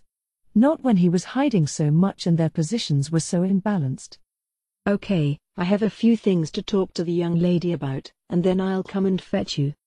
"Lady, salute, Iron?" Her face grew a little dark. Sabos knew why, but he didn't say anything. Solution had never interacted with Swear, and when they did happen to meet, she would just cast a glance at her and withdraw without a word. That level of disregard would make anyone uneasy, and given Swear's position, she must have been quite frightened. "It's all right. She's like that with everybody. She's not singling you out. Between you and me, she has a pretty difficult personality." His joking tone and smile lightened Swear's mood a little. Whenever she sees a cute girl, she sulks. "Boo, I'm not." She's so flustered, she waved off his compliment. Swear certainly had a nice face, but she couldn't compete with Solution. Still, beauty was always at least somewhat in the eye of the beholder. "I prefer you to Solution." How? He watched her, his heart warm, as she blushed and looked down, but then furrowed his brow at a sudden change in her expression. "But I'm dirty." Her face darkened dramatically, and Sabos sighed in his mind. Then he spoke, facing straight ahead. "Jewels are like that. Clean ones with no scratches are worth more and called beautiful." Hearing that, Swear's face grew even gloomier. But humans aren't jewels. He sensed her head raise suddenly. You said you're dirty, but what makes humans clean? For jewels, there are standards of appraisal. But what are the standards to decide a human's purity or beauty? The average? The ordinary? Then does that mean the opinions of the non-conforming minority don't matter? Sabos took a breath and continued. Just like aesthetics vary from person to person, if we say human beauty lies beyond appearance, then I believe it resides not in someone's past but within them. It's not as if I know your entire history, but judging from what I've seen of you these past few days together, you're not the least bit dirty in my opinion. Sabos closed his mouth, and suddenly the only sound in the world was their footsteps echoing in the hall. Then Swear spoke, as if she'd made up her mind. If you think so, then hold M. Sabos embraced her before she could finish. You're clean and beautiful, he said tenderly, and she didn't make a sound as the tears spilled from her eyes. He patted her back a few times to soothe her and then slowly withdrew his hands. Swear, I'm sorry, but the young lady is calling. I understand. Sabos parted with Swear, who curtsied a bit sadly with red eyes, and knocked on the door. He didn't hear an answer but opened it. As he slowly closed it, he smiled back at her as she watched him intently. Partly because they were renting the house, but there was barely any furniture despite the many rooms. In this room, however, there was enough furniture not to embarrass them if a guest visited. But the more one examined them, the easier it was to tell that none of the pieces had a history. The room was a facade. I've returned, Lady Solution. Thank you, Sabos. The fake lady of the house, Solution, retaining her bored expression, was seated on a sofa in the middle of the room. In truth, the expression was just an act. Since Swear, an outsider, was in the building, she was wearing the foolish-looking mask of a conceited rich girl. Solution's eyes moved away from Sabos to the door. She's gone now. It appears so. They observed each other's expressions, and Solution spoke first. When are you throwing her out? In response to the question she asked every time they met, Sabos gave his usual answer. When the time comes. Normally the conversation would end there. Solution would heave a conspicuous sigh, and it would be over. But today she didn't seem to want to end it there. May I ask that you clarify when this time is that you're planning for?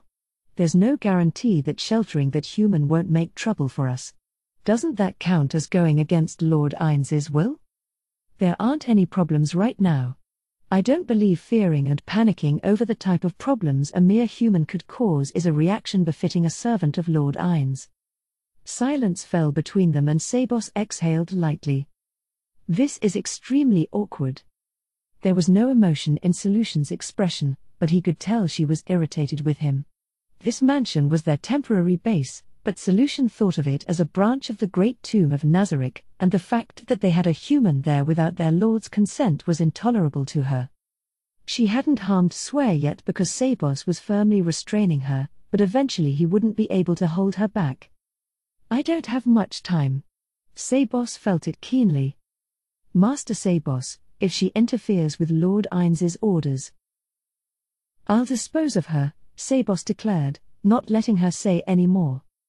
Solution said nothing, gazed at Sabos with unreadable emotions, and bowed her head. Then I have nothing else to say. Master Sabos, please don't forget what you have just told me. I certainly won't, Solution. Still. The intense emotion in her whispered voice was powerful enough to stop Sabos in his tracks. Still, Master Sabos, don't you think we should report to Lord Ains? About Swear? Sabos was silent for several seconds and then responded. It shouldn't be a problem. I would feel bad taking up his time to discuss a human. I'm fairly certain you're contacting Entema via message at a scheduled time every day. Couldn't you report it then in just a few words? Are you hiding it on purpose? No, of course not. I would never do something like. Then, you're not acting out of self-interest, right? A nervous thrill ran through the atmosphere. Sabos sensed Solution bracing herself slightly and realized how dangerous his position was. Everyone in Nazarick was required to devote themselves entirely to Ain's Ul-Gaun, to the supreme beings. From the Guardians on down, it was probably safe to say everyone thought that way. Even the assistant butler constantly scheming to take over the great tomb of Nazarick, Eclair, had loyalty and respect for the 41 supreme beings. Of course, Sabos also belonged to Nazarick. Still, he didn't think that was any reason to desert someone in a miserable situation based only on what-ifs. He understood, though, that most members of Nazarick would not share that view. No, he had thought he understood. Solution's actions a moment ago showed him just how naive his understanding had been. Solution was serious. She was ready to take on the butler, Sabos, who had some of the highest combat ability of any of the members of Nazarick's administration, depending on his answer. He had no idea she would be willing to go that far to eliminate the problem. He smiled. When she saw that, some doubt appeared in her eyes. Of course not. I have no self-interest in not reporting to Ain's. Then could you tell me why you're keeping her? I have a very high opinion of her cooking skills. See, cooking? It was like a question mark had appeared over her head. Yes.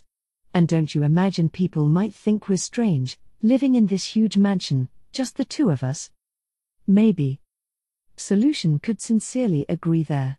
With such a large house and apparent wealth, the lack of servants would seem strange. I think it's only right that we maintain a minimum number of people. Wouldn't it be trouble if someone should visit and we couldn't serve even a single dish? So you're using the human as part of our disguise? That's right. But is that one really so useful? Swear feels indebted to me, so even if she senses something is off, she wouldn't say anything to an outsider. Am I wrong? Solution thought for a little while and then said, no, that makes sense. So that's why. We shouldn't need Lord Ain's permission for something related to our disguise. On the contrary, I think he'd get angry and tell us to think for ourselves, Sabos explained to the silent Solution. Are you convinced? Yes. Then for now, let's leave it at, he cut off abruptly at the sound of a hard object colliding with another. It was very quiet, someone without Sabos's ears probably would have missed it. Someone was undoubtedly causing the arrhythmic noise. Sabos opened the door and focused his attention down the hallway. When they realized it was coming from the knocker on the front door, they both froze. No one had knocked on this house's door since they'd arrived in the capital. When they did business, they always went out and never invited anyone to call on them at their residence. It was an extreme measure to not rouse any suspicion for living in such a big house alone. But today, they had a visitor. That alone was enough to signal trouble. Sabos left Solution behind, went into the entryway, and lifted the cover of the peephole. Through the hole, he saw a stout man flanked by kingdom soldiers. The visitor was clean and wore well-tailored clothes with a heavy-looking crest glinting copper on his chest. He had a ruddy, fleshy face with an oily sheen, perhaps due to his diet. There was also a man who bore a very different appearance. His skin was so pale it was as if sunlight had never graced it. His sharp gaze combined with his sunken cheeks to suggest a bird of prey, the type that scavenged meat from corpses. His black clothes fit loosely. There was no doubt he was concealing a weapon. The malice and bloody stench rolling off him triggered Sabos's sixth sense. It was such a disparate group that he couldn't figure out who they might be or what their purpose was. Who is it? Patrol Chief Stefan Hyvish. The fat man in front stated his name in an unexpectedly high-pitched voice. The patrol chief was an official whose job was to keep the peace in the capital. The position could also be understood as the boss of the patrolling guards, and his work covered a broad span of activities. That was why Sabos wasn't sure why he had come. Stefan continued, ignoring Sabos. As you know, we have a law in the kingdom that prohibits slave trafficking. It was Princess Rena who spearheaded the initiative to plan and adopt it. In any case, we caught wind that someone in this mansion might be violating that law, so we're here to ascertain the truth of the matter. Then he asked if they might come inside. A drop of uncomfortable sweat rolled down Sabos's back, and he hesitated. He could think of plenty of excuses to refuse, but he worried that turning Staffan away might lead to bigger problems later. He had no proof Staffan was really an official.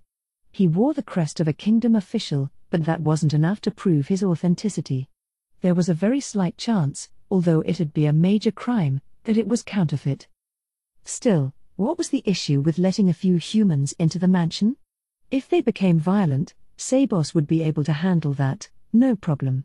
Actually, it would be better for Sabos if the man was faking.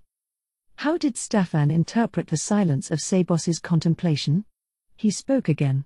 First, I'm sorry to trouble you, but could we meet with the master of the house? Of course, if he's out that can't be helped, but we came to investigate, so we won't be very happy if we go back empty-handed. Staffan's smile contained no trace of apology. Behind it lay a subtle intent to abuse his authority, almost like blackmail. Before that, may I ask who the man behind you is?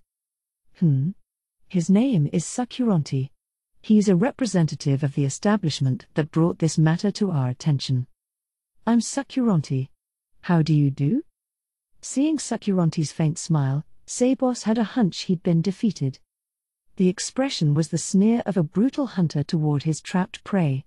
He must have laid all the groundwork before coming here. In that case, there was a good chance Staffan was an actual official. And they'd probably already decided how they would respond if he refused. In that case, maybe it was better to see what they were up to. Understood. I will go inform the lady. Please wait here for a moment. Yes, we'll wait.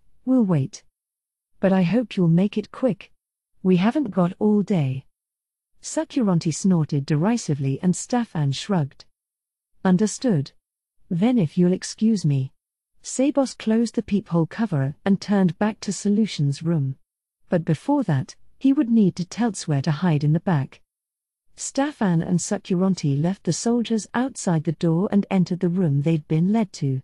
When they laid eyes on Solution, they were amazed. They clearly hadn't expected to meet such a beautiful woman. Staffan's expression gradually slackened, and his eyes flitted between her face and her chest. There was something like lust in his eyes as he swallowed a few times. Sakuronti's expression, on the other hand, tensed. Which one should I be wary of? The answer to that question was self-evident. Sabos offered them a seat on the sofa across from Solution. Solution, Staffan, and Sakuronti introduced themselves. Now then, what seems to be the trouble?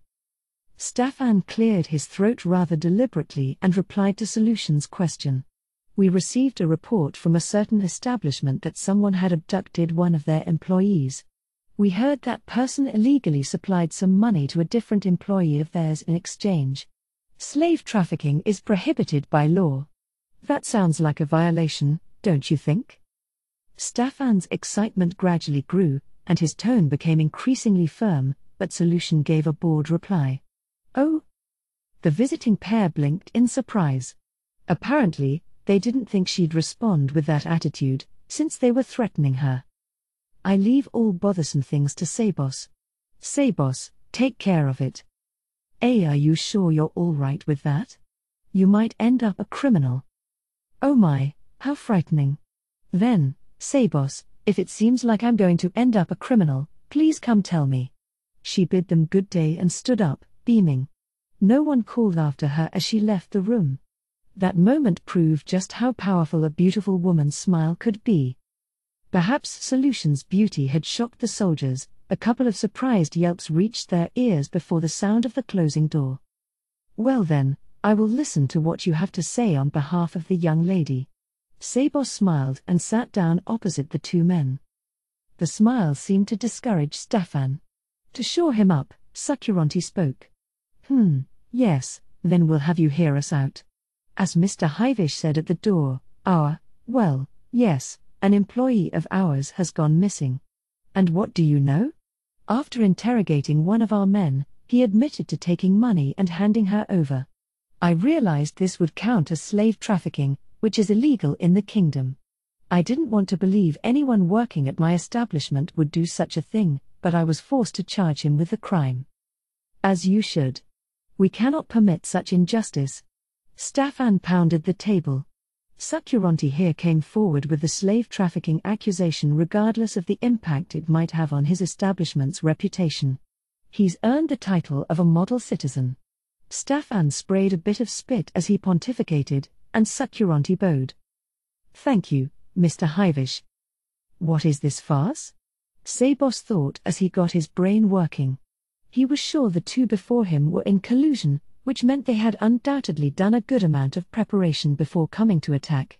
His defeat seemed imminent. So how can I get through this with the least harm caused? Conversely, what constituted his victory conditions? For Sabos, Nazarik's butler, it was to resolve the issue without letting the disturbance snowball any further. Protecting Swear was not included. But the claims of the man who said he received money could have been perjurious. Where is he now? He's been arrested on suspicion of slave trafficking and locked up. And after listening to what he said and doing a detailed investigation, we found that you, Mr. Sabos, were the one who purchased my employee. The man had been arrested and probably told them everything there was to tell. And there was a good chance he was coerced to talk in a way that worked to their advantage. Sabos wasn't sure if he should pretend he didn't know what they were talking about, lie, or give a proper counter-argument. How would it turn out if I said she wasn't here? How would it turn out if I said she died? He imagined countless plans, but the probability of them being tricked was low, and they didn't seem like they were going to give up so easily. He decided to ask something he needed to know first. But how did you conclude it was me? What's the proof? That was what Sabos didn't understand. As long as he hadn't left at the scene his name or anything that hinted at his identity, there shouldn't have been any proof. So how did they figure out they should come here? Whenever he went out, he'd been on guard for anyone tailing him. He didn't think there was anyone in this city who could follow him without his realizing. The scroll. A light went on in the back of Sabos's mind. The scroll I bought at the Wizards Guild. Yes, it was different from normal scrolls, more durably made. Anyone familiar with their appearance would know he'd bought it at the guild. The rest was possible to find out with a little legwork. Someone dressed like a butler holding a scroll would stick out even more. Still, that didn't prove Swear was there. He could insist that she was someone else who just happened to resemble her. But there would be trouble if the mansion was searched. Namely the issue of having only 3 people, including Swear, living in such a large house. That I'll just have to accept, Sabos resigned himself. I did take the woman away. That is true. But at the time she was very badly wounded, and her life was in danger, so I had no choice. So you admit that you used money to gain custody of her? First, I'd like to speak with that man. Unfortunately, that won't be possible. We can't have you two coordinating your stories. You can. Stand there and listen to us talk, Sabos started to say but closed his mouth. In the end, this was a setup. Even if he could get to the man, the chance he could turn things to his advantage was low. It was a waste of time to pursue that angle. Isn't it unwise, as a country, to permit the type of work that would give her such horrible wounds all over her body in the first? The work we do is quite strenuous. Injuries are part of the job. Take a mining job for example, accidents happen. It's like that. I don't think they were those sort of injuries, though. Ha ha ha. Well, we're in the hospitality business, and there are all sorts of customers. We're careful, but you know how it is. Anyhow, I understand what you've said. Next time we'll keep a little closer eye on things. A little? Well, you know. Otherwise, it'll start to cost us money. Etc. In response to Sabos's question, the corners of Sakuranti's lips curled upward in a sneer. Sabos smiled back. Okay, that's enough. Staffan heaved a sigh, the sigh of a human who was dealing with a fool. My job is to ascertain whether slave trafficking occurred. Checking on the treatment of employees is someone else's. I can only say that it has no bearing on our current discussion. Then could you direct me to the official who specializes in those matters? I'd really like to, but it's not so simple as that. Sorry, but no one likes someone who sticks their nose in other people's work. Then I'd like to wait until that person can investigate. Staffan chuckled as if he'd been waiting for him to say that. Sakuranti sneered in a similar manner. Yes, I'd really like to wait as well, but since we've already received the complaint in writing from the establishment, we need to take you in, with force if necessary, and investigate. In other words, there was no time. As things stand, it's clear from the circumstantial evidence that you committed the crime, but the establishment is willing to take a broad-minded approach in settling this. Of course, some compensation will be required. And it will cost a bit to destroy the document that accuses you of slave trafficking. What kind of compensation, specifically? Yes, about that. For starters, we'd like you to return our employee. And we'd like you to pay us the money that would have been made if she hadn't been missing. I see. How much is that? In gold pieces, I'll make it cheap. 100. And an additional 300 as a solatium, for a total of 400. That's quite a lot of money. What's the breakdown? How much per day and in what categories? Wait a moment. Staffan cut into the conversation. That's not all, Sakuranti. Oh, that's right. Since we reported the damage, there is the fee to destroy that document even if we settle the matter privately. That's right, Sakuranti. It won't do to forget that. Staffan grinned. Seriously? Nothing, Sabos murmured with a smile. My apologies, Mr. Hivish. Sakuranti bowed to Staffan and continued. 1/3 of the solatium is considered reasonable for destroying the record, so that comes out to 100 gold pieces. So the total is 500. I paid some money when I took her. Will that be deducted? Oh, that's rich. Listen, buddy, if you settle with them, that'll mean you never purchased a slave. In other words, that money never existed, you dropped it somewhere. So you're telling me to pretend I dropped 100 gold pieces? Well, you probably have half of it in your pocket as we speak. Another issue is that she's not fully healed yet. If you take her now, she might relapse. She could also die, depending on how the treatment goes. I think it's safer to have us take care of her. A strange twinkle appeared in Sakuranti's eye. When he saw it, Sabos realized he'd made a mistake. Now they knew he cared about Swear. I see. You may be right. If she dies, you'll have to reimburse us with her worth, naturally, but until she's healed, how about lending us the lady of the house? Oh. That makes sense. If you create a vacancy, you should fill it. The lust was plain on Staffan's grinning face. He was probably imagining solution naked. Sabos's smile disappeared, leaving him expressionless. Sakuranti probably wasn't being serious, but if he found an opening, he would force himself in. Sabos could see that because he'd slipped and revealed his attachment to Swear, there was a chance this would blow up even worse. Won't it be problematic if you get too greedy? Don't be ridiculous. Staffan got red in the face and shouted. Like the squeal of a pig before being slaughtered, thought Sabos as he silently gazed at the patrol chief. What do you mean, greedy? I'm doing this to uphold the law created through the power of Princess Rena's esteemed will. You call that greed? How rude can you possibly be? Now, please calm down, Mr. Hivish. The moment Sakuranti chimed in, Staffan immediately quelled his anger. His instantaneous serenity implied that it hadn't been a genuine outburst but just part of the intimidation plan. What a horrible actor, Sabos whispered in his head. But Sakuranti.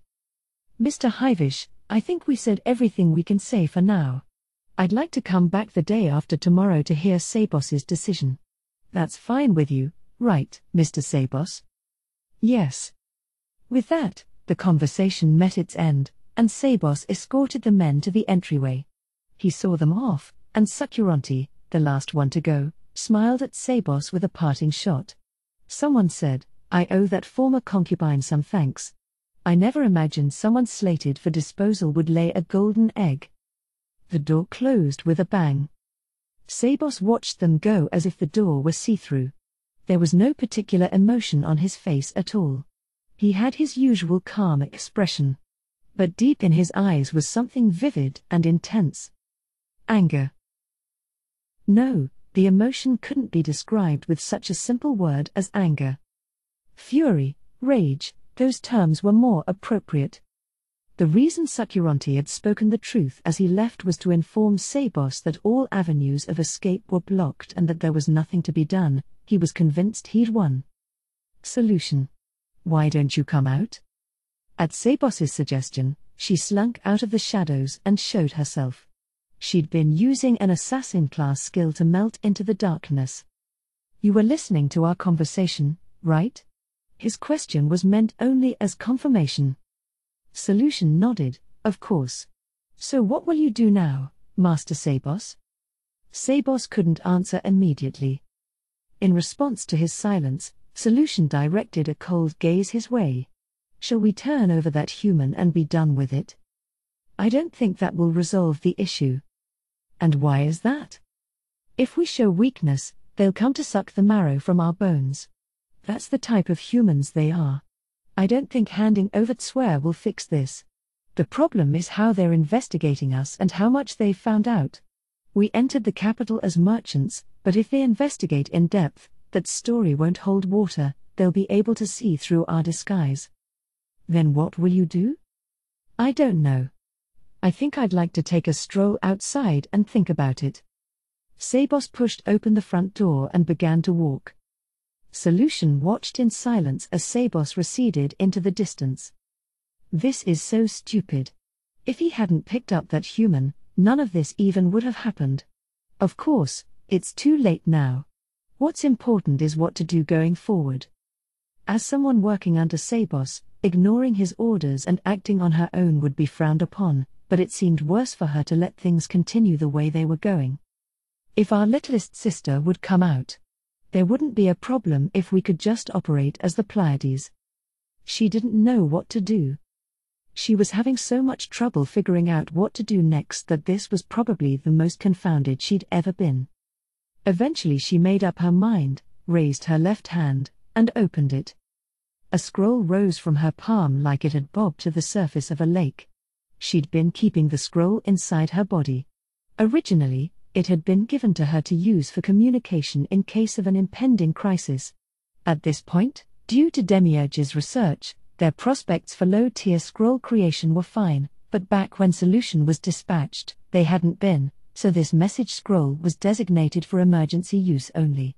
She judged that this was a situation in which she should use it. She unrolled the scroll and unleashed the spell it contained. The items scattered to pieces that turned to ashes. Before they could fall to the ground, they had completely disappeared. As the spell took effect, Solution sensed herself connecting to the other person with something that felt like string and spoke. Lord Ines, are you there? Solution? What in the world is it? If you're contacting me, it must be some sort of emergency? Yes. She paused for just a moment. She hesitated due to her loyalty to Sabos, and she wondered if she hadn't simply misunderstood. But her faithfulness to Lord Ines won over. And although they should be acting in order to maximize the gains of the 41 Supreme Beings, Sabos's current actions could be interpreted as contravening that. That was why she wanted to get their master's opinion. It's possible that Sabos is a traitor. What? Arg, how could that be? Ahem. Quit joking around, Solution. I won't stand for such claims without proof. Do you have any? Well, I'm not sure it can be called proof, but... Chapter 4, Congregated Men. 1.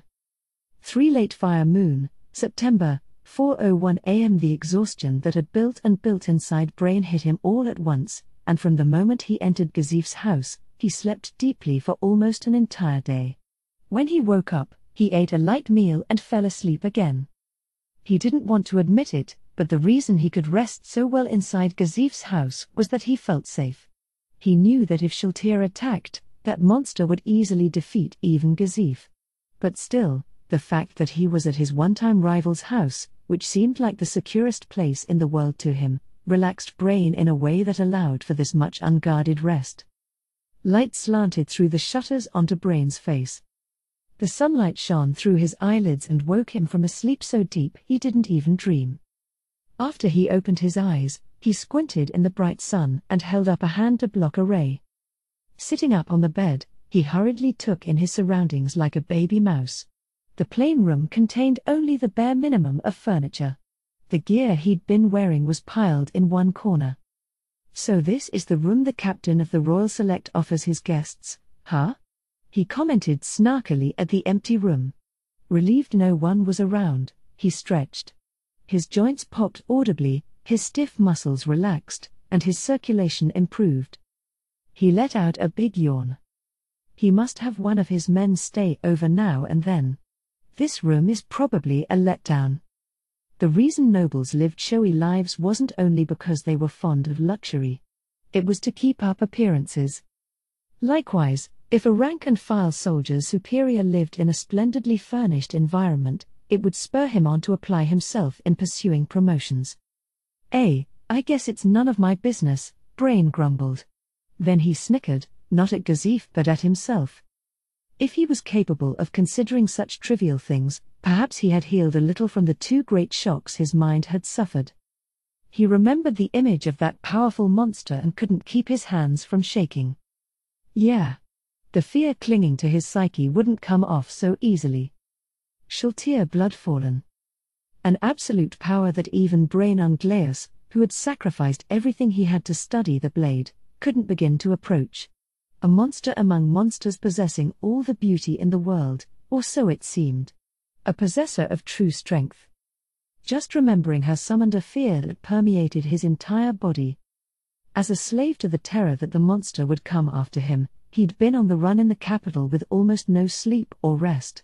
He'd kept moving, never getting enough rest, ruled by the worries that she would show up while he was sleeping or slink out of the darkness as he ran down the road at night. The reason he'd thought to flee to the capital was that if he hid himself in a place with lots of people, he would be harder to find. But he hadn't anticipated that the punishing psychological exhaustion of his severe fugitive lifestyle would find him wishing for death. He hadn't anticipated running into Gazif, either. Or had the faint hope that Gazif could do something unconsciously pointed his feet in the captain's direction? He didn't know. He had nothing. He opened his hands and they contained nothing. He glanced at the pile of gear in the corner and saw the katana he'd acquired in order to wrench victory from Gazif Stranov's grip. But what would be the point in beating him? Now that he knew of a power infinitely greater than them both, what significance did their low-level competitions have? Plowing fields probably would have been more meaningful. As he mocked himself, he sensed someone standing outside the door. Unglaeus, seems like you're up. The voice belonged to the master of the house. Yeah, Stranov. I'm awake. The door opened wide, and Gazif walked in. He was fully outfitted. You really slept, huh? I'm surprised how well you rested. Yeah, thanks for letting me have a good break. I feel bad. No worries. But I have to head to the castle for now. When I get back, tell me what happened to you. It's an awful story, though. You might end up like me. Still, I can't not hear it. If we talk over drinks, I should be able to handle it. Till then, make yourself at home. If you want some food, just let the help know and they should feed you. And if you're going out into the city, do you have any money? No, but if it comes to it, I'll just sell some of my items. He held up his ringed hand so Gazif could see it. Are you sure? Those are pretty valuable, aren't they? Yeah, it's fine. He had obtained them to defeat Gazif in the first place. What purpose was there in treasuring them now that he knew that all his efforts were pointless? Well, sometimes you can't sell expensive items so easily, and it might take time for the buyer to get their money together. Take this. Gazif took out a small cloth pouch. When he put it in Brain's hand, there was a clinking sound of metal on metal. Ah, well, thanks. I'll borrow this, then. 2. 3 Late Fire Moon, September, 10:31 a.m. Sabos walked, wondering what to do about the 5 men who'd been tailing him ever since he left the house. He wasn't going anywhere in particular. He'd set out with the belief that getting moving would change his mood and help him find a good idea. After a little while, he saw a crowd of people in the road up ahead. There were voices that could be described as neither shouts nor laughs to the sound of something being struck. People in the mob were saying things like he's going to die and maybe we should call a soldier. He couldn't see through the throng, but it was clear that some sort of violence was being committed. Sabos thought he would take a different street, went to change direction, hesitated for just a split second, and then proceeded. He was heading for the center of the crowd. "Excuse me." With those 2 words, he wove his way in. Apparently shocked, in awe of this figure slipping by them with unexpected agility for an elderly man, the people he passed by stiffened. There seemed to be others trying to reach the middle of the crowd. He could hear voices saying, "Let me through."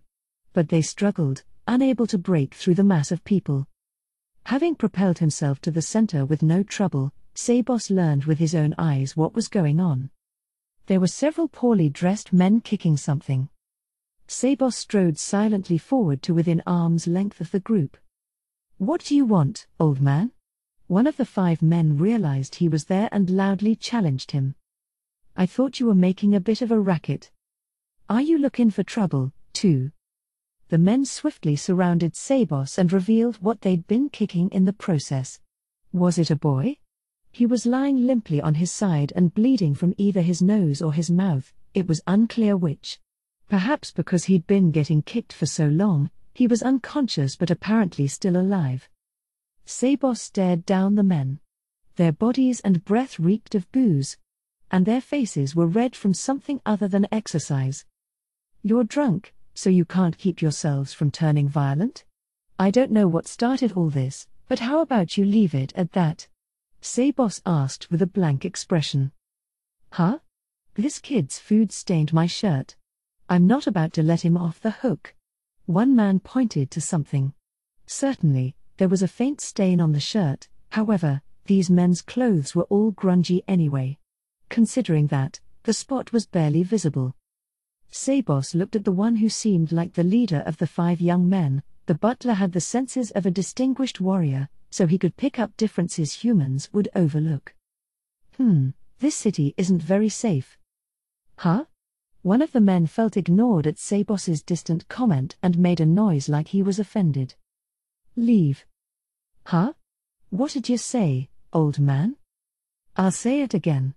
Leave." "Why you?" The leader got red in the face, balled up his fists, and crumpled to the ground. Many of the surrounding people were shocked, including the other 4 men. What Sabos had done was simple. He'd made a fist, struck the man's jaw with pinpoint precision, at a speed on the very edge of human perception, and rattled his brain with a high-velocity hit. He could throw punches faster than humans could perceive, but if he did that he wouldn't be able to scare anyone, so he'd held back. "Do you still want to fight?" Sabos asked quietly.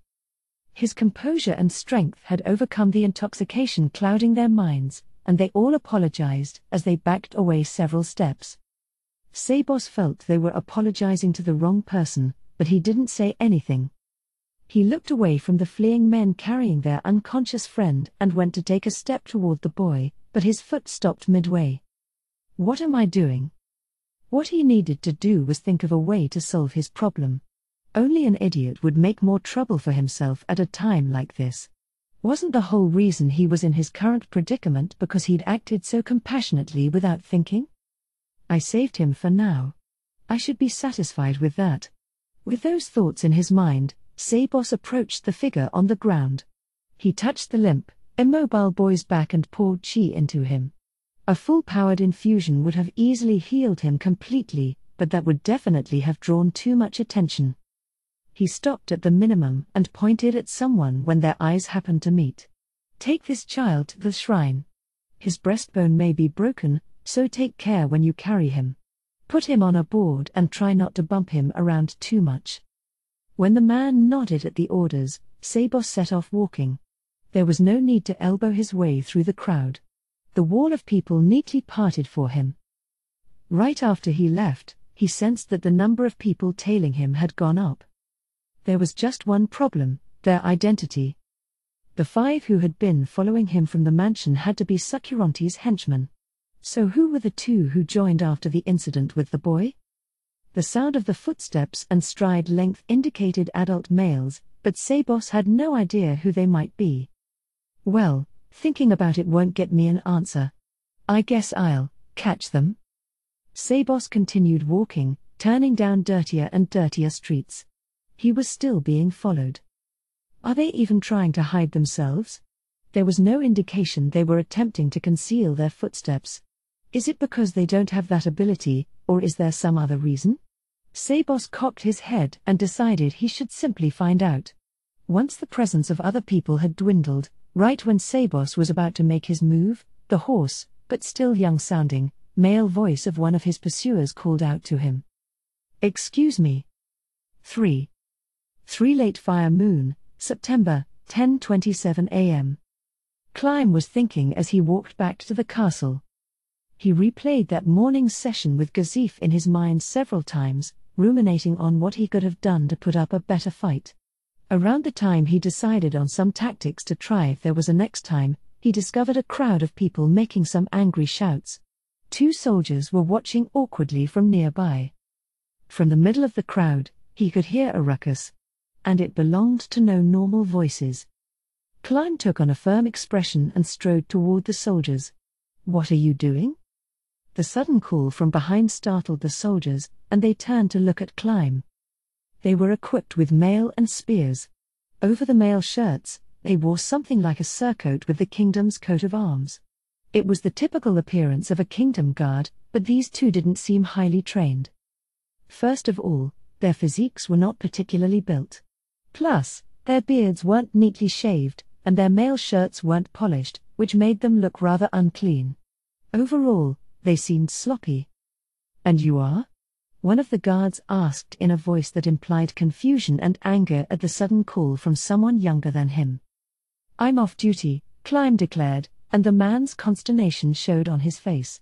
Probably because an obviously younger boy seemed to be suggesting his rank was higher.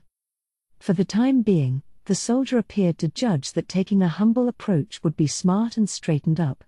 There seems to be some sort of disturbance. Climb repressed the urge to reprimand them with an "I got that much." Unlike the soldiers guarding the castle, the ones patrolling the city were commoners, so they hadn't been through as much training. They were essentially peasants who'd learned to use a weapon. Climb moved his eyes from the nervous soldiers to the cluster of people. Rather than expecting these 2 to do something, it would be faster to act himself.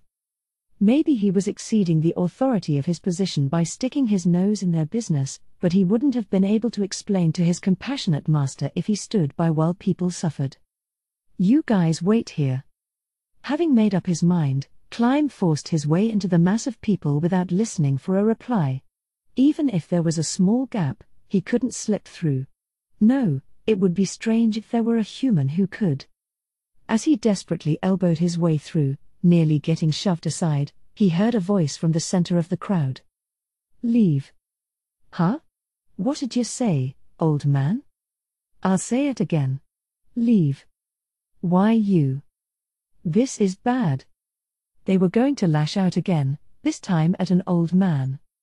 When Climb popped out of the crowd, flushed after frantically pushing his way through, the first thing he saw was an elderly man, and the men surrounding him. There was a child who looked like a tattered rag at their feet. The elegance of the well-dressed older man indicated he either was a noble or served one. The robust men around him seemed drunk. A glance was all it would take to tell who was in the wrong. The man who seemed to be the strongest curled his hands into tight fists. The difference between that man and the old one was overwhelming. He had a stocky body, bulky muscles, and a violent temperament that wouldn't hesitate to shed blood. If he hit the older man, he could easily send him flying. The people around them who realized this released faint screams at the thought of the tragedy about to befall the old man. Climb was the only one among them who sensed something was off. Certainly, the other man looked more robust, but Climb had the feeling that the absolute power he sensed belonged to the older one. That momentary distraction meant he lost his chance to stop the violence. The man balled up his fists and collapsed. Surprised voices sounded all around Climb. The old man had made a fist and whacked the drunk's jaw with terrifying accuracy, at quite a high speed. It was a punch that even Climb, who had trained his eyes to follow fast movements, could only just make out. "Do you still want to fight?" The old man's deep, quiet voice asked the question. His composure and sudden display of strength were incredibly sobering for the drunk men. No, even the spectators were overcome by the elderly man's drive. The men had completely lost the will to fight. "We're sorry." They all apologized as they backed away several steps. Then they picked up their friend from his awkward position on the ground and fled. Climb didn't feel like pursuing them. Mesmerized by the old man's straight posture, he couldn't move. His spine was straight as a sword. Any soldier aspired to cut a figure like that. After touching the boy's back, perhaps palpating to examine him, the old man asked a bystander to take care of him and walked off. The crowd parted in a straight line, creating a path, and no one took their eyes off his back. That was the effect of such poise.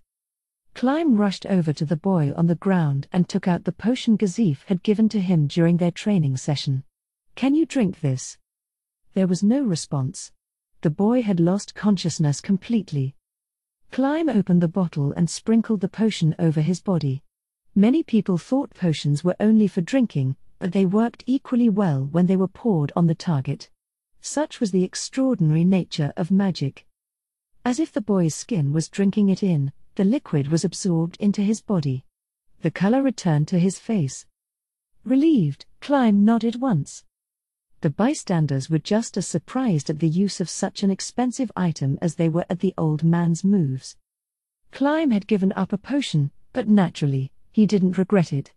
As long as taxes were being collected from the people, it was his duty as someone subsisting on that money to protect them and keep the peace. If he couldn't do that, he should at least do this. "Since I used a potion on him, he should be fine, but we should still probably take him to the shrine, just in case." When he glanced at the guards standing by, there were 3 more. They must have shown up late. The guards who had finally arrived on the scene turned a critical eye on all the people in the area. Climb spoke to one of the uncomfortable-looking patrolmen. "Take this child to the shrine." "What in the world?" "He was beaten up." "I used a healing potion on him, so I think he's okay, but I want you to take him to the shrine just to be sure." "Right. Understood." Climb decided he would leave the rest up to the guards. His work there was done. A soldier from the castle probably shouldn't stick his nose into other jurisdictions too much. "Can I ask you to get the details about what happened from someone who saw the whole thing?" "Understood. Then I'll leave the rest up to you." The guards were more confident with orders, and after Climb confirmed that they were taking efficient action, he stood up and took off running. He heard one of them call, "Where are you going?" But he ignored it. When he got to the street where the old man had turned, he slowed down. He caught sight of his target right away. Really, he wanted to call out to him immediately, but he wasn't feeling quite brave enough. He felt an overwhelming amount of pressure, like a thick, invisible wall. The old man continued walking, turning down dirtier and dirtier streets. Climb continued after him. All the time he was following, he couldn't bring himself to talk to him. "I'm tailing him." Climb despaired at his own conduct.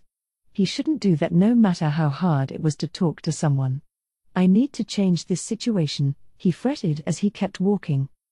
Eventually, about when they'd reached a back alley devoid of human presence, Climb took a few deep breaths and shouted with all the courage he could muster, like a man confessing his feelings to a girl he liked. "Excuse me." The old man whirled around in response to the voice. His hair was completely white, as was his beard, but his back was straight as the blade of a steel sword.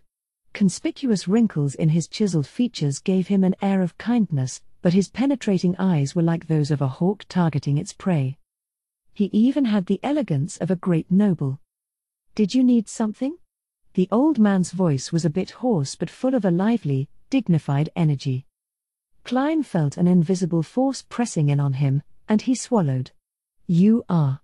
Overwhelmed by the power of the old man, he couldn't get proper words out. Noticing that, the old man relaxed. Who are you? His tone was gentle. Finally, released from that heavy pressure, Climb's throat could work normally. My name is Climb, and I'm a soldier here. Thank you for doing what should have been my job. Climb bowed, humble and low. The old man squinted slightly, thinking, and then seemed to realize what Climb meant with a little O. It was no trouble. I'll be going now. Climb raised his head and, as the old man clipped the conversation short and started walking off, said, Please wait. Actually, I'm ashamed to admit it, but I've been following you because, and I hope you'll laugh at my impertinence, if you don't mind, I'd like you to mentor me about that skill you used. What do you mean by that? I'm working very hard to get stronger, so when I saw your incredible movements earlier, I thought it would be great if I could get you to teach me the skill. The old man looked Climb up and down. Let me see your hands. Climb stuck out his hands, and the old man gazed intently at his palms. He couldn't help but feel uneasy. The old man flipped his hands over, glanced at his nails, and then nodded in satisfaction. They're thick and sturdy, good warrior hands. The smile and the compliment made Climb feel warm inside. The rush of happiness was on par with the one he felt when Gazif had praised him. No, I'm barely a soldier. No need for modesty. Next, may I see your sword? The old man gazed first at the grip, then at the blade, of the sword he was handed. I see. Is this a spare weapon? How did you know? So it is, then. There's a dent here. When he closely examined the place the old man was pointing at, sure enough, the blade had a slight ding in it. It must have struck something in an awkward way during training. How embarrassing. Climb was so mortified he wished he could disappear. Because Climb was aware of how unskilled he was, he paid an obsessive amount of attention to his weapons to gain even a little bit of an edge. Or at least, up until that moment, he'd thought so.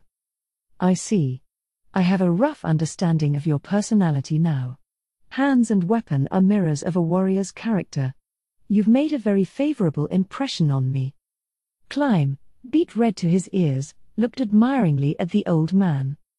What he saw was a gracious, good-natured smile. Okay. I'll train you, but just a bit. However, he stopped Climb before he could thank him. There is something I want to ask. You said you're a soldier, right? Well, the other day I saved this woman. After hearing the old man say Boss's story, Climb was furious. He couldn't hide his disgust at the fact that someone would abuse the emancipation of the slaves Renna had proclaimed and that nothing had even changed yet. No, that wasn't right. Climb shook his head. The law prohibited the buying and selling of slaves. However, it wasn't uncommon to have people working off debts in poor conditions. That loophole had become a free-for-all. Actually, it was probably precisely because there was a loophole that the law managed to get enacted at all. Renna's law is nearly meaningless. The thought flitted across Climb's mind, but he shook it off. What he needed to consider right now was Sabos's circumstances. He furrowed his brow. Sabos was at a total disadvantage. Certainly, it would be possible to investigate the terms of the young woman's contract and counterattack, but he couldn't imagine the opposing side wasn't prepared for such a tactic. If they appealed to the law, Sabos would surely lose.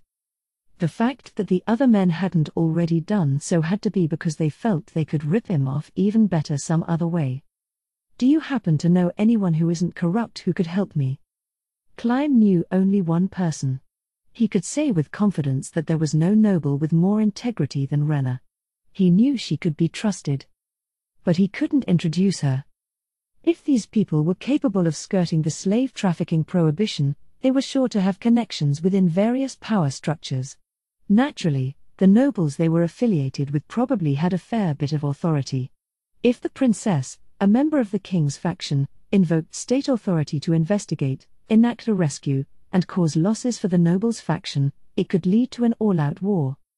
Exercising authority wasn't such a simple matter. One wrong move could trigger a civil war, especially in a case like their divided kingdoms. He couldn't let Rena be responsible for the downfall of the state.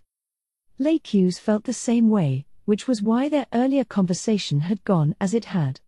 That was why Climb hadn't said anything, couldn't say anything.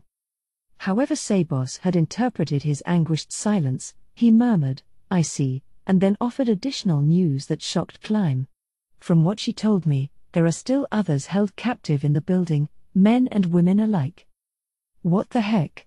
So does that mean there is another brothel besides the one run by the slave trafficking org? Or, is it the same one? If it's a matter of allowing them to flee somewhere, I would have to ask my master, but she has some land, so maybe they could go there. Would that be possible? Would you be able to shelter the woman I saved as well? My apologies, Sir Sabos, but I can't promise anything without asking my master. That said, she is a very compassionate person. I think it'll be all right. If you have that much faith in your master, she must be a wonderful person. Climb nodded emphatically. He had a more admirable master than anyone. I'm changing the subject here, but if we could prove slave trafficking activities were taking place at the brothel, what would happen to it? Would even that get covered up? There's a possibility they would be forced to close up shop if we turned in the evidence to the proper authorities. At least, I want to believe the kingdom isn't that corrupt. Understood. Now then, allow me to ask you a different question. Why do you want to get stronger? Huh? Climb let out a foolish-sounding yelp, caught off guard by the sudden topic change. You just said you want me to train you. I've judged that I can trust you, but I want to know the reason you are pursuing power. Climb squinted as he pondered. Why do I want to get stronger? Climb had been abandoned as a child and didn't know either of his parents' faces. In the kingdom, this wasn't such a rare thing. And it wasn't uncommon to die face down in the mud, either. It had been Climb's fate to die in such a way in the rain that day. But instead, he had met the sun. After crawling around in the dirt and the dim his entire existence, he was enthralled by its brilliance. When he was young, he had admired her, and as he grew, the feeling assumed a stronger form. Love. He had to destroy that emotion. A miracle like in the sagas the bards sang would never happen in the real world. Just as no human could reach the sun, Climb's feelings would never reach her. No, he couldn't allow them to. The woman Climb loved was fated to be another man's wife. There was no way a princess would end up bound to someone like Climb, whose status was lower than a peasant's and whose origins were unknown. If the king suddenly collapsed and the eldest prince assumed the throne, Rena would surely be married off immediately to one of the great nobles. It had probably already been decided between the prince and the noble. Or it was possible there would be a strategic marriage to someone in a neighboring country. It was strange that she was of age but had no husband or even a fiancé. It was a golden moment, and he would have given anything to stop time. If he didn't have to train so much, he would have been able to relish it a little more. Climb was an ordinary person with no innate ability. Still, thanks to his hard work, he'd managed to get fairly strong as a soldier. So deciding he was satisfied with that, quitting his workouts, and spending a little more time next to Rena would be a better use of his time, wouldn't it? But, could he really do that? Climb admired her brilliance. That was no lie nor was it mistaken. It was just a feeling from his heart. But I'm a man, so, Climb laughed. Yes, he wanted to stand next to her. The sun shone up in the sky. A human could never stand next to it. Still, he wanted to climb as high as he could, be someone who could stand even a little closer to her. He didn't want to be forever looking up at her in admiration. These were the silly feelings of a boy, but they were good for a boy to have. He wanted to be a man suitable for the woman he admired, even if they would never be together. It was because he had those feelings that he could endure his friendless life, his difficult warrior path, and the studies that chipped away at his sleeping time. If anyone wants to laugh at my foolish ideas, let them. Only a person who had truly loved someone could understand. Sabos squinted as he intently observed the boy, wanting to comprehend the countless meanings contained in the short reply. Then he nodded in satisfaction. Based on your reply, I've decided what sort of training to give you. Climb was about to thank him, but a hand moved out to stop him. But I'm sorry to say, it appears you have no innate aptitude.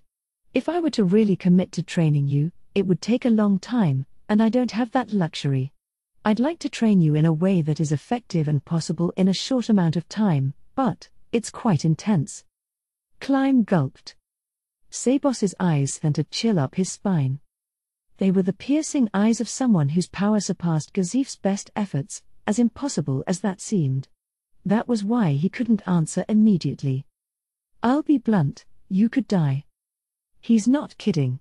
Climb sensed that. He didn't mind dying if it was for Rena's sake, but he definitely didn't want to die for his own selfish reasons. He wasn't a coward, no, maybe he was. He swallowed and wavered. For a little while, it was so quiet they could hear a far-off commotion. Whether you die or not depends on your spirit. If you have something precious to you, if you have reason to cling to life even if you're brought to your knees, you should be all right. Wasn't he going to teach me martial arts? Climb began to wonder in the back of his mind, but that wasn't the issue at this point. He considered the meaning of Sabos's words, digested it, and then replied, I'm ready. Please train me. You mean you're confident you won't die? Climb shook his head. That wasn't it. He wanted to cling to life even if it was on his knees, because he always had a reason to. Having perhaps read these feelings in Climb's eyes, Sabos nodded emphatically. Understood. Then let's begin the training. Here? Yes. It will only take a few minutes. Prepare your weapon. What in the world are we going to do? Climb drew his sword and faced the unknown with a mixture of apprehension and confusion, as well as a tiny bit of anticipation and curiosity. The ring of the blade sliding against its sheath echoed in the narrow alley. Climb pointed the sword at Sabos's eyes, and Sabos stared at him. Okay, here I go. Do your best to stay conscious. And the next moment, it was almost like blades of ice had shot out from him in every direction. Climb had no words. What was really swirling around Sabos was a killing intent. A thick, dark presence surged over Climb like a wave, almost enough to crush his heart at that moment. He thought he heard a scream like someone's soul being broken. It could have come from close by or far away, or it could have spurted out of his own mouth. Tossed on the murderous black torrent, Climb felt his consciousness beginning to white out. There was so much fear that his mind was trying to let go of consciousness to avoid it. Is this how much of a man you are? I'm just getting warmed up.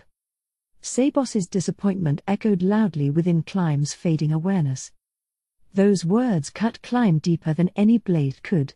It was enough to make him forget the terror coming at him, even if only for a moment. Baboom. His heart thumped once, loudly. He exhaled sharply.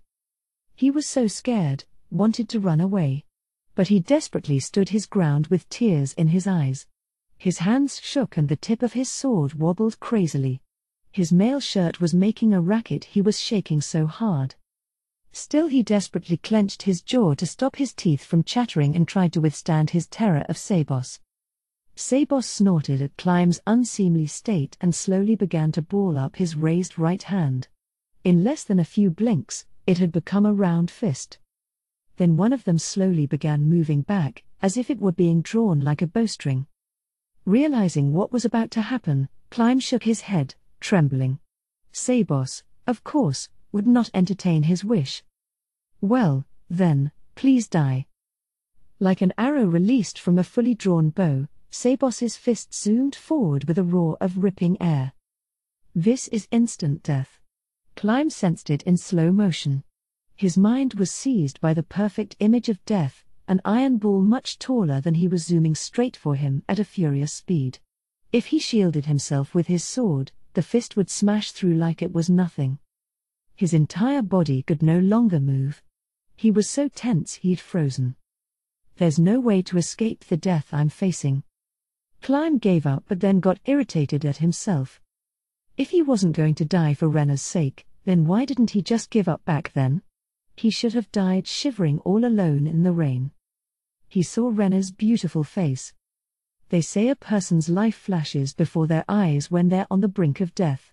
Supposedly, that's the brain groping through the memories of the person's entire past for a possible way to escape, so Klein found it strange that the last thing he would see was the smile of the master he loved and respected.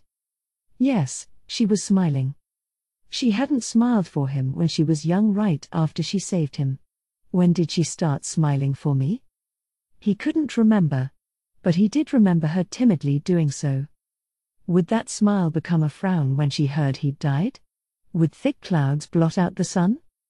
Damn it. Klein's heart flooded with rage. His life had been tossed into the street, and she had picked it up. That meant this life was not his. He existed for Rena, to make her even a little happier. There has to be some way to escape. The fierce emotion shattered the chains of fear. His hands moved. His feet moved. The eyes he'd been trying to squeeze shut flew open and frantically shifted to the fist rushing at him with incredible speed. It was like all his body's senses had been sharpened to extremes, as if he could detect the slightest vibration in the air. It said there exists a phenomenon known as hysterical strength. It's the unbelievable potential people are able to exhibit in extreme situations because their brain releases the limiter holding back their physical power. The brain secretes large volumes of hormones, concentrating the mental faculties all for the purpose of survival. Suddenly, the person can process a vast amount of information at high speed in order to discern the appropriate course of action. Klein entered the realm of the best warriors for a brief moment. But Sabos's attack was still faster. Surely it was already too late. He probably wouldn't have time to dodge the fist. Still, he had to move.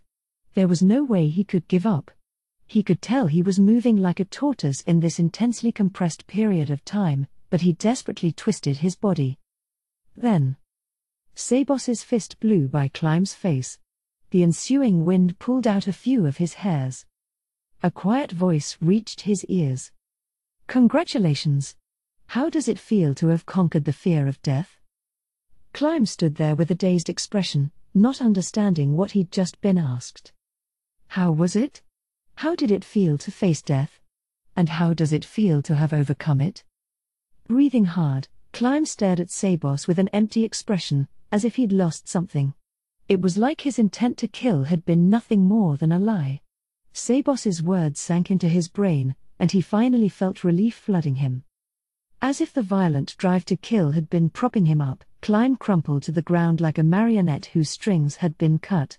Flat on the road, he voraciously sucked fresh air into his lungs. "You're lucky you didn't die of shock. It happens sometimes. People become convinced they will actually die and give up on life." Klein still tasted something bitter in the back of his throat. He was sure it was the taste of death. If we repeat this a few times, you should end up able to overcome ordinary fear. We need to be careful, though, because this stimulates your survival instincts. If they grow numb to it, you won't be able to recognize clear danger. You always need situational awareness. Forgive me, but who or what are you?" Klein gasped from below. "What do you mean?" That killing resolve was not the sort a normal person can project. So what in the world? "For now, let's say I'm just an old man who has confidence in his strength." Klein couldn't take his eyes off Sabos's smiling face. The expression seemed to be born of kindness, but it also seemed like the fierce grin of one with absolute power far surpassing even Gazif. A man who might far exceed Gazif, the strongest warrior from any of the nearby nations. Klein decided his curiosity would be satisfied with that. He didn't think it would be right to press the issue. Still, the question of who this old man Sabos was lingered stubbornly in his mind. He even wondered if he might be one of the 13 heroes. "Then I think it's about time to get going." Wait. There's something I want to ask you." A terrified voice echoed out from behind them, interrupting Sabos. 3 Late Fire Moon, September, 9:42 a.m. Brain left Gazif's house. He turned around and, thinking ahead to his return, took mental note of what the building looked like. When Gazif had brought him here, He'd been only half conscious due to his low body temperature, so he didn't really remember it. The location of Gazif's house he knew because he'd been gathering information on him in order to challenge him to a duel in the future. But that was just second-hand information, and there were slight discrepancies with the truth. PSH, there's no sword stuck in the roof. Cursing the information dealer who told him such half-baked rumors, he took a close look at the house. It was far smaller than the mansions nobles lived in and seemed more like a place for regular citizens with a little extra money. Still, it was more than big enough for Gazif and the elderly couple who served him. Having memorized the image, Brain set off. He wasn't going anywhere in particular. Before, he might have wanted to go hunting for weapons, armor, or magic items, but not anymore. I wonder what I should do. His grumbles disappeared into the air. He thought he wouldn't mind just vanishing somewhere. He was still actually attracted to the idea of dying. When he searched his heart for what he desired, all he found was a gaping hole. His goal had been completely destroyed. Not even a husk of it remained. So why? Glancing down at his right hand, he saw his katana. Under his shirt there was mail. He'd been holding his katana so tightly on his way to the capital out of fear. Even though he knew it would have no effect on the monster Shaltir, who repelled his full-strength attacks with a fingernail, he was anxious without it. So why am I holding it now? I should have been able to leave it behind. Am I still anxious? Brain thought, but then shook his head. No. But in the end, he couldn't figure out what motivation caused him to bring the sword. Brain walked along, remembering the way the royal capital was the first time he visited it. Some buildings, like the Wizards' Guild and the castle, hadn't changed, but he also saw lots of new edifices.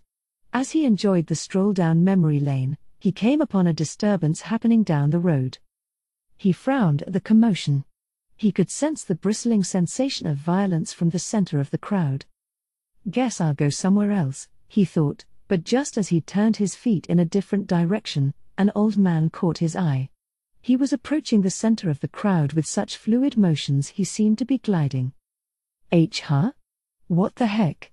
How does he do that? The words slipped out of Brain's mouth in spite of himself as he blinked several times. The way the old man moved was just too unbelievable. Brain thought he must have just seen a waking dream or the workings of some kind of magic spell. Brain probably couldn't do that himself. It was a skill that required a complete grasp of another's consciousness as well as the overall waves of the pushing and shoving crowd. It was the pinnacle of movement itself. With zero hesitation, Brain's legs carried him toward the crowd of people. After pushing and shoving his way through to the center, Brain emerged just in time to see the old man swiftly whack the other man's jaw. What the heck? Would I even be able to block that? Seems tricky. Was he manipulating the guy's attention and gaze? Maybe I'm thinking too hard. Still, that punch was clean enough to be included in a training manual. As Brain ruminated on the attack he'd just witnessed, an impressed grunt escaped his lips. It wasn't as if he'd seen it clearly, and it was extremely difficult to evaluate fistfighters and swordsmen on the same scale. Still, from just that short amount of time, he'd understood that the man was terribly strong. It's possible he's stronger than me. Biting his lower lip, he compared the old man's profile to all the strong people he could remember, but there wasn't a match. Who in the world is this guy? A moment later the old man had left the circle of onlookers. A boy walked off after him. As if tempted by the boy's actions, Brain followed behind him. The old man seemed to have eyes in the back of his head, so Brain couldn't bring himself to trail directly behind him, but he didn't have that worry with the boy. He also shrewdly considered that even if the boy were found out, he would be safe. As soon as he started after them, he realized there were multiple people shadowing either the old man or the boy, but Brain didn't care. Eventually the two of them turned down dimmer and dirtier streets. Brain became concerned. It was almost like the man was leading them somewhere. Just as he started to question if the boy didn't wonder where they were going, he called out to the old man. Fortunately for Brain, they began having a conversation immediately around a corner, so he hid himself behind it and listened. To sum up their conversation, the boy wanted lessons from the old man. There's no way. An old guy that's strong would never take this little turd as a disciple. Comparing their ability levels, Brain figured that if the boy was a pebble, the old man was a huge gem. Their worlds were too far apart. How sad. How incredibly sad that he can't even see the gap in their abilities. Leave it at that, kid, Brain whispered silently in his head. It was meant for the boy, but at the same time he was mocking his foolish old self, who had been convinced he was the strongest. As he listened, he couldn't have cared less about the brothel. The old man appeared to offer the boy some training this one time. He had no idea what the old man saw in him. What could it mean? Or am I missing something? Nah, that can't be. That brat has barely any ability as a warrior and next to no potential. What kind of training would it be? He could hear from his current position, but he couldn't see. Letting his curiosity get the better of him, he moved, concealing his presence, to peek around the corner. That was when a horrifying presence pierced his entire body. He let out a wordless shriek. His entire body froze. It was like the breath of a gigantic carnivorous beast. The world was so coated in an overwhelming sense of impending death that he couldn't blink, much less move. He felt like even his heart had stopped. This presence could have rivaled that of the one Brain believed to be the most powerful in the whole world, Shaltir Bloodfallens. Far from seeming to stop, a weaker man's heart would probably have actually failed. His legs shook so hard he fell back onto his butt. If this is what it's like for me, that kid's probably dead, passed out if he's lucky. Scared though he was, Brain crawled into a position from which he could see the two figures, and what he saw was so unbelievable he completely forgot his fear for a split second. The boy was still standing. The same fear assailing Brain made the younger man's legs tremble, but he was still standing. What the heck? How can that kid still be on his feet? Brain couldn't understand how the boy could stand if his own legs had humiliatingly given out under the fear. Does he have a magic item or martial art that protects him from fear? Or is he a talent holder? Those things weren't completely out of the question, but seeing how helpless he looked, Brain sensed it was something else. It was an impossible conclusion, but it was the only one he could come up with. The boy was stronger than him. No way. There's just no way that can be true. He was probably working out, but he wasn't anywhere near big enough. Judging from his footwork and his technique as he'd tailed the old man, Brain didn't think he could have a terrible amount of ability. The boy didn't seem to be made of much, but this outcome said otherwise. What is going on? Am I really that weak? His vision began to blur. He realized he was crying, but he didn't have the energy to wipe away the tears. Wag, NGH. He frantically stifled his sobs, but the tears fell one after the other. Why? He clenched the dirt beneath him and stood up. Still, he was immobile under the desire to kill, pummeling him. It was like his feet were under someone else's control, they were paralyzed. It was all he could do to look up and observe the old man and the boy. He could see the boy's back. The boy was still standing. He was still facing the old man, projecting all that bloodthirst. He'd thought the boy was weak, but now he seemed so far beyond him. Am I really this weak? He was irritated at himself. Even when the killing urge vanished, he could barely stand. It seemed like the boy and the old man were going to continue their training, but, unable to hold himself back any longer, Brain mustered his courage and jumped out from behind the corner. Wait. In his current state, Brain didn't have the wherewithal to consider that he shouldn't interrupt them or that he should wait for a better moment. The boy whipped around with a jerk of his shoulders, startled at the panicked voice. If Brain had been in his position, he probably would have reacted the same way. First, please accept my heartfelt apology for interrupting you. I couldn't wait. Do you know him, Sir Boss? No, I do not. So you don't know him, either. They regarded him suspiciously, but he had expected that. My name is Brain Unglaeus. Please allow me to apologize again for interrupting you. My deepest apologies. He bowed even lower than the first time and sensed the pair shift slightly. When enough time had passed to properly express his regret, Brain lifted his head. He could tell they were a little less wary of him now. "And what is it you want?" At the old man's question, Brain flicked his eyes to the boy. "What could you possibly want with me?" It was difficult for Brain, but he asked the puzzled boy, "Why, how, were you able to stand in the face of such murderous pressure?" The boy's eyes widened slightly. Because he was holding a neutral expression, even that small of a change implied a large emotional shock. "I want to know." That was beyond the realm of what a normal person can handle. Damn it, excuse my language, it was beyond what even I could take. "But you're different. You did it. You stood. How did you do it? Up against something so powerful?" He was so agitated, it slipped into his speech. But he couldn't hold himself back. He'd fled from the overwhelming power of Shultir Bloodfallen. This boy had stood there when faced with an equal thirst for blood. Where does the gap come from? He just had to know. Perhaps his intention had gotten through. The boy seemed flustered but still gave the question careful consideration before replying, "I don't know. I have no idea why I was able to stand my ground in such a murderous storm. But it might have been because I was thinking about my master." "Your master?" "Yes. I was thinking about the person I serve, and I managed to hang on." Brain wanted to shout, "There's no way that's all you did." But the old man began to speak. "So your loyalty is so great it overcomes fear. Sir Undleus, people can display unbelievable power if it's for someone they hold dear, like how a mother can lift the beam of a collapsed house to save her child, or how a man can hold his wife by one hand if she's about to fall. That is, I believe, human strength. This boy was able to tap into that power. And he's not the only one who can do that. If you have something you could never give up, you can probably display power beyond what you think you have, as well." Brain couldn't believe it.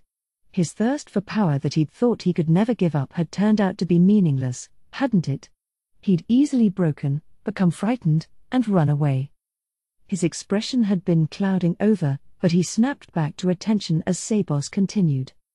"When you cultivate something on your own, it's weak, because if you bend, that's the end. If instead, you build something with another person or for someone, you may bend, but you won't break." Brain wondered, do I have anyone like that? But he didn't.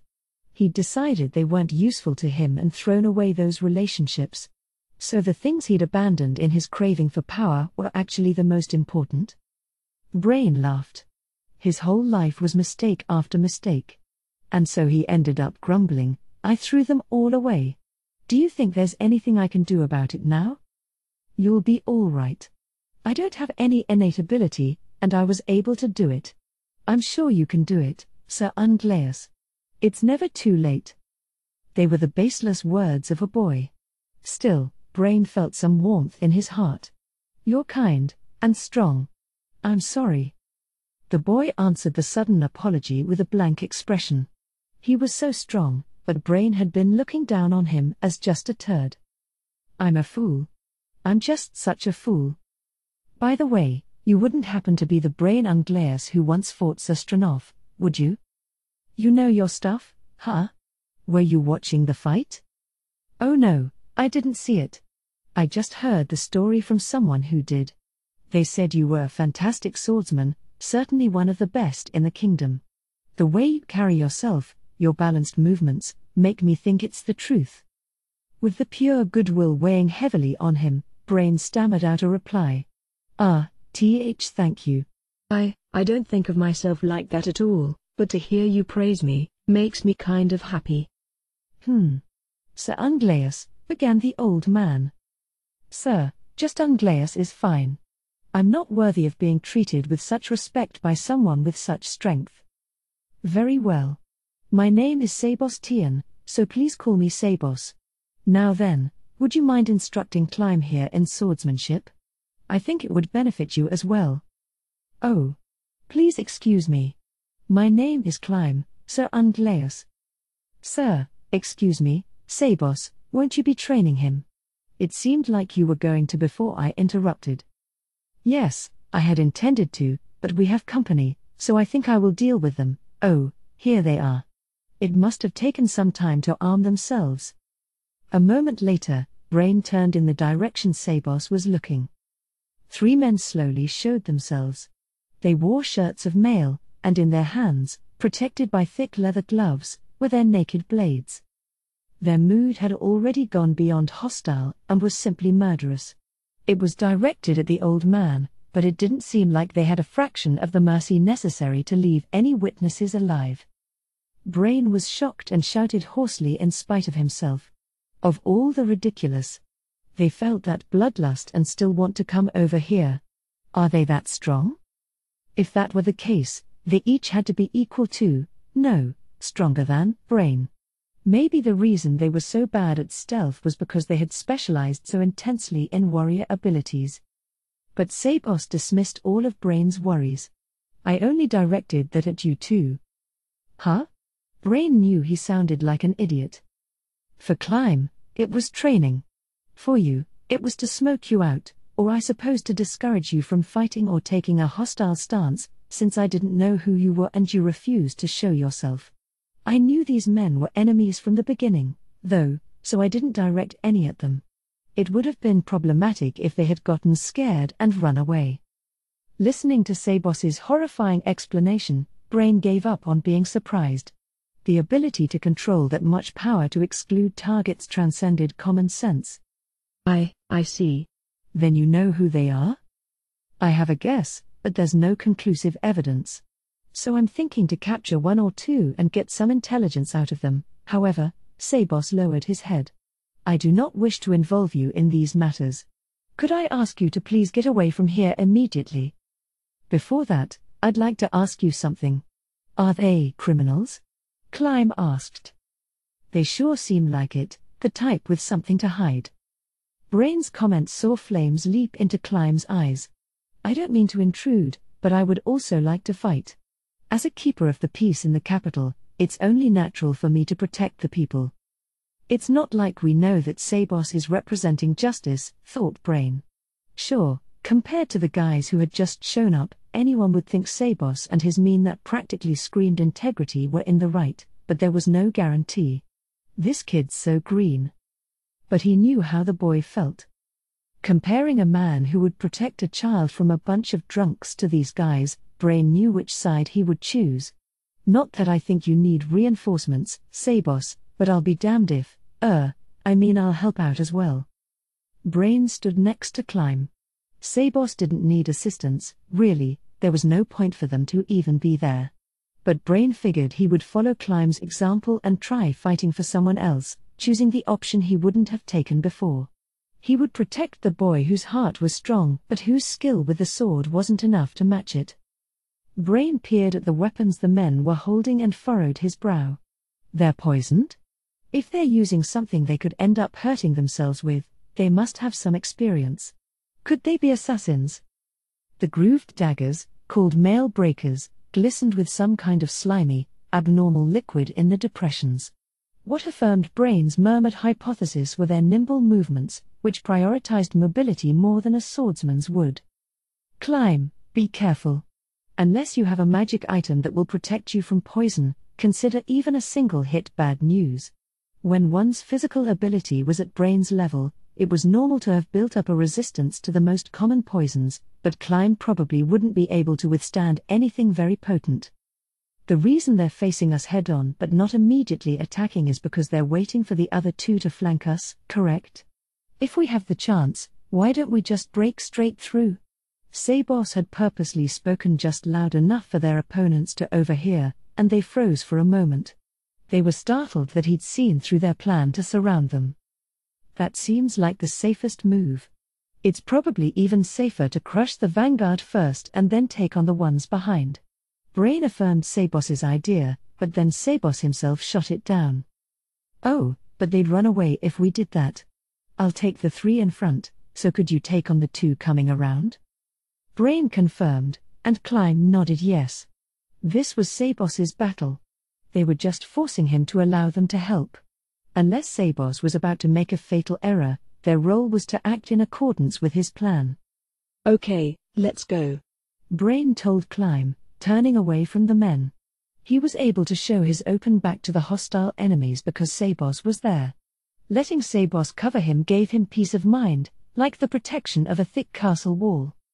Now then, unfortunately for you gentlemen, I'll be your opponent. Oh, but please don't get distracted by these two. Brain looked over his shoulder and saw 3 daggers between the ringed fingers of Sabos's right hand.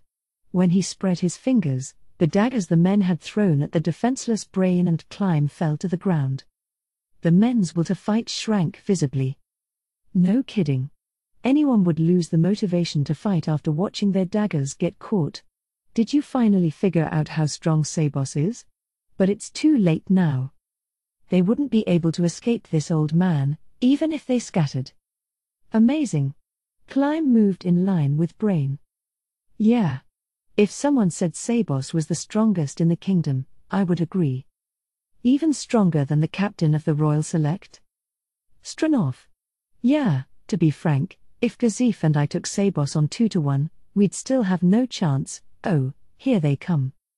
2 men appeared and circled around the outside. As could be expected, they looked much like the other 3. At the sound of a sword being drawn next to him, Brain followed suit. The reason one of them isn't hiding in the shadows throwing daggers must be because Sabos was onto them. An ambush was effective because it was hidden. If it was revealed, all it did was diffuse their muscle. They must have figured that since they'd already been discovered, they had a better chance of victory if they each took 1 man. They have no idea.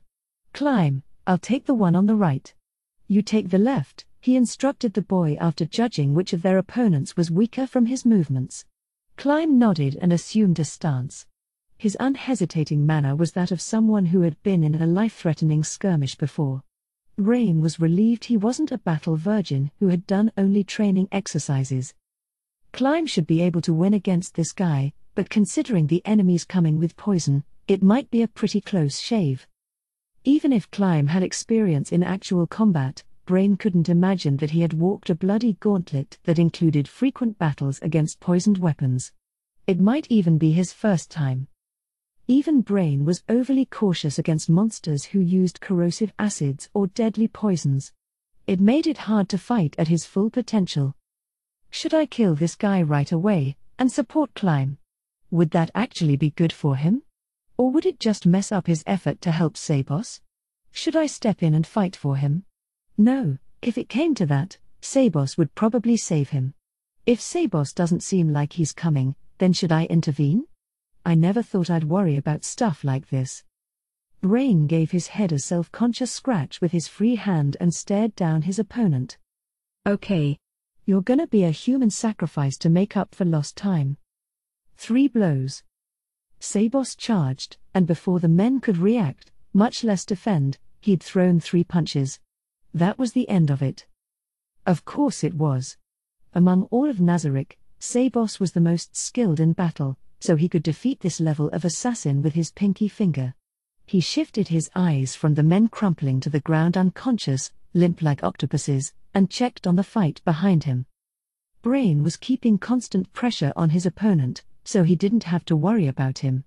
The assassin fighting him seemed to be searching for an opportunity to run away, but Brain wouldn't let him, like he was toying with him.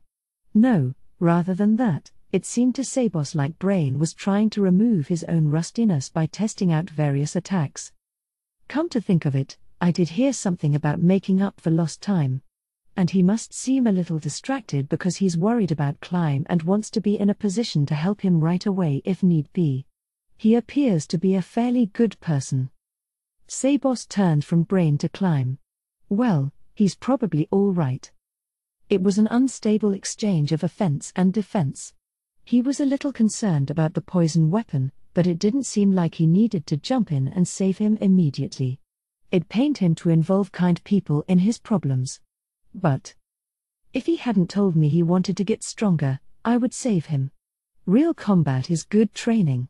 I'll step in if it comes to that. Sabos stroked his beard as he watched over Climb's fight. Climb parried a stab with his sword. His back was drenched with cold sweat. A moment too late and his armor would have been punctured. For a split second, he saw discouragement on his opponent's callous features. Climb thrust with his sword to put some space between them, but his opponent's quick steps back and forth didn't let him. Climb generally fought by blocking with a shield and then attacking with his sword, so using just a sword was a mentally and physically taxing experience. The poison-drenched blade was also a major source of stress. Since a mail breaker was a stabbing weapon, he knew quite well that he had to worry about only thrusts, but still, the idea that he couldn't get so much as a scratch made his movements more conservative. He reined in his erratic breathing, a product of his general exhaustion. He's panting, too. I'm not the only one who's tired. His opponent's forehead was also slick with sweat. He kept Climb at his mercy with his agile, assassin-like fighting style. That was why if Climb could injure at least one of his limbs, his advantage would be obliterated, and the balance in their abilities would be disrupted. One blow would decide the battle. That fact was the true nature of the tension between them. Of course, that's how it always was in a clash between equal powers, but it was magnified in this encounter. With a sharp exhalation, Climb struck. It was a small swing without too much power behind it. He was worried about the potential opening a larger swing would create if its target dodged. The assassin, who easily avoided the swing, put his hand in his breast pocket. Climb, anticipating the assassin's next attack, kept a close eye on that hand. When the dagger shot toward him, Climb battered it away with his sword. He'd been lucky. He'd been able to repel it because he was paying such close attention. But before he could even sigh in relief, the assassin launched himself, gliding toward him in a low posture. Crap! A chill went up his spine. He had no way to defend against this follow-up. He'd swung too widely when he'd batted away the dagger, perhaps because he was frightened. Since his sword was still in the follow-through, he'd never get it back in time to attack. He wanted to devote all his energy to evading, but the assassin was too quick. He was cornered. At least he could use his arm as a shield. Climb had made up his mind when the assassin in front of him suddenly put a hand to his face and leapt aside. A pebble no bigger than a bin had nailed him right above his left eyelid. Climb had been able to see it with his enhanced consciousness in these extreme circumstances. He knew even without turning around who had thrown it. As proof, he heard Sabos's voice. Fear is an important emotion, but you can't let it constrain you. I've been watching for a while, and you're fighting too monotonously. You're not putting enough into it. If you were really going to sacrifice an arm, you would have died. If you're losing on the physical side, then please win with your spirit. Sometimes the mind surpasses the flesh. Yes, sir, Climb answered in his head and was surprised to find himself feeling calmer. It wasn't the entirely dependent relief of being rescued but the comfort of having someone watching over him. He couldn't entirely shake the fear that he might be killed. And yet, if I die, please tell Princess Rena, tell the princess that I fought bravely. He let out a long breath and slowly brought his sword back up. Climb sensed a different kind of light in the assassin's eyes. It had been only a short while, but had they come to understand each other as they risked their lives in this battle? His opponent, who sensed Climb's determination, also made his own decision. The assassin charged. It was only natural, but he closed the distance between them in an instant, without a word. Once his opponent had come into range, Climb brought his sword down. That instant, the assassin jumped back. He'd read the speed of Climb's swing and used himself as a lure to pull off a feint. But he'd overlooked one thing. Maybe he'd seen through most of Climb's sword techniques, except one. The one move that Climb had confidence in, his overhead swing, was faster and harder than all his others. The sword came down on the assassin's shoulder, but the mail shirt stopped it from cutting off his arm. However, it easily snapped the man's clavicle, tearing through his flesh and breaking his scapula. The assassin flipped as he fell to the ground. He was in so much pain he was drooling, and he let out a soundless howl. Magnificent! Sabos approached from behind Climb and casually kicked the assassin in the stomach. That was enough for him to go limp, like a doll. He'd probably lost consciousness. In the corner of his eye, Klein could see Brain, who had already defeated his assassin, raising his hands to celebrate for him. Very well, now we'll begin questioning them. If you have anything you'd like to ask, please don't hesitate. Sabos dragged one of them over and jolted him back to consciousness. Then he put a hand on his forehead. It took less than 2 seconds. He didn't even push very hard, but the man's head bent way back and returned like a pendulum. And with that, the man's eyes had changed. Now they were unfocused, like a drunk's. Sabos began the inquiry. The assassin, who should have known how to keep his mouth shut, blabbed everything. Klein found the scene so strange that he asked, "What did you do to him?" "It's a skill called puppet palm. I'm glad it worked." It was a move Klein had never heard of, but he was more concerned about the leaked information itself. He was an assassin trained by one of the 6 Arms, the strongest members of the 8 Fingers Security Division, and he had been tailing Sabos in order to kill him. Brain turned to Klein.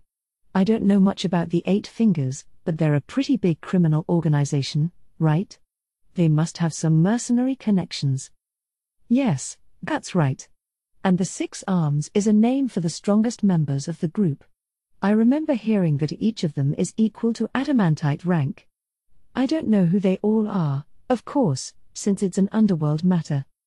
Apparently, Sakuranti, who had shown up at the mansion where Sabos served, was one of the 6 Arms and had the nickname Illusion Maniac. His plan had been to kill Sabos and take his beautiful master back with him to do with her what he wished. Having heard that much of the man's story, Klein was assailed by chills. The source was Sabos. He stood up slowly, and Brain asked, "What are you going to do, Sabos?" "Now I know exactly what to do. First, I'll go get rid of the place at the root of all these problems." He said Sakuranti is there, too. It makes sense to brush away the sparks before there's a fire. His resolute answer made Klein and Brain catch their breaths. If he was going to raid the place, that meant he was confident he could win against people with adamantite rank ability, the pinnacle of human strength. Of course, it made sense. He made swift work of those 3 assassins even though they were so tough, and Sir Ungleus respects him. Who in the world could Sir Sabos be? Maybe a former adamantite adventurer? And he also said there are still others held captive. We should probably act as soon as possible. Aha! If the assassins don't return, they'll know something is amiss, and we won't be able to save the captives if they relocate them, Sabos commented. Letting time pass would put him at a disadvantage and give his opponents the upper hand. That was Sabos's predicament. "Okay, my plan is to march in there now." "I'm terribly sorry, but I don't intend to change my mind. If you two would please drag these 2 to a guardhouse." "Please wait, Sabos. If it's all right with you, I'd like to go along and teach these Bastar guys a lesson. Only if it's all right with you, of course." "Me, too. As one who attends Princess Rena, it's a matter of course for me to keep the peace. If any of this country's people are suffering, I'll rescue them with this sword. Ungleus may be able to handle it, but I think it might be a bit dangerous for you." "I know it'll be dangerous." "Climb, I think he means you'll be in the way." "Well, from Sabos's point of view, we might both be in the way, but..." No, I didn't mean it like that. I'm just worried about you. I don't want you to be misled into believing I would be able to protect you like I did before." "I understand. You and your master may not get any credit for what we're about to do, you know. There is most likely a more suitable place for you to risk your life. Averting my eyes from injustice because it's dangerous would make me a worthless man unfit to serve my master. As much as I can, I would like to reach out my hand and aid those who suffer the way she does. The way she reached out to me." At Klein's steely resolution, Sabos and Brain looked at each other. "So you've made up your mind, then?" Klein responded to Sabos with a single nod. "I see. Then I will say no more. Both of you, please lend me your strength." Chapter 5, Extinguished Embers, Flying Sparks. 1. 3 Late Fire Moon, September, 12:07 p.m. The place is behind this door. According to the assassins, there's also an entrance in that building over there. Standing in front of the brothel, near the same door Swear had been thrown out of, Sabos pointed to a structure a few doors down. Brain and Climb had been there when he'd acquired the information from the assassin, but they had never been to the brothel before, so they listened deferentially to his explanation. Yes, he did say that. This entrance could serve as an escape route, and they have at least 2 people guarding it. Maybe we should split into 2 teams. What if you handle the front on your own and Climb and I attack from over there? I have nothing against that. What do you think, Climb? No objections here, either. But Sir Undleus, what will we do when we get inside? Search together? I'd really like you to start calling me Brain. Sabos, I'd be happy if you'd do the same.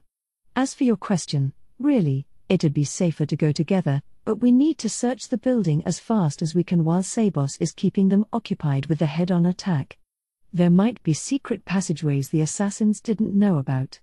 Then he softly added, sometimes there are hidden corridors that only the leaders know about, as if he was remembering something. So you mean we should split up inside?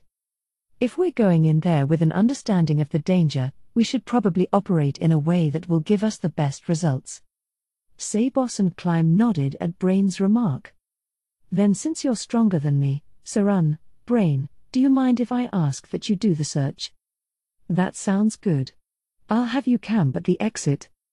Naturally, there was more danger awaiting the one who searched inside the building because of the higher chance he would encounter an enemy. Since Brain's strength far surpassed Climb's, it made sense for him to do it. Then we're all set for our final preparations, right? Sabos asked. They had discussed a rough strategy on the way over, but there had been certain things they couldn't decide without seeing the place. Now that they'd decided, there were no objections. Sabos took a step forward toward the thick metal door. Climb would never be able to open it, but before Sabos, it looked as flimsy as a piece of paper.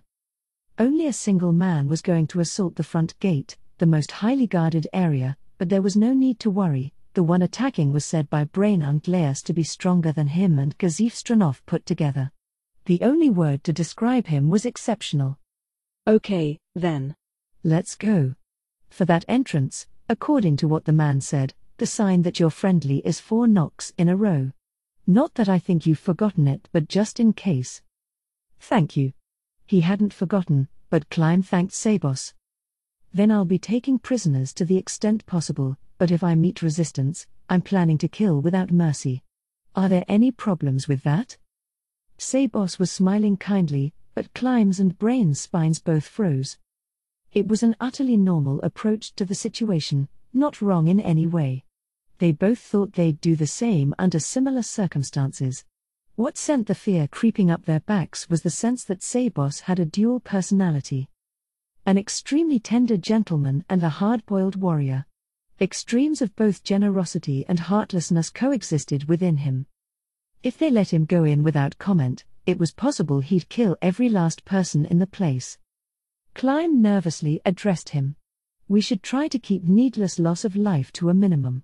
We're outnumbered, so some casualties can't be helped, but if there is anyone who seems like one of the 8 Fingers executives, could you please do everything you can to restrain them?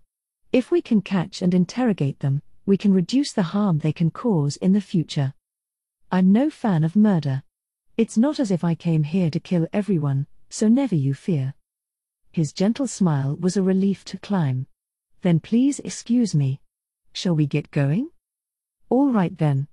Let's annihilate them all at once here to buy some time. If they crushed this brothel, the thugs would stop interfering with Sabos, at least temporarily. If they were lucky enough to get a hold of top-secret documents, the 8 Fingers might put so much effort into dealing with that, they could very well forget about Swear completely. Worst case, Sabos would buy some time and create a chance for her to escape. Or he might find some better way to handle things. There was that kind merchant who reached out to me in Rantle. I wonder if I could enlist his help. Even if Swear recovered mentally, she would still probably be happier if she had someone she could trust. Sabos faced the thick iron door once more. Remembering how Swear had been tossed out here before, He touched the massive door of iron-plated wood. A glance was enough to tell that it wouldn't break down easily without some tools. I wonder if Climb will be all right. He didn't feel like he needed to worry about Brain and Glaeus. Even if Brain fought Sakuranti, Sabos felt he had a good chance of winning. But not Climb. Climb had next to none. He was the one who offered his cooperation in storming the brothel, so he was surely ready for whatever would happen. Still, Sabos thought that losing his good, young life would be a waste. I'd like that sort of boy to live a long life. He voiced a thought appropriate to one who had lived a long time himself. Of course, Sabos had been created elderly, so if one counted the time between his creation and the present, he would actually be younger than Climb. I suppose it would be much better for me to be the one to dispose of Sakuranti. I hope they don't run into him. Sabos prayed to the 41 Supreme Beings for Climb's safety. If Sakuranti was the strongest power in this facility, there was a good chance he would attack Sabos, but if he was acting as someone's bodyguard, he might focus on protecting his charge while trying to escape. Feeling a bit anxious, Sabos grabbed the knob and turned. It moved a little, and then his hand stopped. Of course the door of an establishment like this would be locked. I'm not very good at picking locks. No way around it. I'll have to pick it my way, Sabos murmured with chagrin and lowered his hips. He drew his right hand back, formed a striking edge with it, and held his left hand forward. It was a collected posture with a core as solid as the trunk of a 1,000-year cedar. Hup! What happened next seemed impossible. His arm pierced through the iron door, through a hinge, at that. No, that still wasn't all. It thrust farther and farther in, scraping along the wood and metal. The hinge gave a scream and bid farewell to the wall. Sabos casually opened the door that had lost all means of resistance. What the hell? Inside was a hallway, and at the end of it, a large bearded man stood outside a half-open door, stupid, wide-eyed, and agape. It was rusty, so I took the liberty of using a bit of force to open it. I recommend oiling your hinges, Sabos addressed the man as he closed the door. Well, it would probably be more accurate to say he stood it against the frame. As the man stood there completely stunned, Sabos moved unreservedly into the building. Hey, what's going on? What was that noise? From behind the man came other male voices. But the one looking straight at Sabos didn't respond and addressed the terrifying visitor instead. Welcome? The utterly bewildered man watched in a daze as Sabos approached him. As an employee in this sort of place, he was probably used to violence. Still, what he just witnessed was beyond the common sense he'd lived with his whole life. Ignoring his ally's questions, he smiled in an effort to appeal to Sabos. His survival instincts seemed to convince him that flattery would get him furthest. Or perhaps he was desperately trying to assure himself that Sabos was a butler in the service of one of their customers. The bearded man, cheeks twitching as he forced a grin, was not a pretty sight. Sabos smiled. It was a kind, gentle expression, but his eyes contained not the slightest hint of goodwill. Their glint was more like the mysterious, bewitching sparkle of a sword. Could you move, please? Ba-boom. Or maybe, ga-bang. A stomach-turning sound. The robust, fully armed, grown man probably weighed a good 180 pounds. He flew to the side, spinning comically through the air at a speed human eyes could barely register. Then his body smashed into the wall with an impressive watery splat. The building shook as if it had been pounded by a gigantic fist. Shoot. If I had killed him a bit farther in, he would have made a good barricade. Well, it seems there are others in the back. I'll just be more careful from here on out. Telling himself he'd better hold back, Sabos stepped around the corpse and continued down the hall. He opened the door wide, entered the room, and scanned it with elegance. He acted less like he was invading enemy territory and more like he was taking a stroll through an empty house. Inside were two men. They were staring speechlessly at the crimson blossom staining the side of the hallway behind him. It took but a moment for the reek of organs, their contents, and blood to mix with the room's smell of cheap booze one would never find in Nazarick and create a nauseatingly unpleasant aroma. Sabos consolidated the information he'd gathered from Swear and the assassins and tried to recall the layout of the building. Swear's memories were in pieces, and she didn't remember much, but she did say the real brothel was underground. The assassins had never been below, so their information wouldn't help him past this point. He looked at the floor, but he couldn't find the stairs leading down. Perhaps they were ingeniously hidden. If he couldn't find them himself, he simply needed to ask someone who knew. "Excuse me. I have a question." One of the men he'd addressed shrieked hoarsely, suggesting the option to fight was already out of his mind. That put Sabos at ease. It seemed like whenever he remembered Swear he couldn't hold himself back and ended up doling out instant death. If they didn't want to fight, breaking both their legs would be plenty. The trembling men pressed themselves against the wall, trying to get even a little farther away from Sabos. Eyeing them emotionlessly, Sabos smiled with just his lips. Their terror intensified. The smell of ammonia filled the room. "I guess I scared them a little too much." Sabos frowned. One of the men's eyes rolled, and he crumpled to the ground. The extreme stress had caused him to lose consciousness. The other man looked enviously down at him. Sabos sighed. "I mentioned I had a question. Actually, I have some business down below. Could you tell me how to get there?" That's. Sabos saw the fear in the man's eyes as he hesitated to betray the organization. The assassins had been the same way. It seemed they were afraid of being ejected from the organization. Recalling the behavior of the first man he'd met, the runaway he'd given money, Sabos figured that must mean death. As the man faltered, should he say it? Should he not?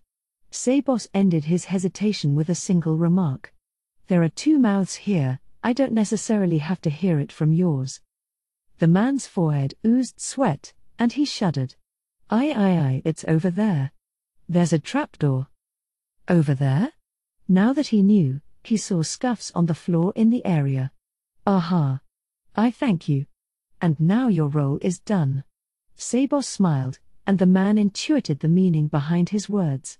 He turned pale and shivered. Still, he harbored a tiny flame of hope and put it into words.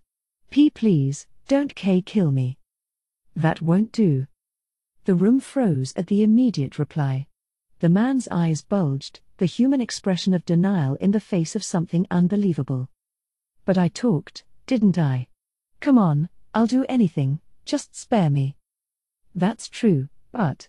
Sabos let out a breath that was part sigh and shook his head. "No. You gotta be kidding me. You can believe I'm joking if you like, but there is only one outcome here." "Oh gods." Sabos remembered how Swear had been when he found her, and his eyes narrowed slightly. There was no way someone who had contributed to something so horrible had the right to make entreaties to the gods. And to Sabos, the 41 supreme beings were the gods. He felt like it was an insult to them. "You reap what you sow." With those words of steel, which cut off the discussion, the man sensed his impending death. Run? Fight? The moment the choice was thrust upon him, the man unhesitatingly elected to flee. He knew what would happen if he fought Sabos. If he ran, he had at least a sliver of a possibility of surviving. He was right to act as he did with those calculations, because as a result, his lifespan lasted a few seconds, no, a few fractions of a second, longer. He darted for the door, but Sabos caught up to him in an instant and lightly spun him around. A gust of wind rushed around the man's head, and his body collapsed like a rag doll. A sphere whapped against the wall, leaving a bloody splotch, and bounced to the floor. A beat later, the man's headless neck began flooding the ground with blood. It was the technique of a god. The roundhouse aimed specifically at the man's head, and its unbelievable speed and power were awe-inspiring enough on their own, but the most horrifying part was that the shoe on the foot he'd kicked with remained spotless. Heels clicking, he approached the man who had fainted and brought a foot down on him. Together with a sound like a dead tree snapping, his body convulsed. After several spasms, it stopped moving completely. If you think back on your actions up until now, it was only logical that this would happen, don't you think? But take peace of mind from the fact that you've compensated with your life. Sabos went to collect the corpses. The bodies were mutilated in ways too horrible to behold, so by lining them up by the stairs, he could scare anyone trying to escape this way and make them think twice. That was the deterrent Sabos had thought up for the case where he wasn't able to destroy the entrance. After placing the corpses, Sabos stomped the trapdoor. With the sound of metal fittings breaking, the floor opened up. The broken door made an unexpected racket, bouncing and sliding down the sturdily built stairs. I see. If I destroy these stairs, then it will be impossible for anyone to escape this way. It wasn't a very big room. The sparsely furnished space contained a wardrobe and a bed, nothing more. The bed wasn't a humble affair of straw with a sheet over it but a cotton-stuffed mattress. The frame was well made, like something a noble might use. But, favoring function over form, it had no decorative elements whatsoever. On top of it sat a naked man. He was likely long past middle age. His indolent physique was perhaps the aftermath of an insatiable appetite. Although his face might have been nearly average, it lost a dramatic number of points for the sagging excess flesh on top of it. Anyone who saw him would describe him as a pig-like man. Pigs are by nature clever, charming animals who love beauty. But the image of the pig in this case was the basis of the word's more insulting meaning, dim-witted, greedy, and unsanitary besides. His name was Staffan Hyvish. He pounded his raised fist down toward the mattress. The sound of flesh on flesh followed. An expression of delight appeared on Staffan's sagging face. Along with the sensation of the body warping under his hand, he felt something pleasurable creep up his spine. He shivered. Ooh! There was sticky red blood clinging to his fist as he slowly brought it up. Staffan was on top of a naked woman. Her face was hugely swollen, and here and there, the skin was mottled from internal bleeding. Her nose was crushed, and the blood that had run from it had coagulated there. Her lips and eyelids were seriously inflamed, and her once pleasing features were now nowhere to be seen. The signs of internal bleeding on her body were not so bad compared to her face. The sheets around the pair were also discolored with blood. Up until a little while ago, the woman had been desperately holding up her arms to shield her face, but they now flopped limply on the bed. The way her hair was spread out over the sheets made it look like she was floating in water. Hey! What's wrong? Done already? Huh? It didn't seem like she could possibly be conscious. Staffan raised his fist and brought it down. He slammed it into her cheek and the bone beneath it, and pain shot through his hand. He grimaced. TCH. That hurt, bitch. In his anger, he hit her again. The bed creaked, and there was a splorting noise. The woman's skin, swollen like a ball, had popped, and he got blood on his fist. Fresh, thick red blood spattered the sheets, dyeing them crimson. Ugh! The woman no longer moved even when she was struck, and her body barely responded. This was enough beating to be life-threatening. The reason she was still alive was not because Staffan was going easy on her, it was because the mattress was absorbing some of the shock. If she had been taking these blows on the hard floor, she probably would have died already. But Staffan wasn't hitting with all his strength because he knew about the effects of the mattress, it was because he knew that even if the woman died, it was not a problem. If he paid a certain amount for the disposal fee, the matter would be considered settled. In fact, he'd already beaten several women to death at this establishment.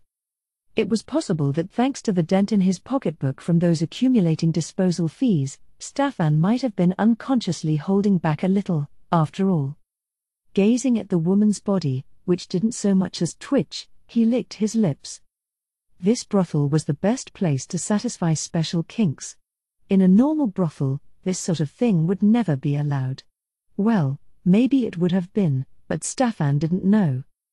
It had been great when there were slaves. Slaves were assets, so there was a tendency to view those who used them roughly with disdain, in the same way that people earned contempt for spending their fortunes in showy, wasteful ways. But for Staffan and others with peculiar fetishes, Slaves were the quickest way to satisfy their lust. With that avenue taken from him, all Stefan could do was come to a place like this for relief. What would have become of him if he hadn't found out about this? Unable to bear the desire, he probably would have committed a crime and been imprisoned. He couldn't thank the noble, his master, enough for introducing him to this brothel. Although in exchange, he had to use his authority to do his master's illicit biddings. "I'm grateful to you, master." There was a calm in his eyes. It might have been hard to believe considering his fetish and personality, but toward his master, and only his master, he was truly, deeply grateful. But a flame steadily grew in the pit of his stomach, fury. The emotion he felt toward the woman responsible for the loss of slaves as an outlet for his desire. That little bitch. His face flushed with rage, and his eyes took on a bloody tinge. He saw the face of the princess he was supposed to be serving superimposed over the woman he was straddling. He concentrated the irritation building inside him in his fist and hit her. With the sound of flesh being pounded, fresh blood went flying. I wonder how amazing it would feel to crush her face. He punched the woman's face again and again. Perhaps it was due to a cut inside her mouth from the impact of his fist on a tooth, but a surprising amount of blood suddenly flooded out of her burst lip. Now she only twitched when he hit her. Phew! After the flurry of punches, Stefan's chest was heaving. His forehead and body were covered in an oily sheen of sweat. Stefan looked down at the woman beneath him. She'd gone past looking awful, even half dead, and was a few steps away from lifeless. She was a puppet with broken strings. Stefan swallowed audibly. Nothing aroused him as much as sex with a woman beaten ragged. The more beautiful she was before the beating, the better. Nothing satisfied his sadistic hunger more than destroying beauty. How great would it feel to do this to her? He remembered the haughty face of the mistress of the house he visited earlier. She had a beauty equal to that of the princess, and the princess was said to be the loveliest woman in all the kingdom. Of course, he knew he'd never get to do anything with a woman like that. The only women who would satisfy his fetish were the ones who had fallen far enough in life to end up in this brothel and were one step from being thrown away. For a woman that gorgeous, one hell of a noble would have to spend one hell of a fortune to buy her and keep her locked up in his domain so word of the sale wouldn't get out. I'd like to hit a woman like that someday, beat her to death. How fun, how satisfying that would be. Needless to say, it was an impossible dream. He glanced at the woman beneath him. Her bare breast was moving faintly up and down. Confirming that, he curled his lips into a nasty smile. He clutched at her breasts, and they deformed to extremes under his grip. She didn't react at all. She was no longer in a state where she could register even such excessive pain. The only difference between the woman beneath him and a doll at this point was that she was soft. But Stefan found this lack of resistance ever so slightly dissatisfying. "Help! Forgive me. I'm sorry. Oh, stop." He heard the woman's cries again in the back of his mind. Should I have fucked her while she was still screaming? Feeling a hint of regret, Stefan continued kneading her chest. Most of the women who ended up in this brothel were mentally absent, their spirits broken. Considering that, he could say the woman he'd been with today had been on the normal side. Was she like that, too? The woman he recalled was Tsue. He didn't want to know what fate the man who'd let her get away had met. But he couldn't hold back the sneer that came over his face when he thought of the butler he'd met at that mansion earlier. The woman had been fucked by any number of men, possibly even some women and non-humans. How could she possibly be worth protecting? It was all he could do to not burst out laughing at how that butler had seemed ready to shell out several hundred gold pieces for her. Now that I think of it, that runaway screamed nicely, too. He sifted through his memories and recalled her shrieks. Yes, she'd been fairly normal for someone he'd been with at this brothel. Stefan grinned and moved to satisfy his animal desire. He grabbed the women's legs and spread them wide. He could see the bones in them, they were so thin, and his hands could wrap completely around them. He shifted himself into the space of her gaping nether regions. Then he grasped his member, now hard with desire, and he heard a click, and the door slowly opened. The hell? When Staffan looked toward the door, there was an old man he'd seen somewhere before. He realized immediately who it was, the butler from that mansion. The old man, Sabos, strode casually into the room, his steps clicking against the floor.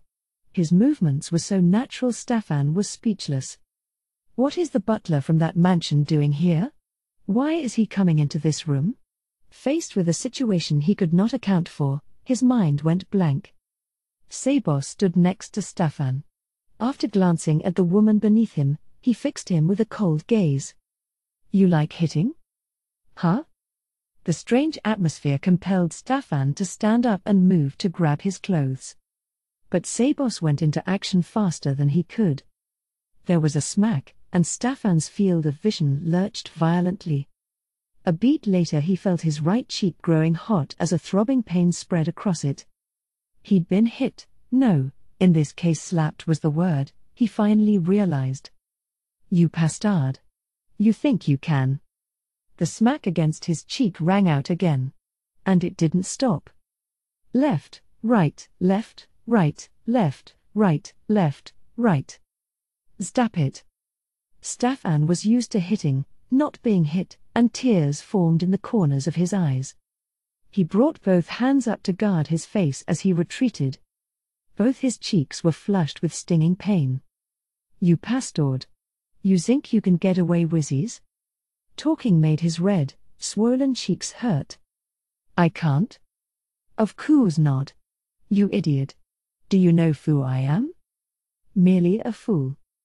Easily closing the distance Staffan had created, Sabos created the same sound from his cheek. Smack. Stop it. Please stop.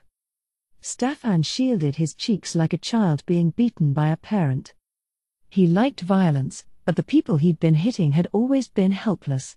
Sabos may have looked like an old man, but Staffan was too scared to hit him. He couldn't strike anyone unless he was absolutely sure they wouldn't strike back. Perhaps having inferred as much, Sabos seemed to lose interest in him and turned to the woman. This is simply awful. Staffan slipped past Sabos as he stood next to the woman. Idiot. His mind was feverish. What a foolish old man. I'll call everyone in this building, and they'll teach him a lesson. He's not going to get off easy after doing all this to me. I'll give him a good dose of fear and suffering. In the back of his mind was the butler's master, that beautiful woman. A subordinate's failure is the master's responsibility. I'll have both master and servant take responsibility for this pain. I'll make them understand exactly who he hit. His flabby stomach jiggled up and down as he jumped out the door. Sampadayi. Isampadi dua? He shouted at the top of his lungs. If he screamed, some employee or another should have come immediately. But that expectation was betrayed. He realized it when he went into the corridor. It was completely silent. Not a soul was there. Staffan, stark naked, glanced around anxiously. The peculiar atmosphere in the corridor, the silence, terrified him. There were doors to either side, but it was only natural that no one would come out of those. The rooms of this establishment, for people with peculiar, or even dangerous, fetishes, were completely soundproof. But there was no way the employees couldn't hear him. When he'd been led to this room earlier, he'd seen a number of them. They were all hardy, well-built men who Sabos's old body would be no match for. Why aren't you coming? Because they're either dead or unconscious, a quiet voice responded to Staffan's scream. Flustered, he turned around and saw Sabos standing there with a calm expression. It seems like there are a few people in the back, but most of them are asleep. Dad can't be. Dua's loads of people. There were 3 people who appeared to be employees upstairs. 10 downstairs. Then there were 7 others like you. What is this guy going on about? Staffan's expression asked as he stared at Sabos. In any case, there is no one in the vicinity who is able to come to your rescue. Even if the employees have regained consciousness, I crushed their legs and snapped their arms. All they can do is crawl around like inchworms. Stefan's face registered his surprise. What Sabos was saying shouldn't have been possible, but the oddly quiet atmosphere in the building told him it was true. Now then, I don't feel any need to leave you alive. I'll have you die here. He didn't draw a blade or hold up any other weapon, nothing like that. He approached silently at a leisurely pace. Those utterly normal movements frightened Stefan. It dawned on him that Sabos was serious about killing him. Wade. Let's make a deal. You want Wegwood ID. It's hard to make out what you're saying. A deal I won't regret, you say? I see. I have no interest in that. Why are you doing this? There is no reason for this to be happening to me. Why should I have to be killed? Finally, Stefan's thoughts on the matter reached Sabos. Think about the kinds of things you've done. Do you still not know? Stefan reflected on his behavior. Have I done something wrong? Sabos sighed. I see. As the words left his mouth, his front kick slammed into Stefan's abdomen. So this is what being unworthy to live looks like. Several of Stefan's internal organs burst, and an unbelievable amount of pain assailed him. Although one might have expected him to faint and die on the spot, he was somehow still dimly conscious. It hurts. It hurts. It hurts. He wanted to writhe around screaming, but the pain was so intense he couldn't move. Go on and lie like that, a cold voice said to him. He tried to shout, save me. But his throat wouldn't move. Sweat ran into his eyes, and his vision blurred. Through the haze, he saw Sabos walking away. Save me. Save me. If it's money you want, I'll give it to you, just save me. There was no longer anyone to respond to his voiceless pleas for help. Slowly but eventually, Stefan died in the agonizing pain coming from his abdomen. 2. 3 Late Fire Moon, September, 12:12 p.m. Climb, I'm going to kill the guys upstairs. We don't have anything to tie them up with, and if they call for help, it'll be a pain. We could knock them out, but as long as there's a chance they'll wake up, it's gonna be dangerous to take control of this place, since we know so little about it. What's wrong? It's nothing. Climb shook his head and cleared away his anxiety. His heart was pounding as if he'd been sprinting at full speed, but he did his best to ignore it. Please excuse me. I'm all right now. I can go anytime. Are you sure? Seems like you got your game face on. You'd been acting a little weird since we got here, but now you look like a warrior. I understand you're nervous. There are powerful enemies here who you can't beat as you are now. But don't worry, I'm here and so is Sabos. You focus on surviving, for the one who keeps you going. Brain gave Climb a hard pat on the shoulder and, blade already in hand, knocked 4 times on the door. Climb gripped his sword tightly. They heard someone clomping over and the sound of locks turning. 3 of them. The moment the door began to open, Climb acted according to their plan and yanked it as hard as he could. Brain rushed the man faster than he could raise a puzzled shout. Climb heard the sound of flesh being severed and the thudding of something crumpling to the ground. He jumped in a moment later. Ahead of him, Brain was cutting down their second opponent. There was one other man in the room, with a short sword and leather armor. Climb closed the distance between them in one swoop. What's with you, you little shit? The man panicked and tried to stab Climb with his short sword, but Climb parried it easily. Then he brought his sword down from overhead in one swift motion. The man tried to block it with his short blade, but it was certainly not going to take the weight of Climb's entire body in that heavy blow. Climb's sword knocked away his opponent's weapon, sliced into his shoulder, and came out near the base of his neck.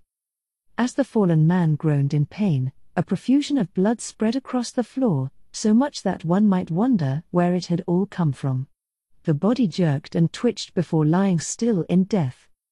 Judging it to be a fatal blow, Climb kept his momentum and forged ahead into the room while still on guard. There were no enemies lurking to bring their swords down on him. He heard Brain racing up the stairs to the second floor behind him. All that was in the room was commonplace furniture. After confirming that, Climb ran into the next room. 1 minute later. Having inspected their respective floors and determined there were no other enemies, Climb and Brain met up at the entrance. I took a look around the first floor, but I didn't get a sense anyone was there. The same for the second floor. There weren't even any beds, so no one spends the night here. There must be a secret passageway to the place where people sleep. Did you find it? I doubt it would be on the second floor, but... Nah, I didn't see anything that looked like a trapdoor. But if what you said is right, then it's down here. Climb and Brain exchanged glances and then examined the room. Climb didn't have any thief skills, so he couldn't discover a hidden door by glancing around. If he'd had a fine powder like flour and some time to thoroughly search, he could have found the door by sprinkling it around and blowing. The powder would have collected in the door's crack and made it easier to find. But he didn't have any powder, and he didn't have any time to scatter it. So he took some magic items from his pochette. They were small handbells he'd received from Gagran of the Blue Roses. It's dangerous to go adventuring without a thief, but sometimes you just have to. At times like those, having these will make a big difference, she'd said to him. He considered the pictures drawn on the outer surfaces of the 3 bells and chose the one he needed. It was called the Bell of Secret Door Detection. As Brain watched him with intense interest, he rang it once. A clear tone audible to only the owner of the item echoed throughout the room. Responding to the bell, one corner of the floor began to glow a pale blue. It blinked as if to say, "Here's the trapdoor." Wow, that's a handy item. Everything I have is for making me stronger or to use in combat. Isn't that normal for a warrior, though? A warrior. Climb moved away from Brain and his wry grin, remembered the location of the reaction, and took a spin around the rest of the room. The effect of the item's magic lasted only a set amount of time. He needed to investigate as thoroughly as possible before it wore off. He circled the area, but there was nothing besides the first spot. All they had to do now was open the trapdoor and sneak inside, but Climb squinted at it. Then he sighed and took his bells back out. This time he chose one with a different picture on it and rang it like the other one. The tone was similar to the first's but different, the bell of trap removal. He was being very careful. Climb didn't have the ability to detect and disable traps, nor did he have any means to escape one were he to get caught.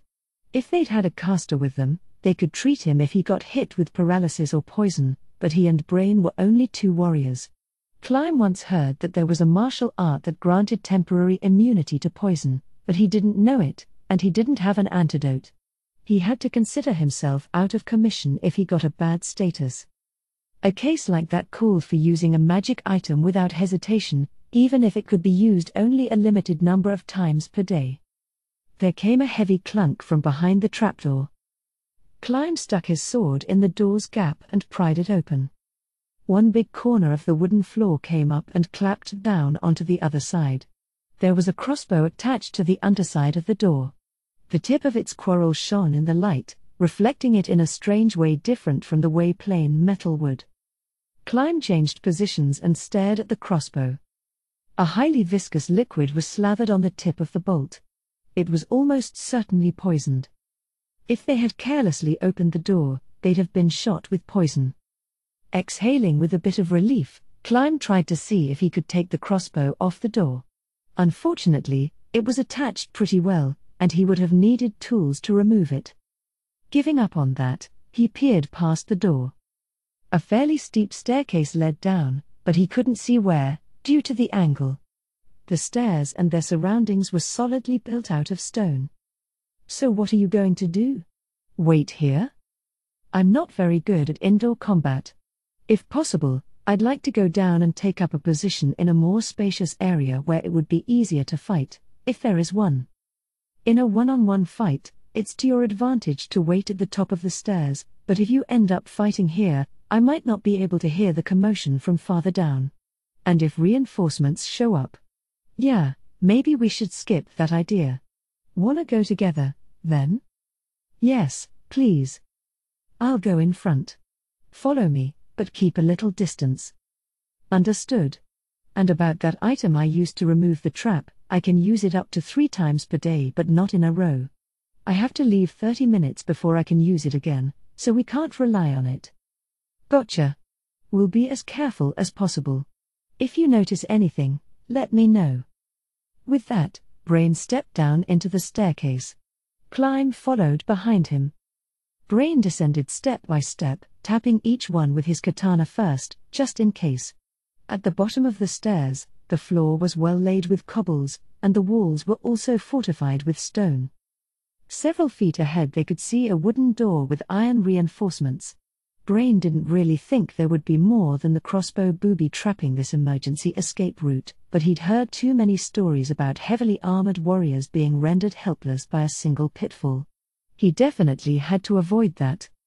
It was only a short distance, but Brain took his time, stepping cautiously, to reach the door. Climb stood by at the bottom of the stairs so he wouldn't get caught up in an accident if there was one. First, Brain poked at the door with his sword. After a few times, he seemed to make up his mind, grabbed the doorknob, and turned it. Then he stopped moving. Climb was worried something had happened when Brain turned around and said pathetically, "It's locked." Of course it was. It made sense for the door to be locked. "Do you have any way to open it? If not, we can break it down, but..." "I do, actually. One moment." Climb rang the third handbell at the door. They heard the faint noise of the latch opening by the power of the bell of unlocking. Brain turned the knob and opened the door slightly to peek inside. "There's no one here. I'll go in first." Climb entered after Brain. It was a large room. Around the edges along the walls were cages and wooden boxes big enough to fit a person inside. Was it a storage room? It seemed a little too big for what was there. Across the room was a door without a lock. Climb strained his ears and heard some noises like a faraway commotion. Brain turned around and asked Climb, "How about here? It fits the bill for space, but you might end up having to fight multiple enemies at once. If a group shows up, I'll open the entrance door and fight near the stairs." "Okay. I'm gonna take a quick look and be right back. Don't die, Climb." "I won't. You be careful, too. Do you mind if I borrow those items?" "Of course not. I'm sorry I didn't offer." Climb handed all 3 bells over to Brain, and Brain tucked them into a pouch on his belt. Then with a proper warrior-like bravery on his face, Brain said, "Okay, I'm going in," and advanced deeper into the brothel. Climb, on his own now, looked around the room. First, he checked to make sure there was no one hiding in the shadows of the wooden boxes and no secret passageways. It was only a warrior's search in the end, but it didn't seem like there were any hidden doors. Next, he examined the countless containers. If possible, he wanted to acquire some information about other 8 Fingers facilities besides this one. If there were smuggled or otherwise illegal goods here, that would be great. Of course, a general search would be done after they'd occupied the building, but he figured he should investigate as well as he could on his own first. There were large boxes and small ones, but he decided to approach the largest. It was probably almost 7 feet to a side. He inspected it to make sure it wasn't booby-trapped. Of course, like before, Climb had no searching abilities, so he couldn't even begin to pretend to be a thief. He put his ear to the box and listened. He didn't think anything was shut inside it, but there was no telling what could happen in an underworld place like this. It was possible they were smuggling some kind of animal. Unsurprisingly, he didn't hear anything. Next, he moved to take off the lid. It didn't open. It wouldn't budge. He scanned for something like a crowbar or a poker, but from his cursory investigation, it didn't seem like there were any tools like that in the room. Oh well. He tried the next box, which was about 3 feet to a side. This one opened with no trouble. There were all sorts of clothes inside, from simple sack dresses to garments fit for the daughters of nobles. What's all this? Is there something hidden under all these clothes? Doesn't look like it. Is it spare clothing? This is like a laborer's outfit, and here's a maid uniform. What the heck is this? Climb racked his brain, unable to figure out what all the clothes could be for. He picked up a piece, and it seemed utterly normal. If crime was involved in some way, the only thing he could think of was that they might be stolen, but that wasn't evidence that would let them take out the brothel. Deciding to leave alone things he didn't understand, he moved on to the next box, which was as big as the first. Then a loud bang suddenly echoed throughout the room. There was no way. He'd searched every corner and made sure there was no one. Then he came upon a realization: what if someone using invisibility was here from the very start? Climb shivered at the thought and whirled to face the direction the noise had come from, the unopened 7-foot box. One side was flush against the wall. The side opposite that had come off. The exposed contents were not cargo but 2 men. In the back was a tunnel. What should have been a wall was actually a hole. The wooden box, of course, connected to a secret passageway. Climb blinked furiously in genuine surprise as the 2 men came out. An unpleasant sweat ran down his back. One of the men fit Sabos's description perfectly. His name was Sakuranti. He was their biggest obstacle in this infiltration mission as well as their prime candidate for capture. One of the 6 arms, who were equivalent to adamantite rank adventurers. Grasping a drawn blade, the enemy Climb had no chance of defeating, narrowed his eyes and said, "We knew from alarm there was an invader, so we came through the secret passageway specifically to not bump into them. I guess we should have made some other way out?" "Well, there's nothing we can do about it now," the man behind him answered in a high-pitched voice. I've seen this kid somewhere before. Considering our circumstances, I'm going to be angry if you tell me you slept with him." "Oh, come on, Sakuranti. That couldn't be it. But I do believe he's the little pet of the female who pisses me off more than any other in the world." "Oh? So he serves the princess?" Sakuranti flicked his eyes over Climb from top to bottom as if he were lapping him up. The eyes of the man behind him were filled with unsettling lust, but Sakuranti was estimating Climb's strength as a warrior or, perhaps, like a snake, trying to judge whether this prey would fit in his mouth. The man in back licked his lips and said to Sakuranti, "I want to take him with us. What do you think?" A chill went up Climb's spine, and he felt a twinge in his anus. Ugh, this guy's. It'll cost extra. Disregarding Climb's mental screams, Sakuranti turned to face him. There had never been any openings, but now Climb was beset by the feeling he was facing a solid fortress. Sakuranti took a purposeful stride forward. Climb took a step back from the encroaching pressure. Perhaps this was obvious, but a fight between 2 clearly different powers never lasted very long. Still, Climb would have to make it happen. If I maintain a defensive posture and focus all my efforts on blocking, I should be able to buy time till one of the others gets here. But there was something he had to do first. He took a deep breath. Yelp! He screamed at the top of his lungs, using up every last bit of air inside them. Winning the battle on his own was not victory. Victory meant capturing both these men. Or to put it another way, losing either of these powerful men and their presumably ample intelligence ultimately meant a loss. So what reason could there be for hesitating to call for help? Sakuranti's face grew stern. The scream gave his opponents an urgent need to finish the battle in a short amount of time. It was extremely likely that they'd pull out the big guns. Climb continued observing their every movement. "Cockador, it seems it will be a bit troublesome to bring him with us. We need to settle this before he gets back up." "Huh?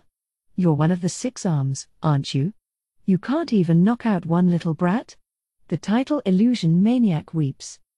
"Well, if you're going to put it that way, I'll do what I can, but please remember that as long as you escape, we win." Climb continued to stare down Sakuranti, trying to figure out why he was called Illusion Maniac. He wouldn't have a nickname that had nothing to do with his abilities. So if Climb could figure out the reason for the nickname, he might get a clue about what kind of abilities he could use. Unfortunately, there was nothing he could learn from his appearance or equipment. He knew he was at a disadvantage, but he roared to encourage himself. "I'm protecting this door with my life. As long as I'm still standing, neither of you will leave this room. We'll know if that's true or not soon enough, when you're shamefully flat on the floor. Sakuranti slowly brought his sword up. Huh? Climb did a double take, because the sword flickered. It wasn't some kind of trick. The strange phenomenon ended right away, but he definitely hadn't been seeing things. It must be some kind of martial art. Perhaps it had something to do with being an illusion maniac. In that case, he was probably already using some kind of power. Climb wasn't off his guard, but he did need to bring it up a notch. Sakuranti charged, brandishing his sword overhead. His technique didn't seem worthy of an adamantite rank adventurer. It was a little sloppier than Climb's. Climb held his sword up to block, in line with the trajectory of the incoming blade, but a creeping sensation made him jump to the side. Suddenly a sharp pain ran across his flank, and he was knocked back. Gah! He staggered into the wall behind him. He didn't have time to figure out what had happened. Sakuranti was already right in front of him. He was raising his sword again like last time. Climb held his blade up to protect his head and did a diving roll to the left. A sharp pain ran across his upper right arm. Coming out of his nimble roll, he swung his sword behind him without bothering to look. He sliced air. Realizing there wouldn't be a follow-up attack, he held his right arm and turned around. Sakuranti was running for the door that led to the stairs while keeping one eye on him. Climb ignored the man's attempt to open the door and instead focused on Kokador.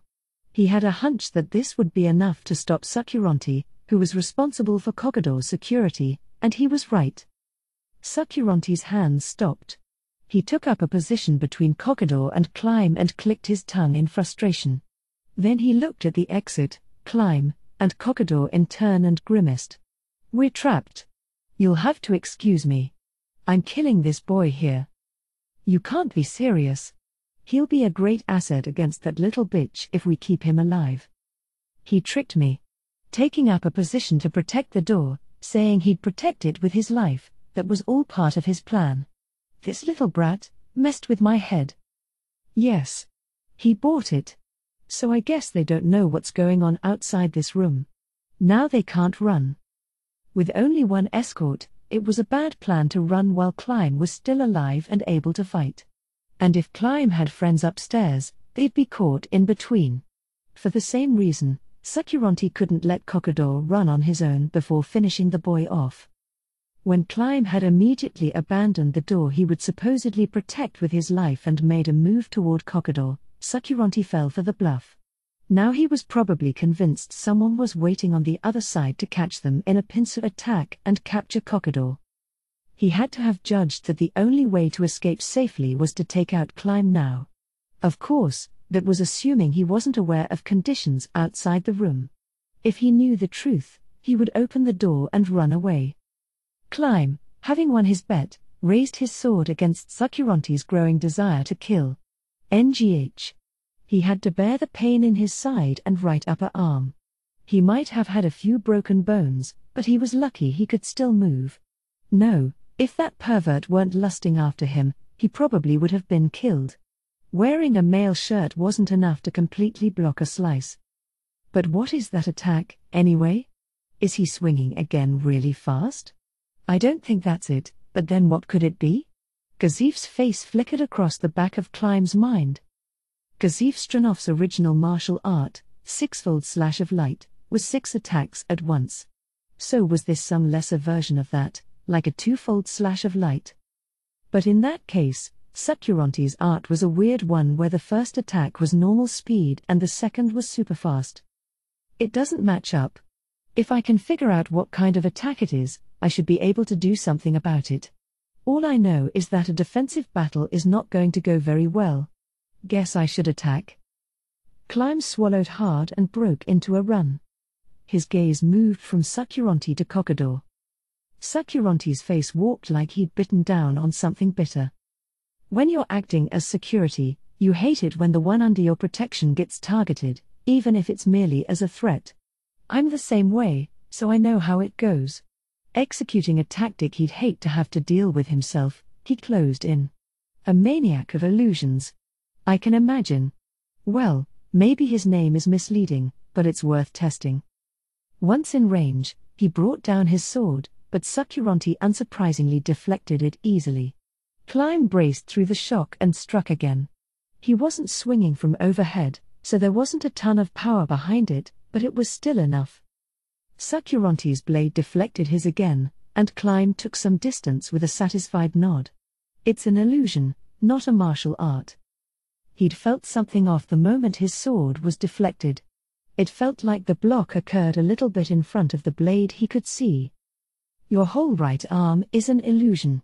The real arm and sword are invisible. In other words, the sword he'd blocked had been an illusion, and the real one had cut into his flesh. Any hint of emotion disappeared from Sakuranti's face, and he began to speak in a flat voice. That's right. It's nothing more than the combination of a spell that can make parts of things invisible and a spell that causes hallucinations. I'm an illusionist and a fencer. It's a lame trick once you know the secret, right? You can laugh.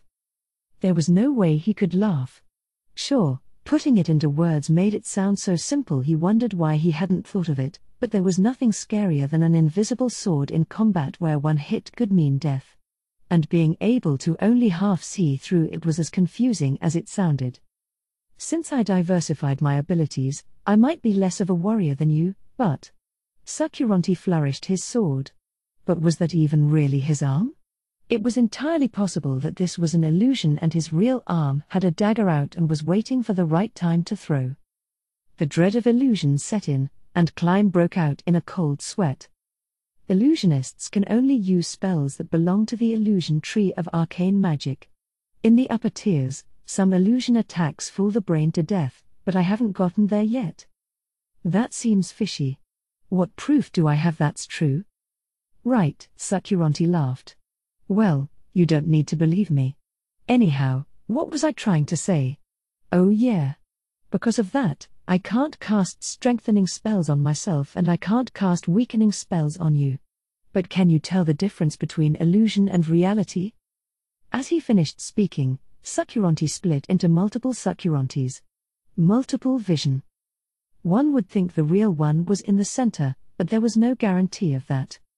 Why did I give time to a caster?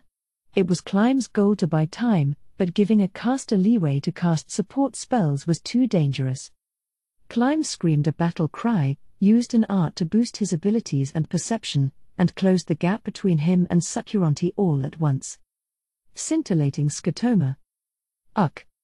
It was like a part of his field of vision had gone missing, however, the effect disappeared immediately. Apparently, he had successfully resisted the spell. Charging forward, he swung his sword to mow down all the Sakurantis at once, but only one of them was in range. To get them all, he'd have to be fighting at extremely close quarters. Climb wouldn't be able to get enough momentum behind the blade at that distance.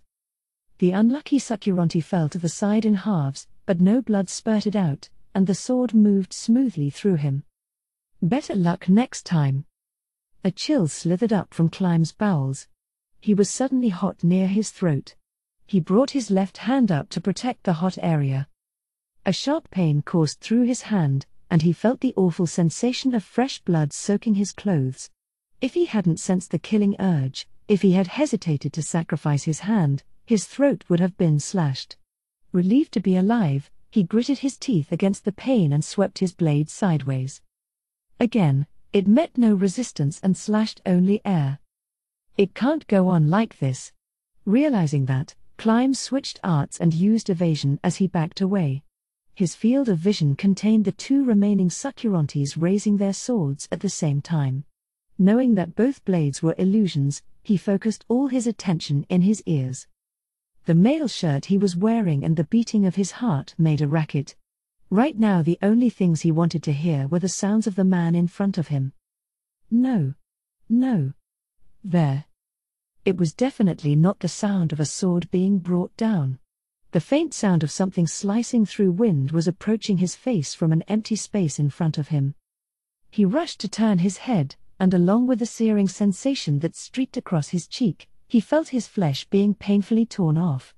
A hot liquid flowed down his cheek and ran down his neck. There's a 50% chance. Spitting the blood that had welled up in his mouth, Climb bet all he had on a single attack. Because he'd used it as a shield earlier, his left arm was pure agony from the wrist down. It was possible the nerves had been severed, so he wasn't even sure his fingers would work right. Still, if he could line them up, he could grip the hilt of his sword. An explosion of pain coursed through him, and he grit his teeth. But his left hand moved and gripped the hilt. The limb probably felt swollen only because of the excruciating injury. He grasped his sword tightly with both hands, mustered all the strength he could find, and brought the blade down from overhead. Blood spurted. He felt the blade cut into something hard, and the sticky red sprayed up like a fountain. It seemed he'd nailed the real one this time. Apparently, he'd hit a vital point, and Sakuranti thudded to the floor. Climb couldn't believe he'd won against someone said to be adamantite equivalent, but it was definitely true that the man was lying on the floor. He suppressed the joy welling up inside him and returned Kokador's stare. It didn't seem like he had the will to run away. Perhaps because Climb had relaxed a bit, the pain in his cheek and left hand was enough to make him feel sick. I can't quite call this victory. Taking Sakuranti prisoner would have been best, but it had been impossible for him. Still, if he could capture a man escaping with the protection and assistance of the 6 arms, they should be able to get plenty of intelligence. As he stepped forward to capture him, Climb felt something was off in the man's expression. He seemed too composed. Why? At that moment, a searing sensation ripped through his abdomen. The tension drained from his body all at once, leaving him limp as a puppet. His vision went black for a moment, and when he came to, he was on the floor. He couldn't understand what had happened. A pain filled his abdomen, like a burning iron rod had been shoved into his stomach, and he exhaled roughly. All he could see was the floor, but then a pair of legs entered his field of vision. Unfortunately for you, I can't let you win. Climb strained to look up, and what he saw was a nearly unscathed Sakuranti. Fox sleep. It's an illusion for after you get injured. That hurt. You probably thought you'd finished me off, right? His finger traced a straight line across his chest. It was the path Climb's sword had followed. Climb's breath was coming short and rough. He could feel the blood flowing from his abdomen, soaking into his mail shirt and clothes. I'm going to die. Pain was tearing at his consciousness, but he frantically held on before he lost it. If I black out, I'll die for sure. But even if he stayed conscious, it was only a matter of time, and the probability Sakuranti would finish him off was extremely high. He'd done battle with a man on par with an adamantite rank adventurer. He'd probably even put up a good fight. There was nothing left to do now but give up. It meant the gap in their strength was indisputable. But he couldn't give up. There was no way he could give up. Climb clenched his teeth so hard it seemed like they would break. He couldn't stand to allow someone to die, or die himself, without Rena's permission. Q. GNGH, Kugane, G. Groaning and grinding his teeth, he steeled himself, although he'd almost lost to the intense pain. I can't die yet. There's no way I can die yet. He desperately remembered Rena. He wanted to go home to her today like always. We don't have time for this, so I'm gonna go ahead and finish you off. Later. Sakuranti turned his sword on the groaning boy. His prey was fatally wounded and death was only a matter of time, but Sakuranti had the feeling it would be better to finish him off here once and for all. Hey, why don't we take him with us? Please, Kokador, no. There's a good chance this brat has friends on the other side of that door. And even if we take him with us, he'll die before we get to a safe place. Please give it up. Then let's at least bring his head. We can arrange it with some flowers and send it to that female brat. Okay. I guess that's fine. Whoa. Sakuranti leapt aside. The boy had flashed his sword. For a boy on the edge of death, it was a sharp, steady swing. Sakuranti had been gazing at his pitiful prey and its frantic resistance with contempt, but now his eyes widened. The boy leaned on his sword and stood up. That should have been impossible. Sakuranti had killed more people than he could count on his fingers, and in his estimation, that blow should have been fatal. The boy should not have been able to stand. But the scene before his eyes betrayed the knowledge born of his experience oh so easily. How can you stand? He felt sick to his stomach. The boy was practically an undead. Before his pale face and the long string of drool hanging down from it, Sakuranti could only think he had ceased to be human. I-C-A-D-E. I, nay, retur, ava, tu, ses, r, ner. Faced with those strangely twinkling eyes, Sakuranti caught his breath for a moment. He was afraid. He was frightened of this boy who had done the impossible. The boy staggered, and Sakuranti returned to himself. What washed over him at that moment was shame. He couldn't believe he, one of the 6 arms, had been afraid of a lesser opponent. You half-dead trash. Die already. Sakuranti charged. He was sure the boy would die if he stabbed him. But he was taking him too lightly. Certainly, the total gap between them was overwhelmingly obvious. However, Sakuranti was an illusionist and a fencer, while Climb was a warrior. In terms of pure combat ability, Climb was no weaker than Sakuranti, more than a match for him, in fact. It was only because of magic that Climb was at a disadvantage. Without magic protection, Sakuranti was the weaker of the two. His blade descended with a roar, followed by a shrill clang. The reason it had been possible to block the boy's overhead swing was because his movements on the brink of death were sluggish. A cold sweat ran down Sakuranti's face. His opponent was nearly dead. That thought had distracted him, clouded his vision, but now his eyes popped open. As a fencer, he'd trained to evade his opponent's attacks. The reason he blocked the boy's strike with his sword was because it was that extraordinary. That was not the attack of a person on the verge of death. Those words flitted across Sakuranti's mind in his panic. No, his sword is actually moving faster than when he wasn't hurt. What the heck? What's with this kid? He was standing in another realm of combat. It wasn't impossible, but Sakuranti had never seen someone like that in real life. It felt more like something had come undone. What's going on? Are you using a magic item? A martial art? His voice was distraught.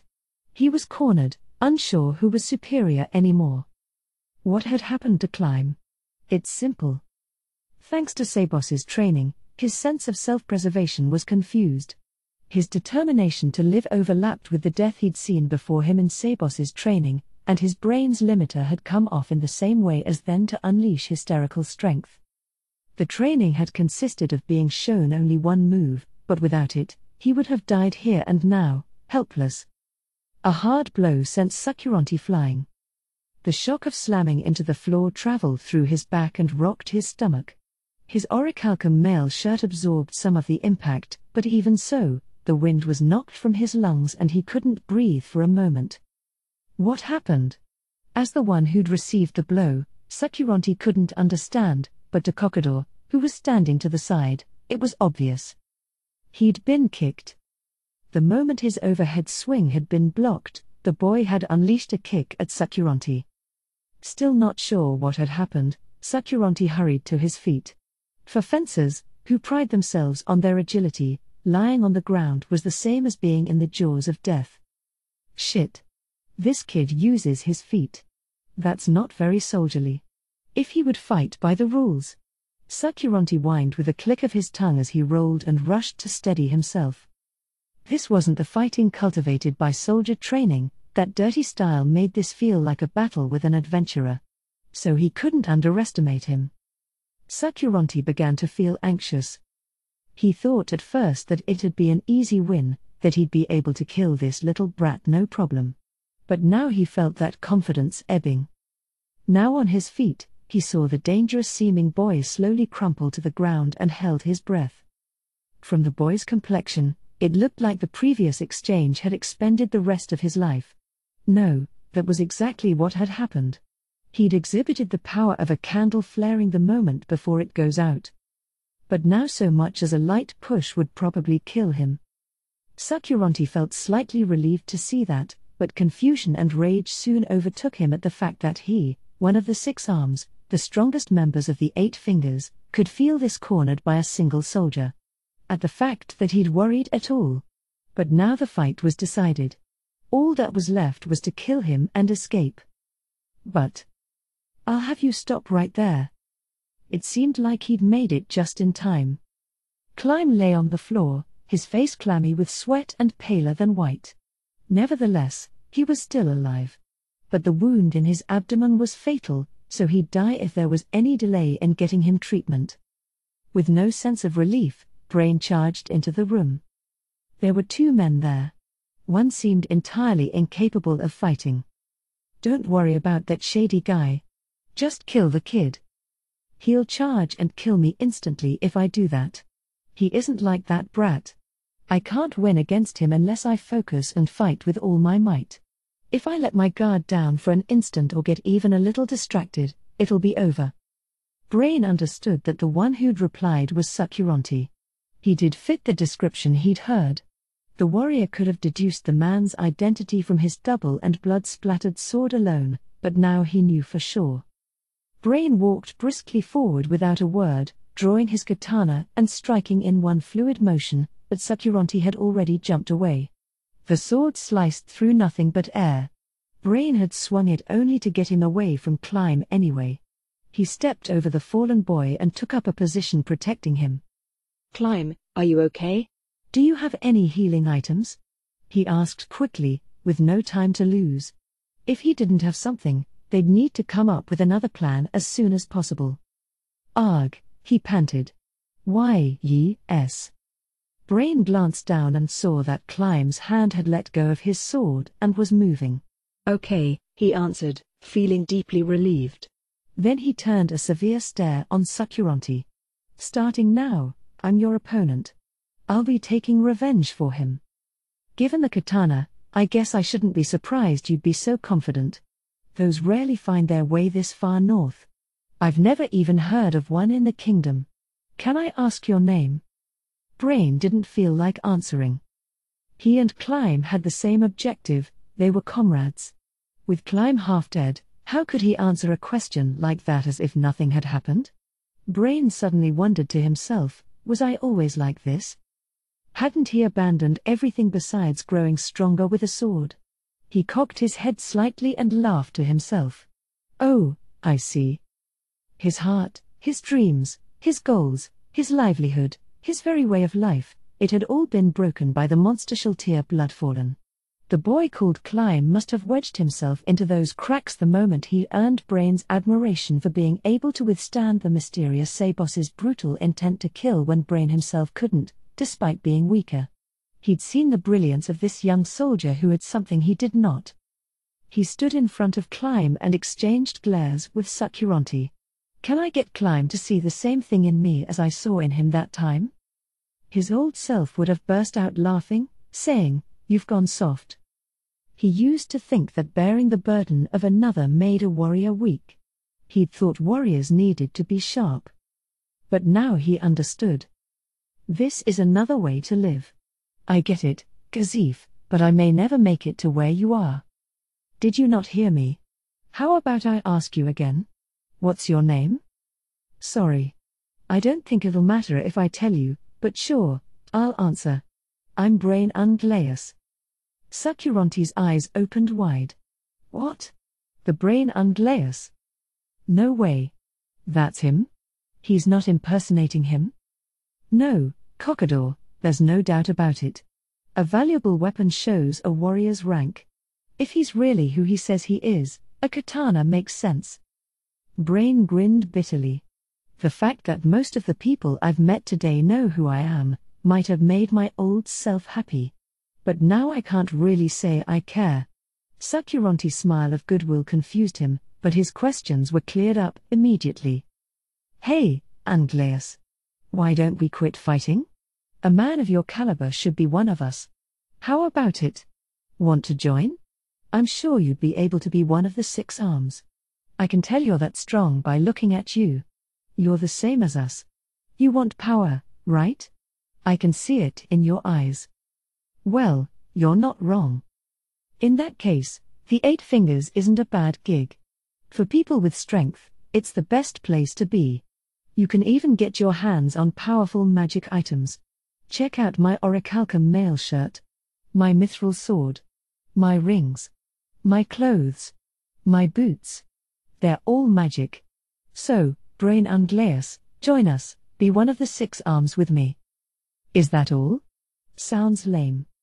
Sakuranti's face froze at Brain's unbelievably cold, insulting answer.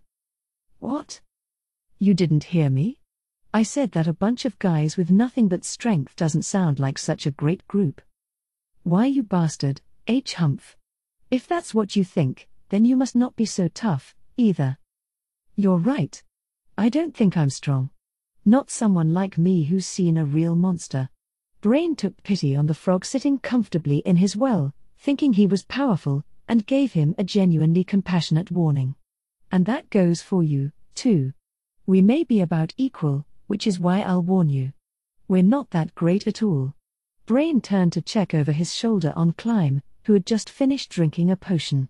And I've learned something. Strength for someone else's sake surpasses the strength of one alone. Brain smiled. It was a friendly, pleasant smile. Maybe it's only sunk in a little, but I know. I have no idea what you're talking about. It's too bad, Unglaeus. I can't believe I have to kill the genius swordsman who once gave Stranoff a run for his money. I wonder if you can really kill me, swinging your sword only for yourself. Yeah, I can. I can kill you without breaking a sweat. I'm gonna kill you, and then I'm gonna kill that brat lying on the floor. I'm not playing anymore, and I'm not holding back. I'm going all out. Without taking his eyes off Sakuranti, who had begun casting a spell, he cautioned Climb when he sensed movement behind him. Don't move, Climb. You're not fully healed, right? The movement stopped. Brain smiled and, with the same surprise he'd felt at himself earlier, said, "Leave the rest to me." "Thanks." Brain smiled instead of responding and sheathed his sword. As he lowered his hips, he flipped his sword and sheath upside down. "Please be careful. Sakuranti uses illusions. Not everything you see will be real." That does make him a tricky opponent, but that's fine." Brain silently, motionlessly watched Sakuranti. At some point, 5 images of him had appeared. Not only that, they appeared to contain magic sparks, shrouded in something like mantles of shadow. He had no idea what kind of spells those were. "Thanks for the prep time. Give a caster a little time and they can become even stronger than a warrior. Your defeat is certain, Unglaeus." "Yeah, don't mention it. Now that I talked with my friend here, I know for sure that I'm not gonna lose." "Shut your mouth. You didn't move because you're protecting that brat? How nice of you." He heard Climb shift on the floor. The boy must have felt bad for giving their enemy time to cast. And that was why Brain announced, loud enough for Climb to hear, "1 hit." "What?" "I said I'm finishing this in 1 hit, Sakuranti. Just try it." Sakuranti charged at Brain with his afterimages trailing behind him. He came into range, and Brain turned around, calmly showing Sakuranti his defenseless back. Then at a godly speed, he attacked over Climb, drawing his sword with a flash into space, where there was no one. There was a crash, and the walls shook. "Climb," from the floor, and Cockador turned toward the source of the noise. It was Sakuranti. His body was on the ground, not so much as twitching. His sword lay nearby. Brain's single blow had knocked Sakuranti back, slamming him into the wall with unbelievable momentum. If he hadn't struck him with the back of his blade, he surely would have been cut in half, even with his orichalcum mail. Or so one might think after witnessing such a blow. It doesn't matter if an opponent is invisible, my martial art domain can still detect them. Using auditory illusions to draw my attention forward while attacking from the rear. That's a great plan, but it wasn't going to work on me. And it was stupid of him to go for you, too. He was probably going to kill you and then say, "See, you couldn't protect him, but he diverted too much attention from me to target you." Did he forget who he was fighting? Brain smiled at Climb. "See? 1 hit. Magnificent." Another voice's magnificent overlapped with Climb's. The two of them were taken by surprise. It was Sabos's voice, but that wasn't what shocked them. They were startled at the direction it came from for a reason. They both looked to where Cockador had been standing and found Sabos with Cockador crumpled up on the ground. "When did you get here?" Brain asked. Sabos answered calmly. "Just now. It seems like you didn't notice because you were both so focused on Sakuranti." "Oh, I see," Brain answered, but he didn't really think it could be possible. "I was using domain. It covers a small area, but if he ran in a straight line in front of me, he should have been in it. But I didn't detect him. The only one who could move like that so far was Shaltir Bloodfallen. I thought so when I felt that killing intent before, but is he on that monster's level? Who is this guy?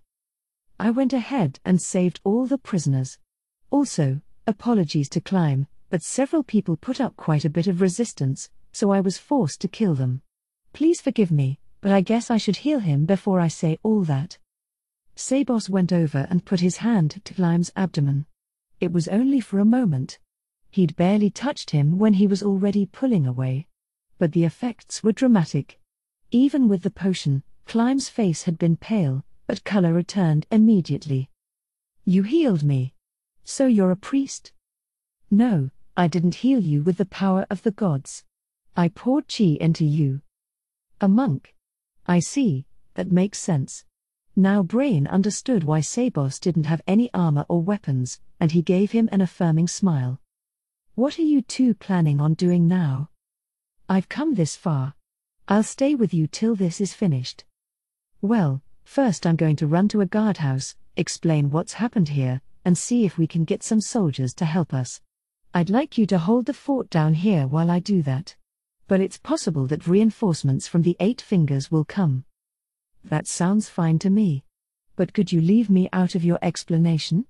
I originally came to this country for business, so I'd rather not poke my head any further into its underworld. It's fine to mention me if you want. You can tell them Stranov will vouch for me." "Ah. Understood."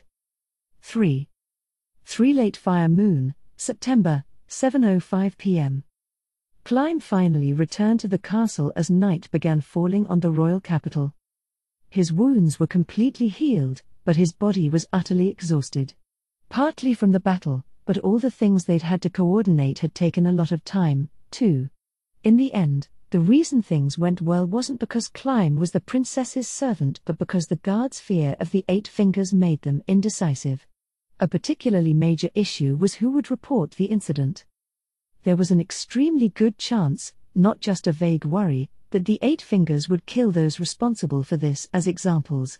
For that reason, they'd had a soldier deliver to Princess Rena a piece of paper with a summary of what had occurred and gotten her permission to list her and Climb as joint reporters. Of course, there were downsides to this plan, but there were at least two benefits. One, naturally, was that it would be good for Rena's reputation.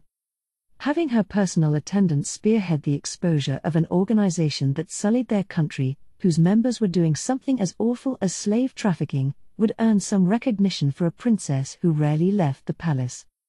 The second was that it would shield Sabos and the woman he was protecting, who had been exploited by the brothel.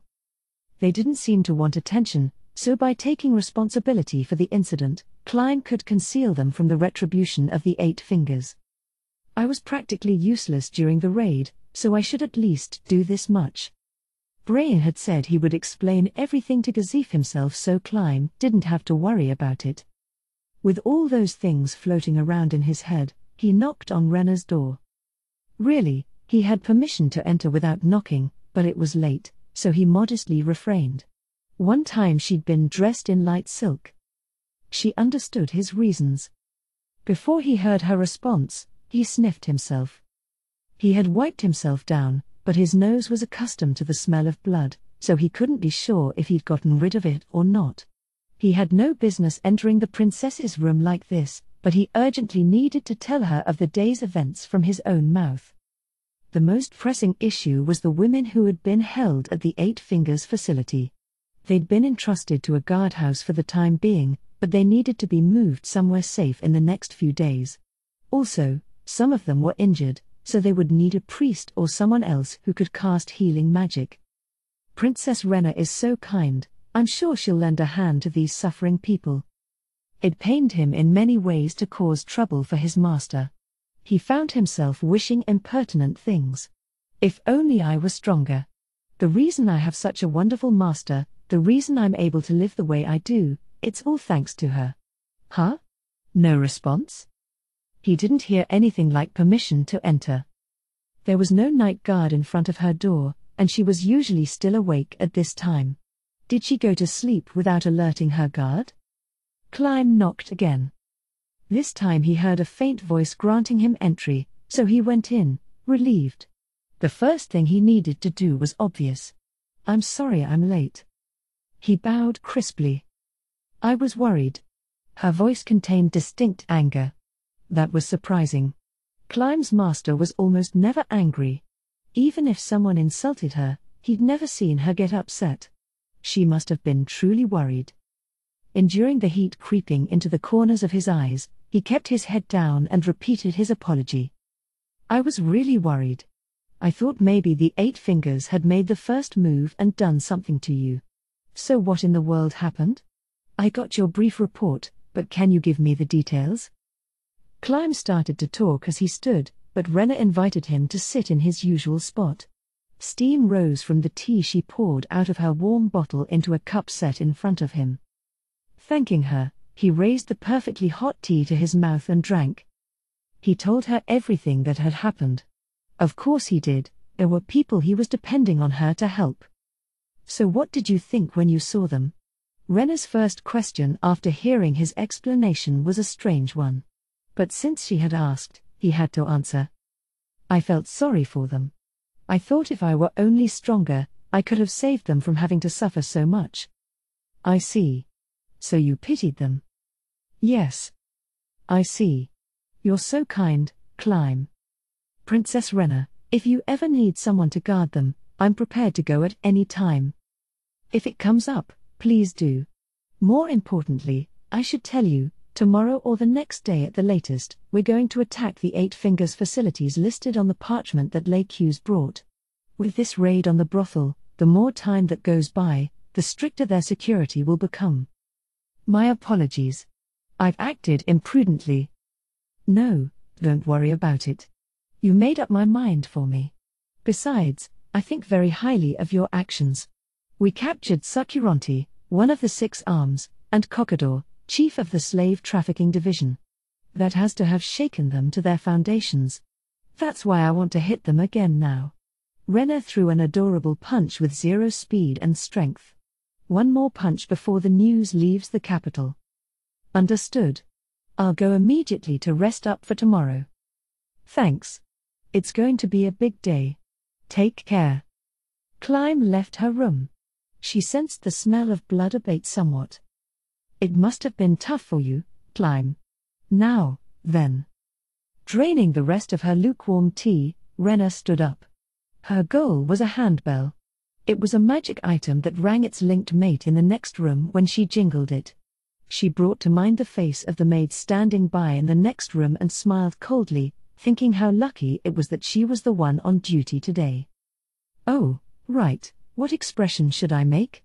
She stood before the mirror wobbling her cheeks up and down between her hands. She was human, so it wasn't as if she could change her face by doing that. It was more like an auto-suggestion. She pulled her hands away and smiled. No. This is the smile I make when I see someone as the princess. She imitated the expression and then smiled again.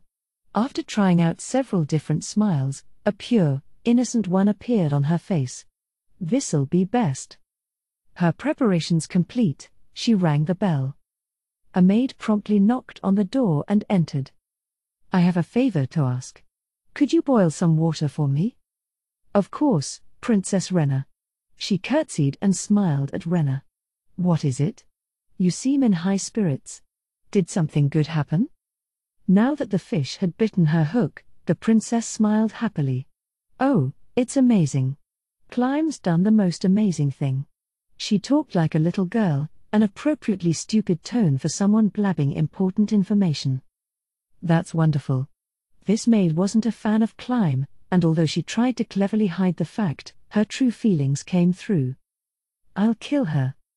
I'll kill this woman, too. I'll kill everyone who looks down on my climb. Rena didn't show that she'd noticed, because right now she was a naive princess. She wasn't supposed to be perceptive enough to catch on to people's malice, and she forgave the maid's rudeness. That was the kind of simple-headed, ditzy princess she played. Yes. It's just amazing. Climb beat up some really bad guys. And he freed some people who were held captive and left them somewhere, at one of the guardhouses. Now we can punish the nobles who were working with the bad guys. Is that so? Quite amazing. I'd expect nothing less from your climb.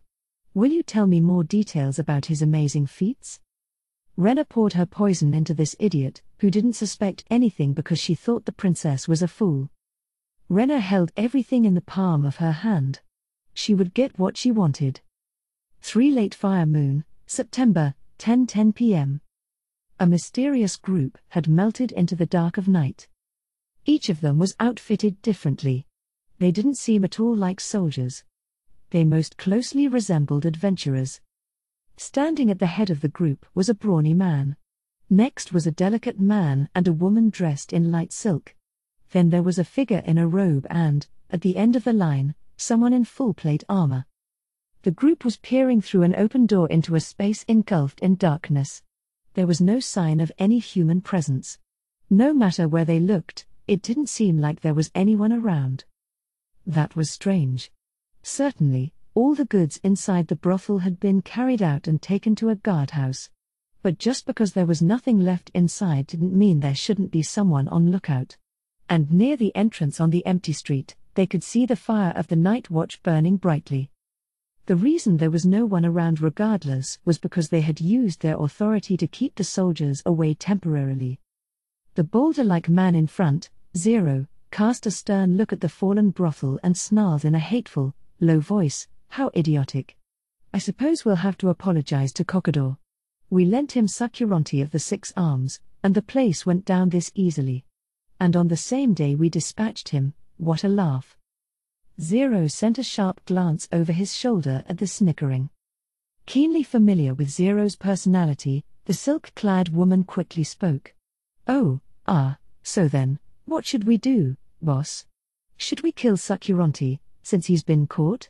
We can't send brute muscle as long as he's at a guardhouse, so we'd have to borrow some assassins from a different division. What should we do? Not that. He's a handy fellow. I'll ask the Count to have him released today. That'll cost a fortune. Draw up a list of things the Count likes. What should we do about Kokador? The slight, delicate man asked. He can use his own connections. If he asks, we can pull some strings as an apology. What happened to the customer list? Do we know if the guards got a hold of it? Haven't heard anything like that. Rather, there aren't any details yet. The dark voice from beneath the robe carried a spine-chilling, hollow echo, as if it were emanating from an open grave. I'd really like to get our hands on that list. We could blackmail so many people. Don't be stupid. We'll look even more suspicious if we get it. They'll think the whole thing was our plan.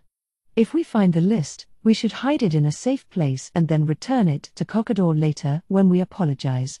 Besides, they write in a code that can't be cracked so easily, so we wouldn't be able to use it anyhow. The delicate man shrugged at Zero's remark and said, "Anyhow, we'll go in and figure that out later. If it's there, it's probably in a hidden safe. Still, this is crazy. How did they make this hole? Doesn't seem like a weapon. Magic? A fist?" Everyone's eyes gathered on Zero. He repeated himself. A fist? What a guy.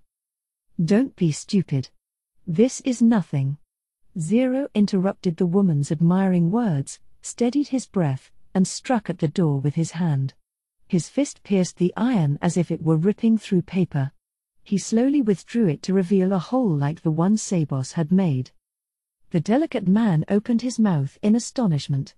"We can't have you being the standard, boss.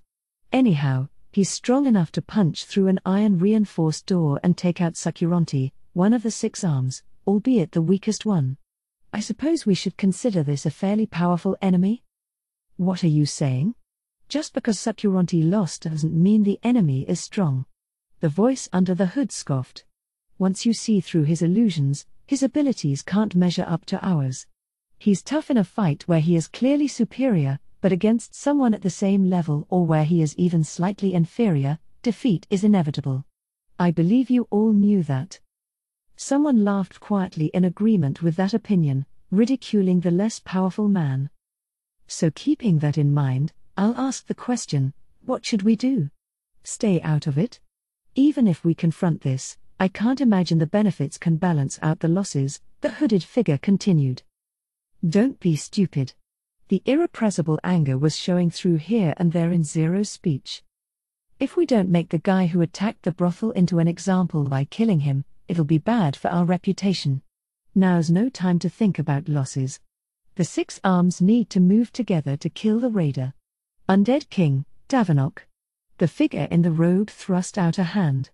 The hand, which was not that of a living thing, contained an orb that gave off a strange aura representing the owner's emotions. Spatial/Pershurian.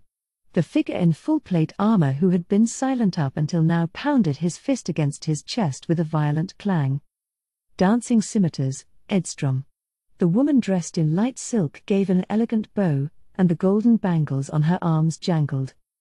1,000 kills, Marmvist. The delicate man clicked his heels together. And me, fighting ogre, Zero. Everyone around Zero nodded in agreement or maybe understanding. First, let's bail out Sakuranti and the other captives and get info from them. Once that's done, get together some guys who can perform torture. We'll show the raiders what a hell this world can be. We'll make them regret the foolish things they've done.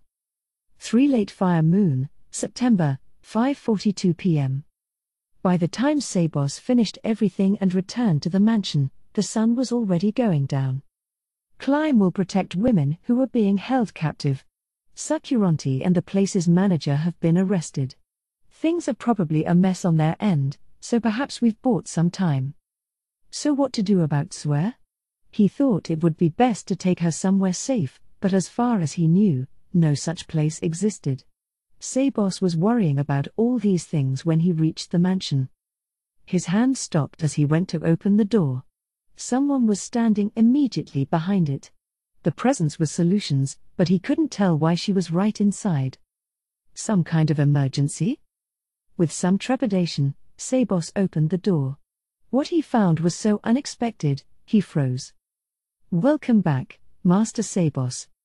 It was Solution in her maid uniform. A chill went up Sabos's spine. She was supposed to be acting the part of a merchant's daughter. A human who knew nothing, Swear, was in the house, and she was wearing her maid uniform. That meant either she didn't need to act anymore or there was some reason she needed to wear her maid uniform. In the former case, it meant something had happened to Swear. In the latter, Master Sabos, Lord Ines is waiting for you inside. Registering what Solution's quiet voice had said, Sabos's heart skipped a beat. Sabos was unfazed before a powerful enemy or a guardian rank being, but a visit from his master made him nervous. Why? His tongue tangled on the word. Solution only looked at him. Master Sabos, Lord Ines is waiting. Her attitude told him she had nothing else to say, and he followed after her. His footsteps were as heavy as those of a man being led to the guillotine.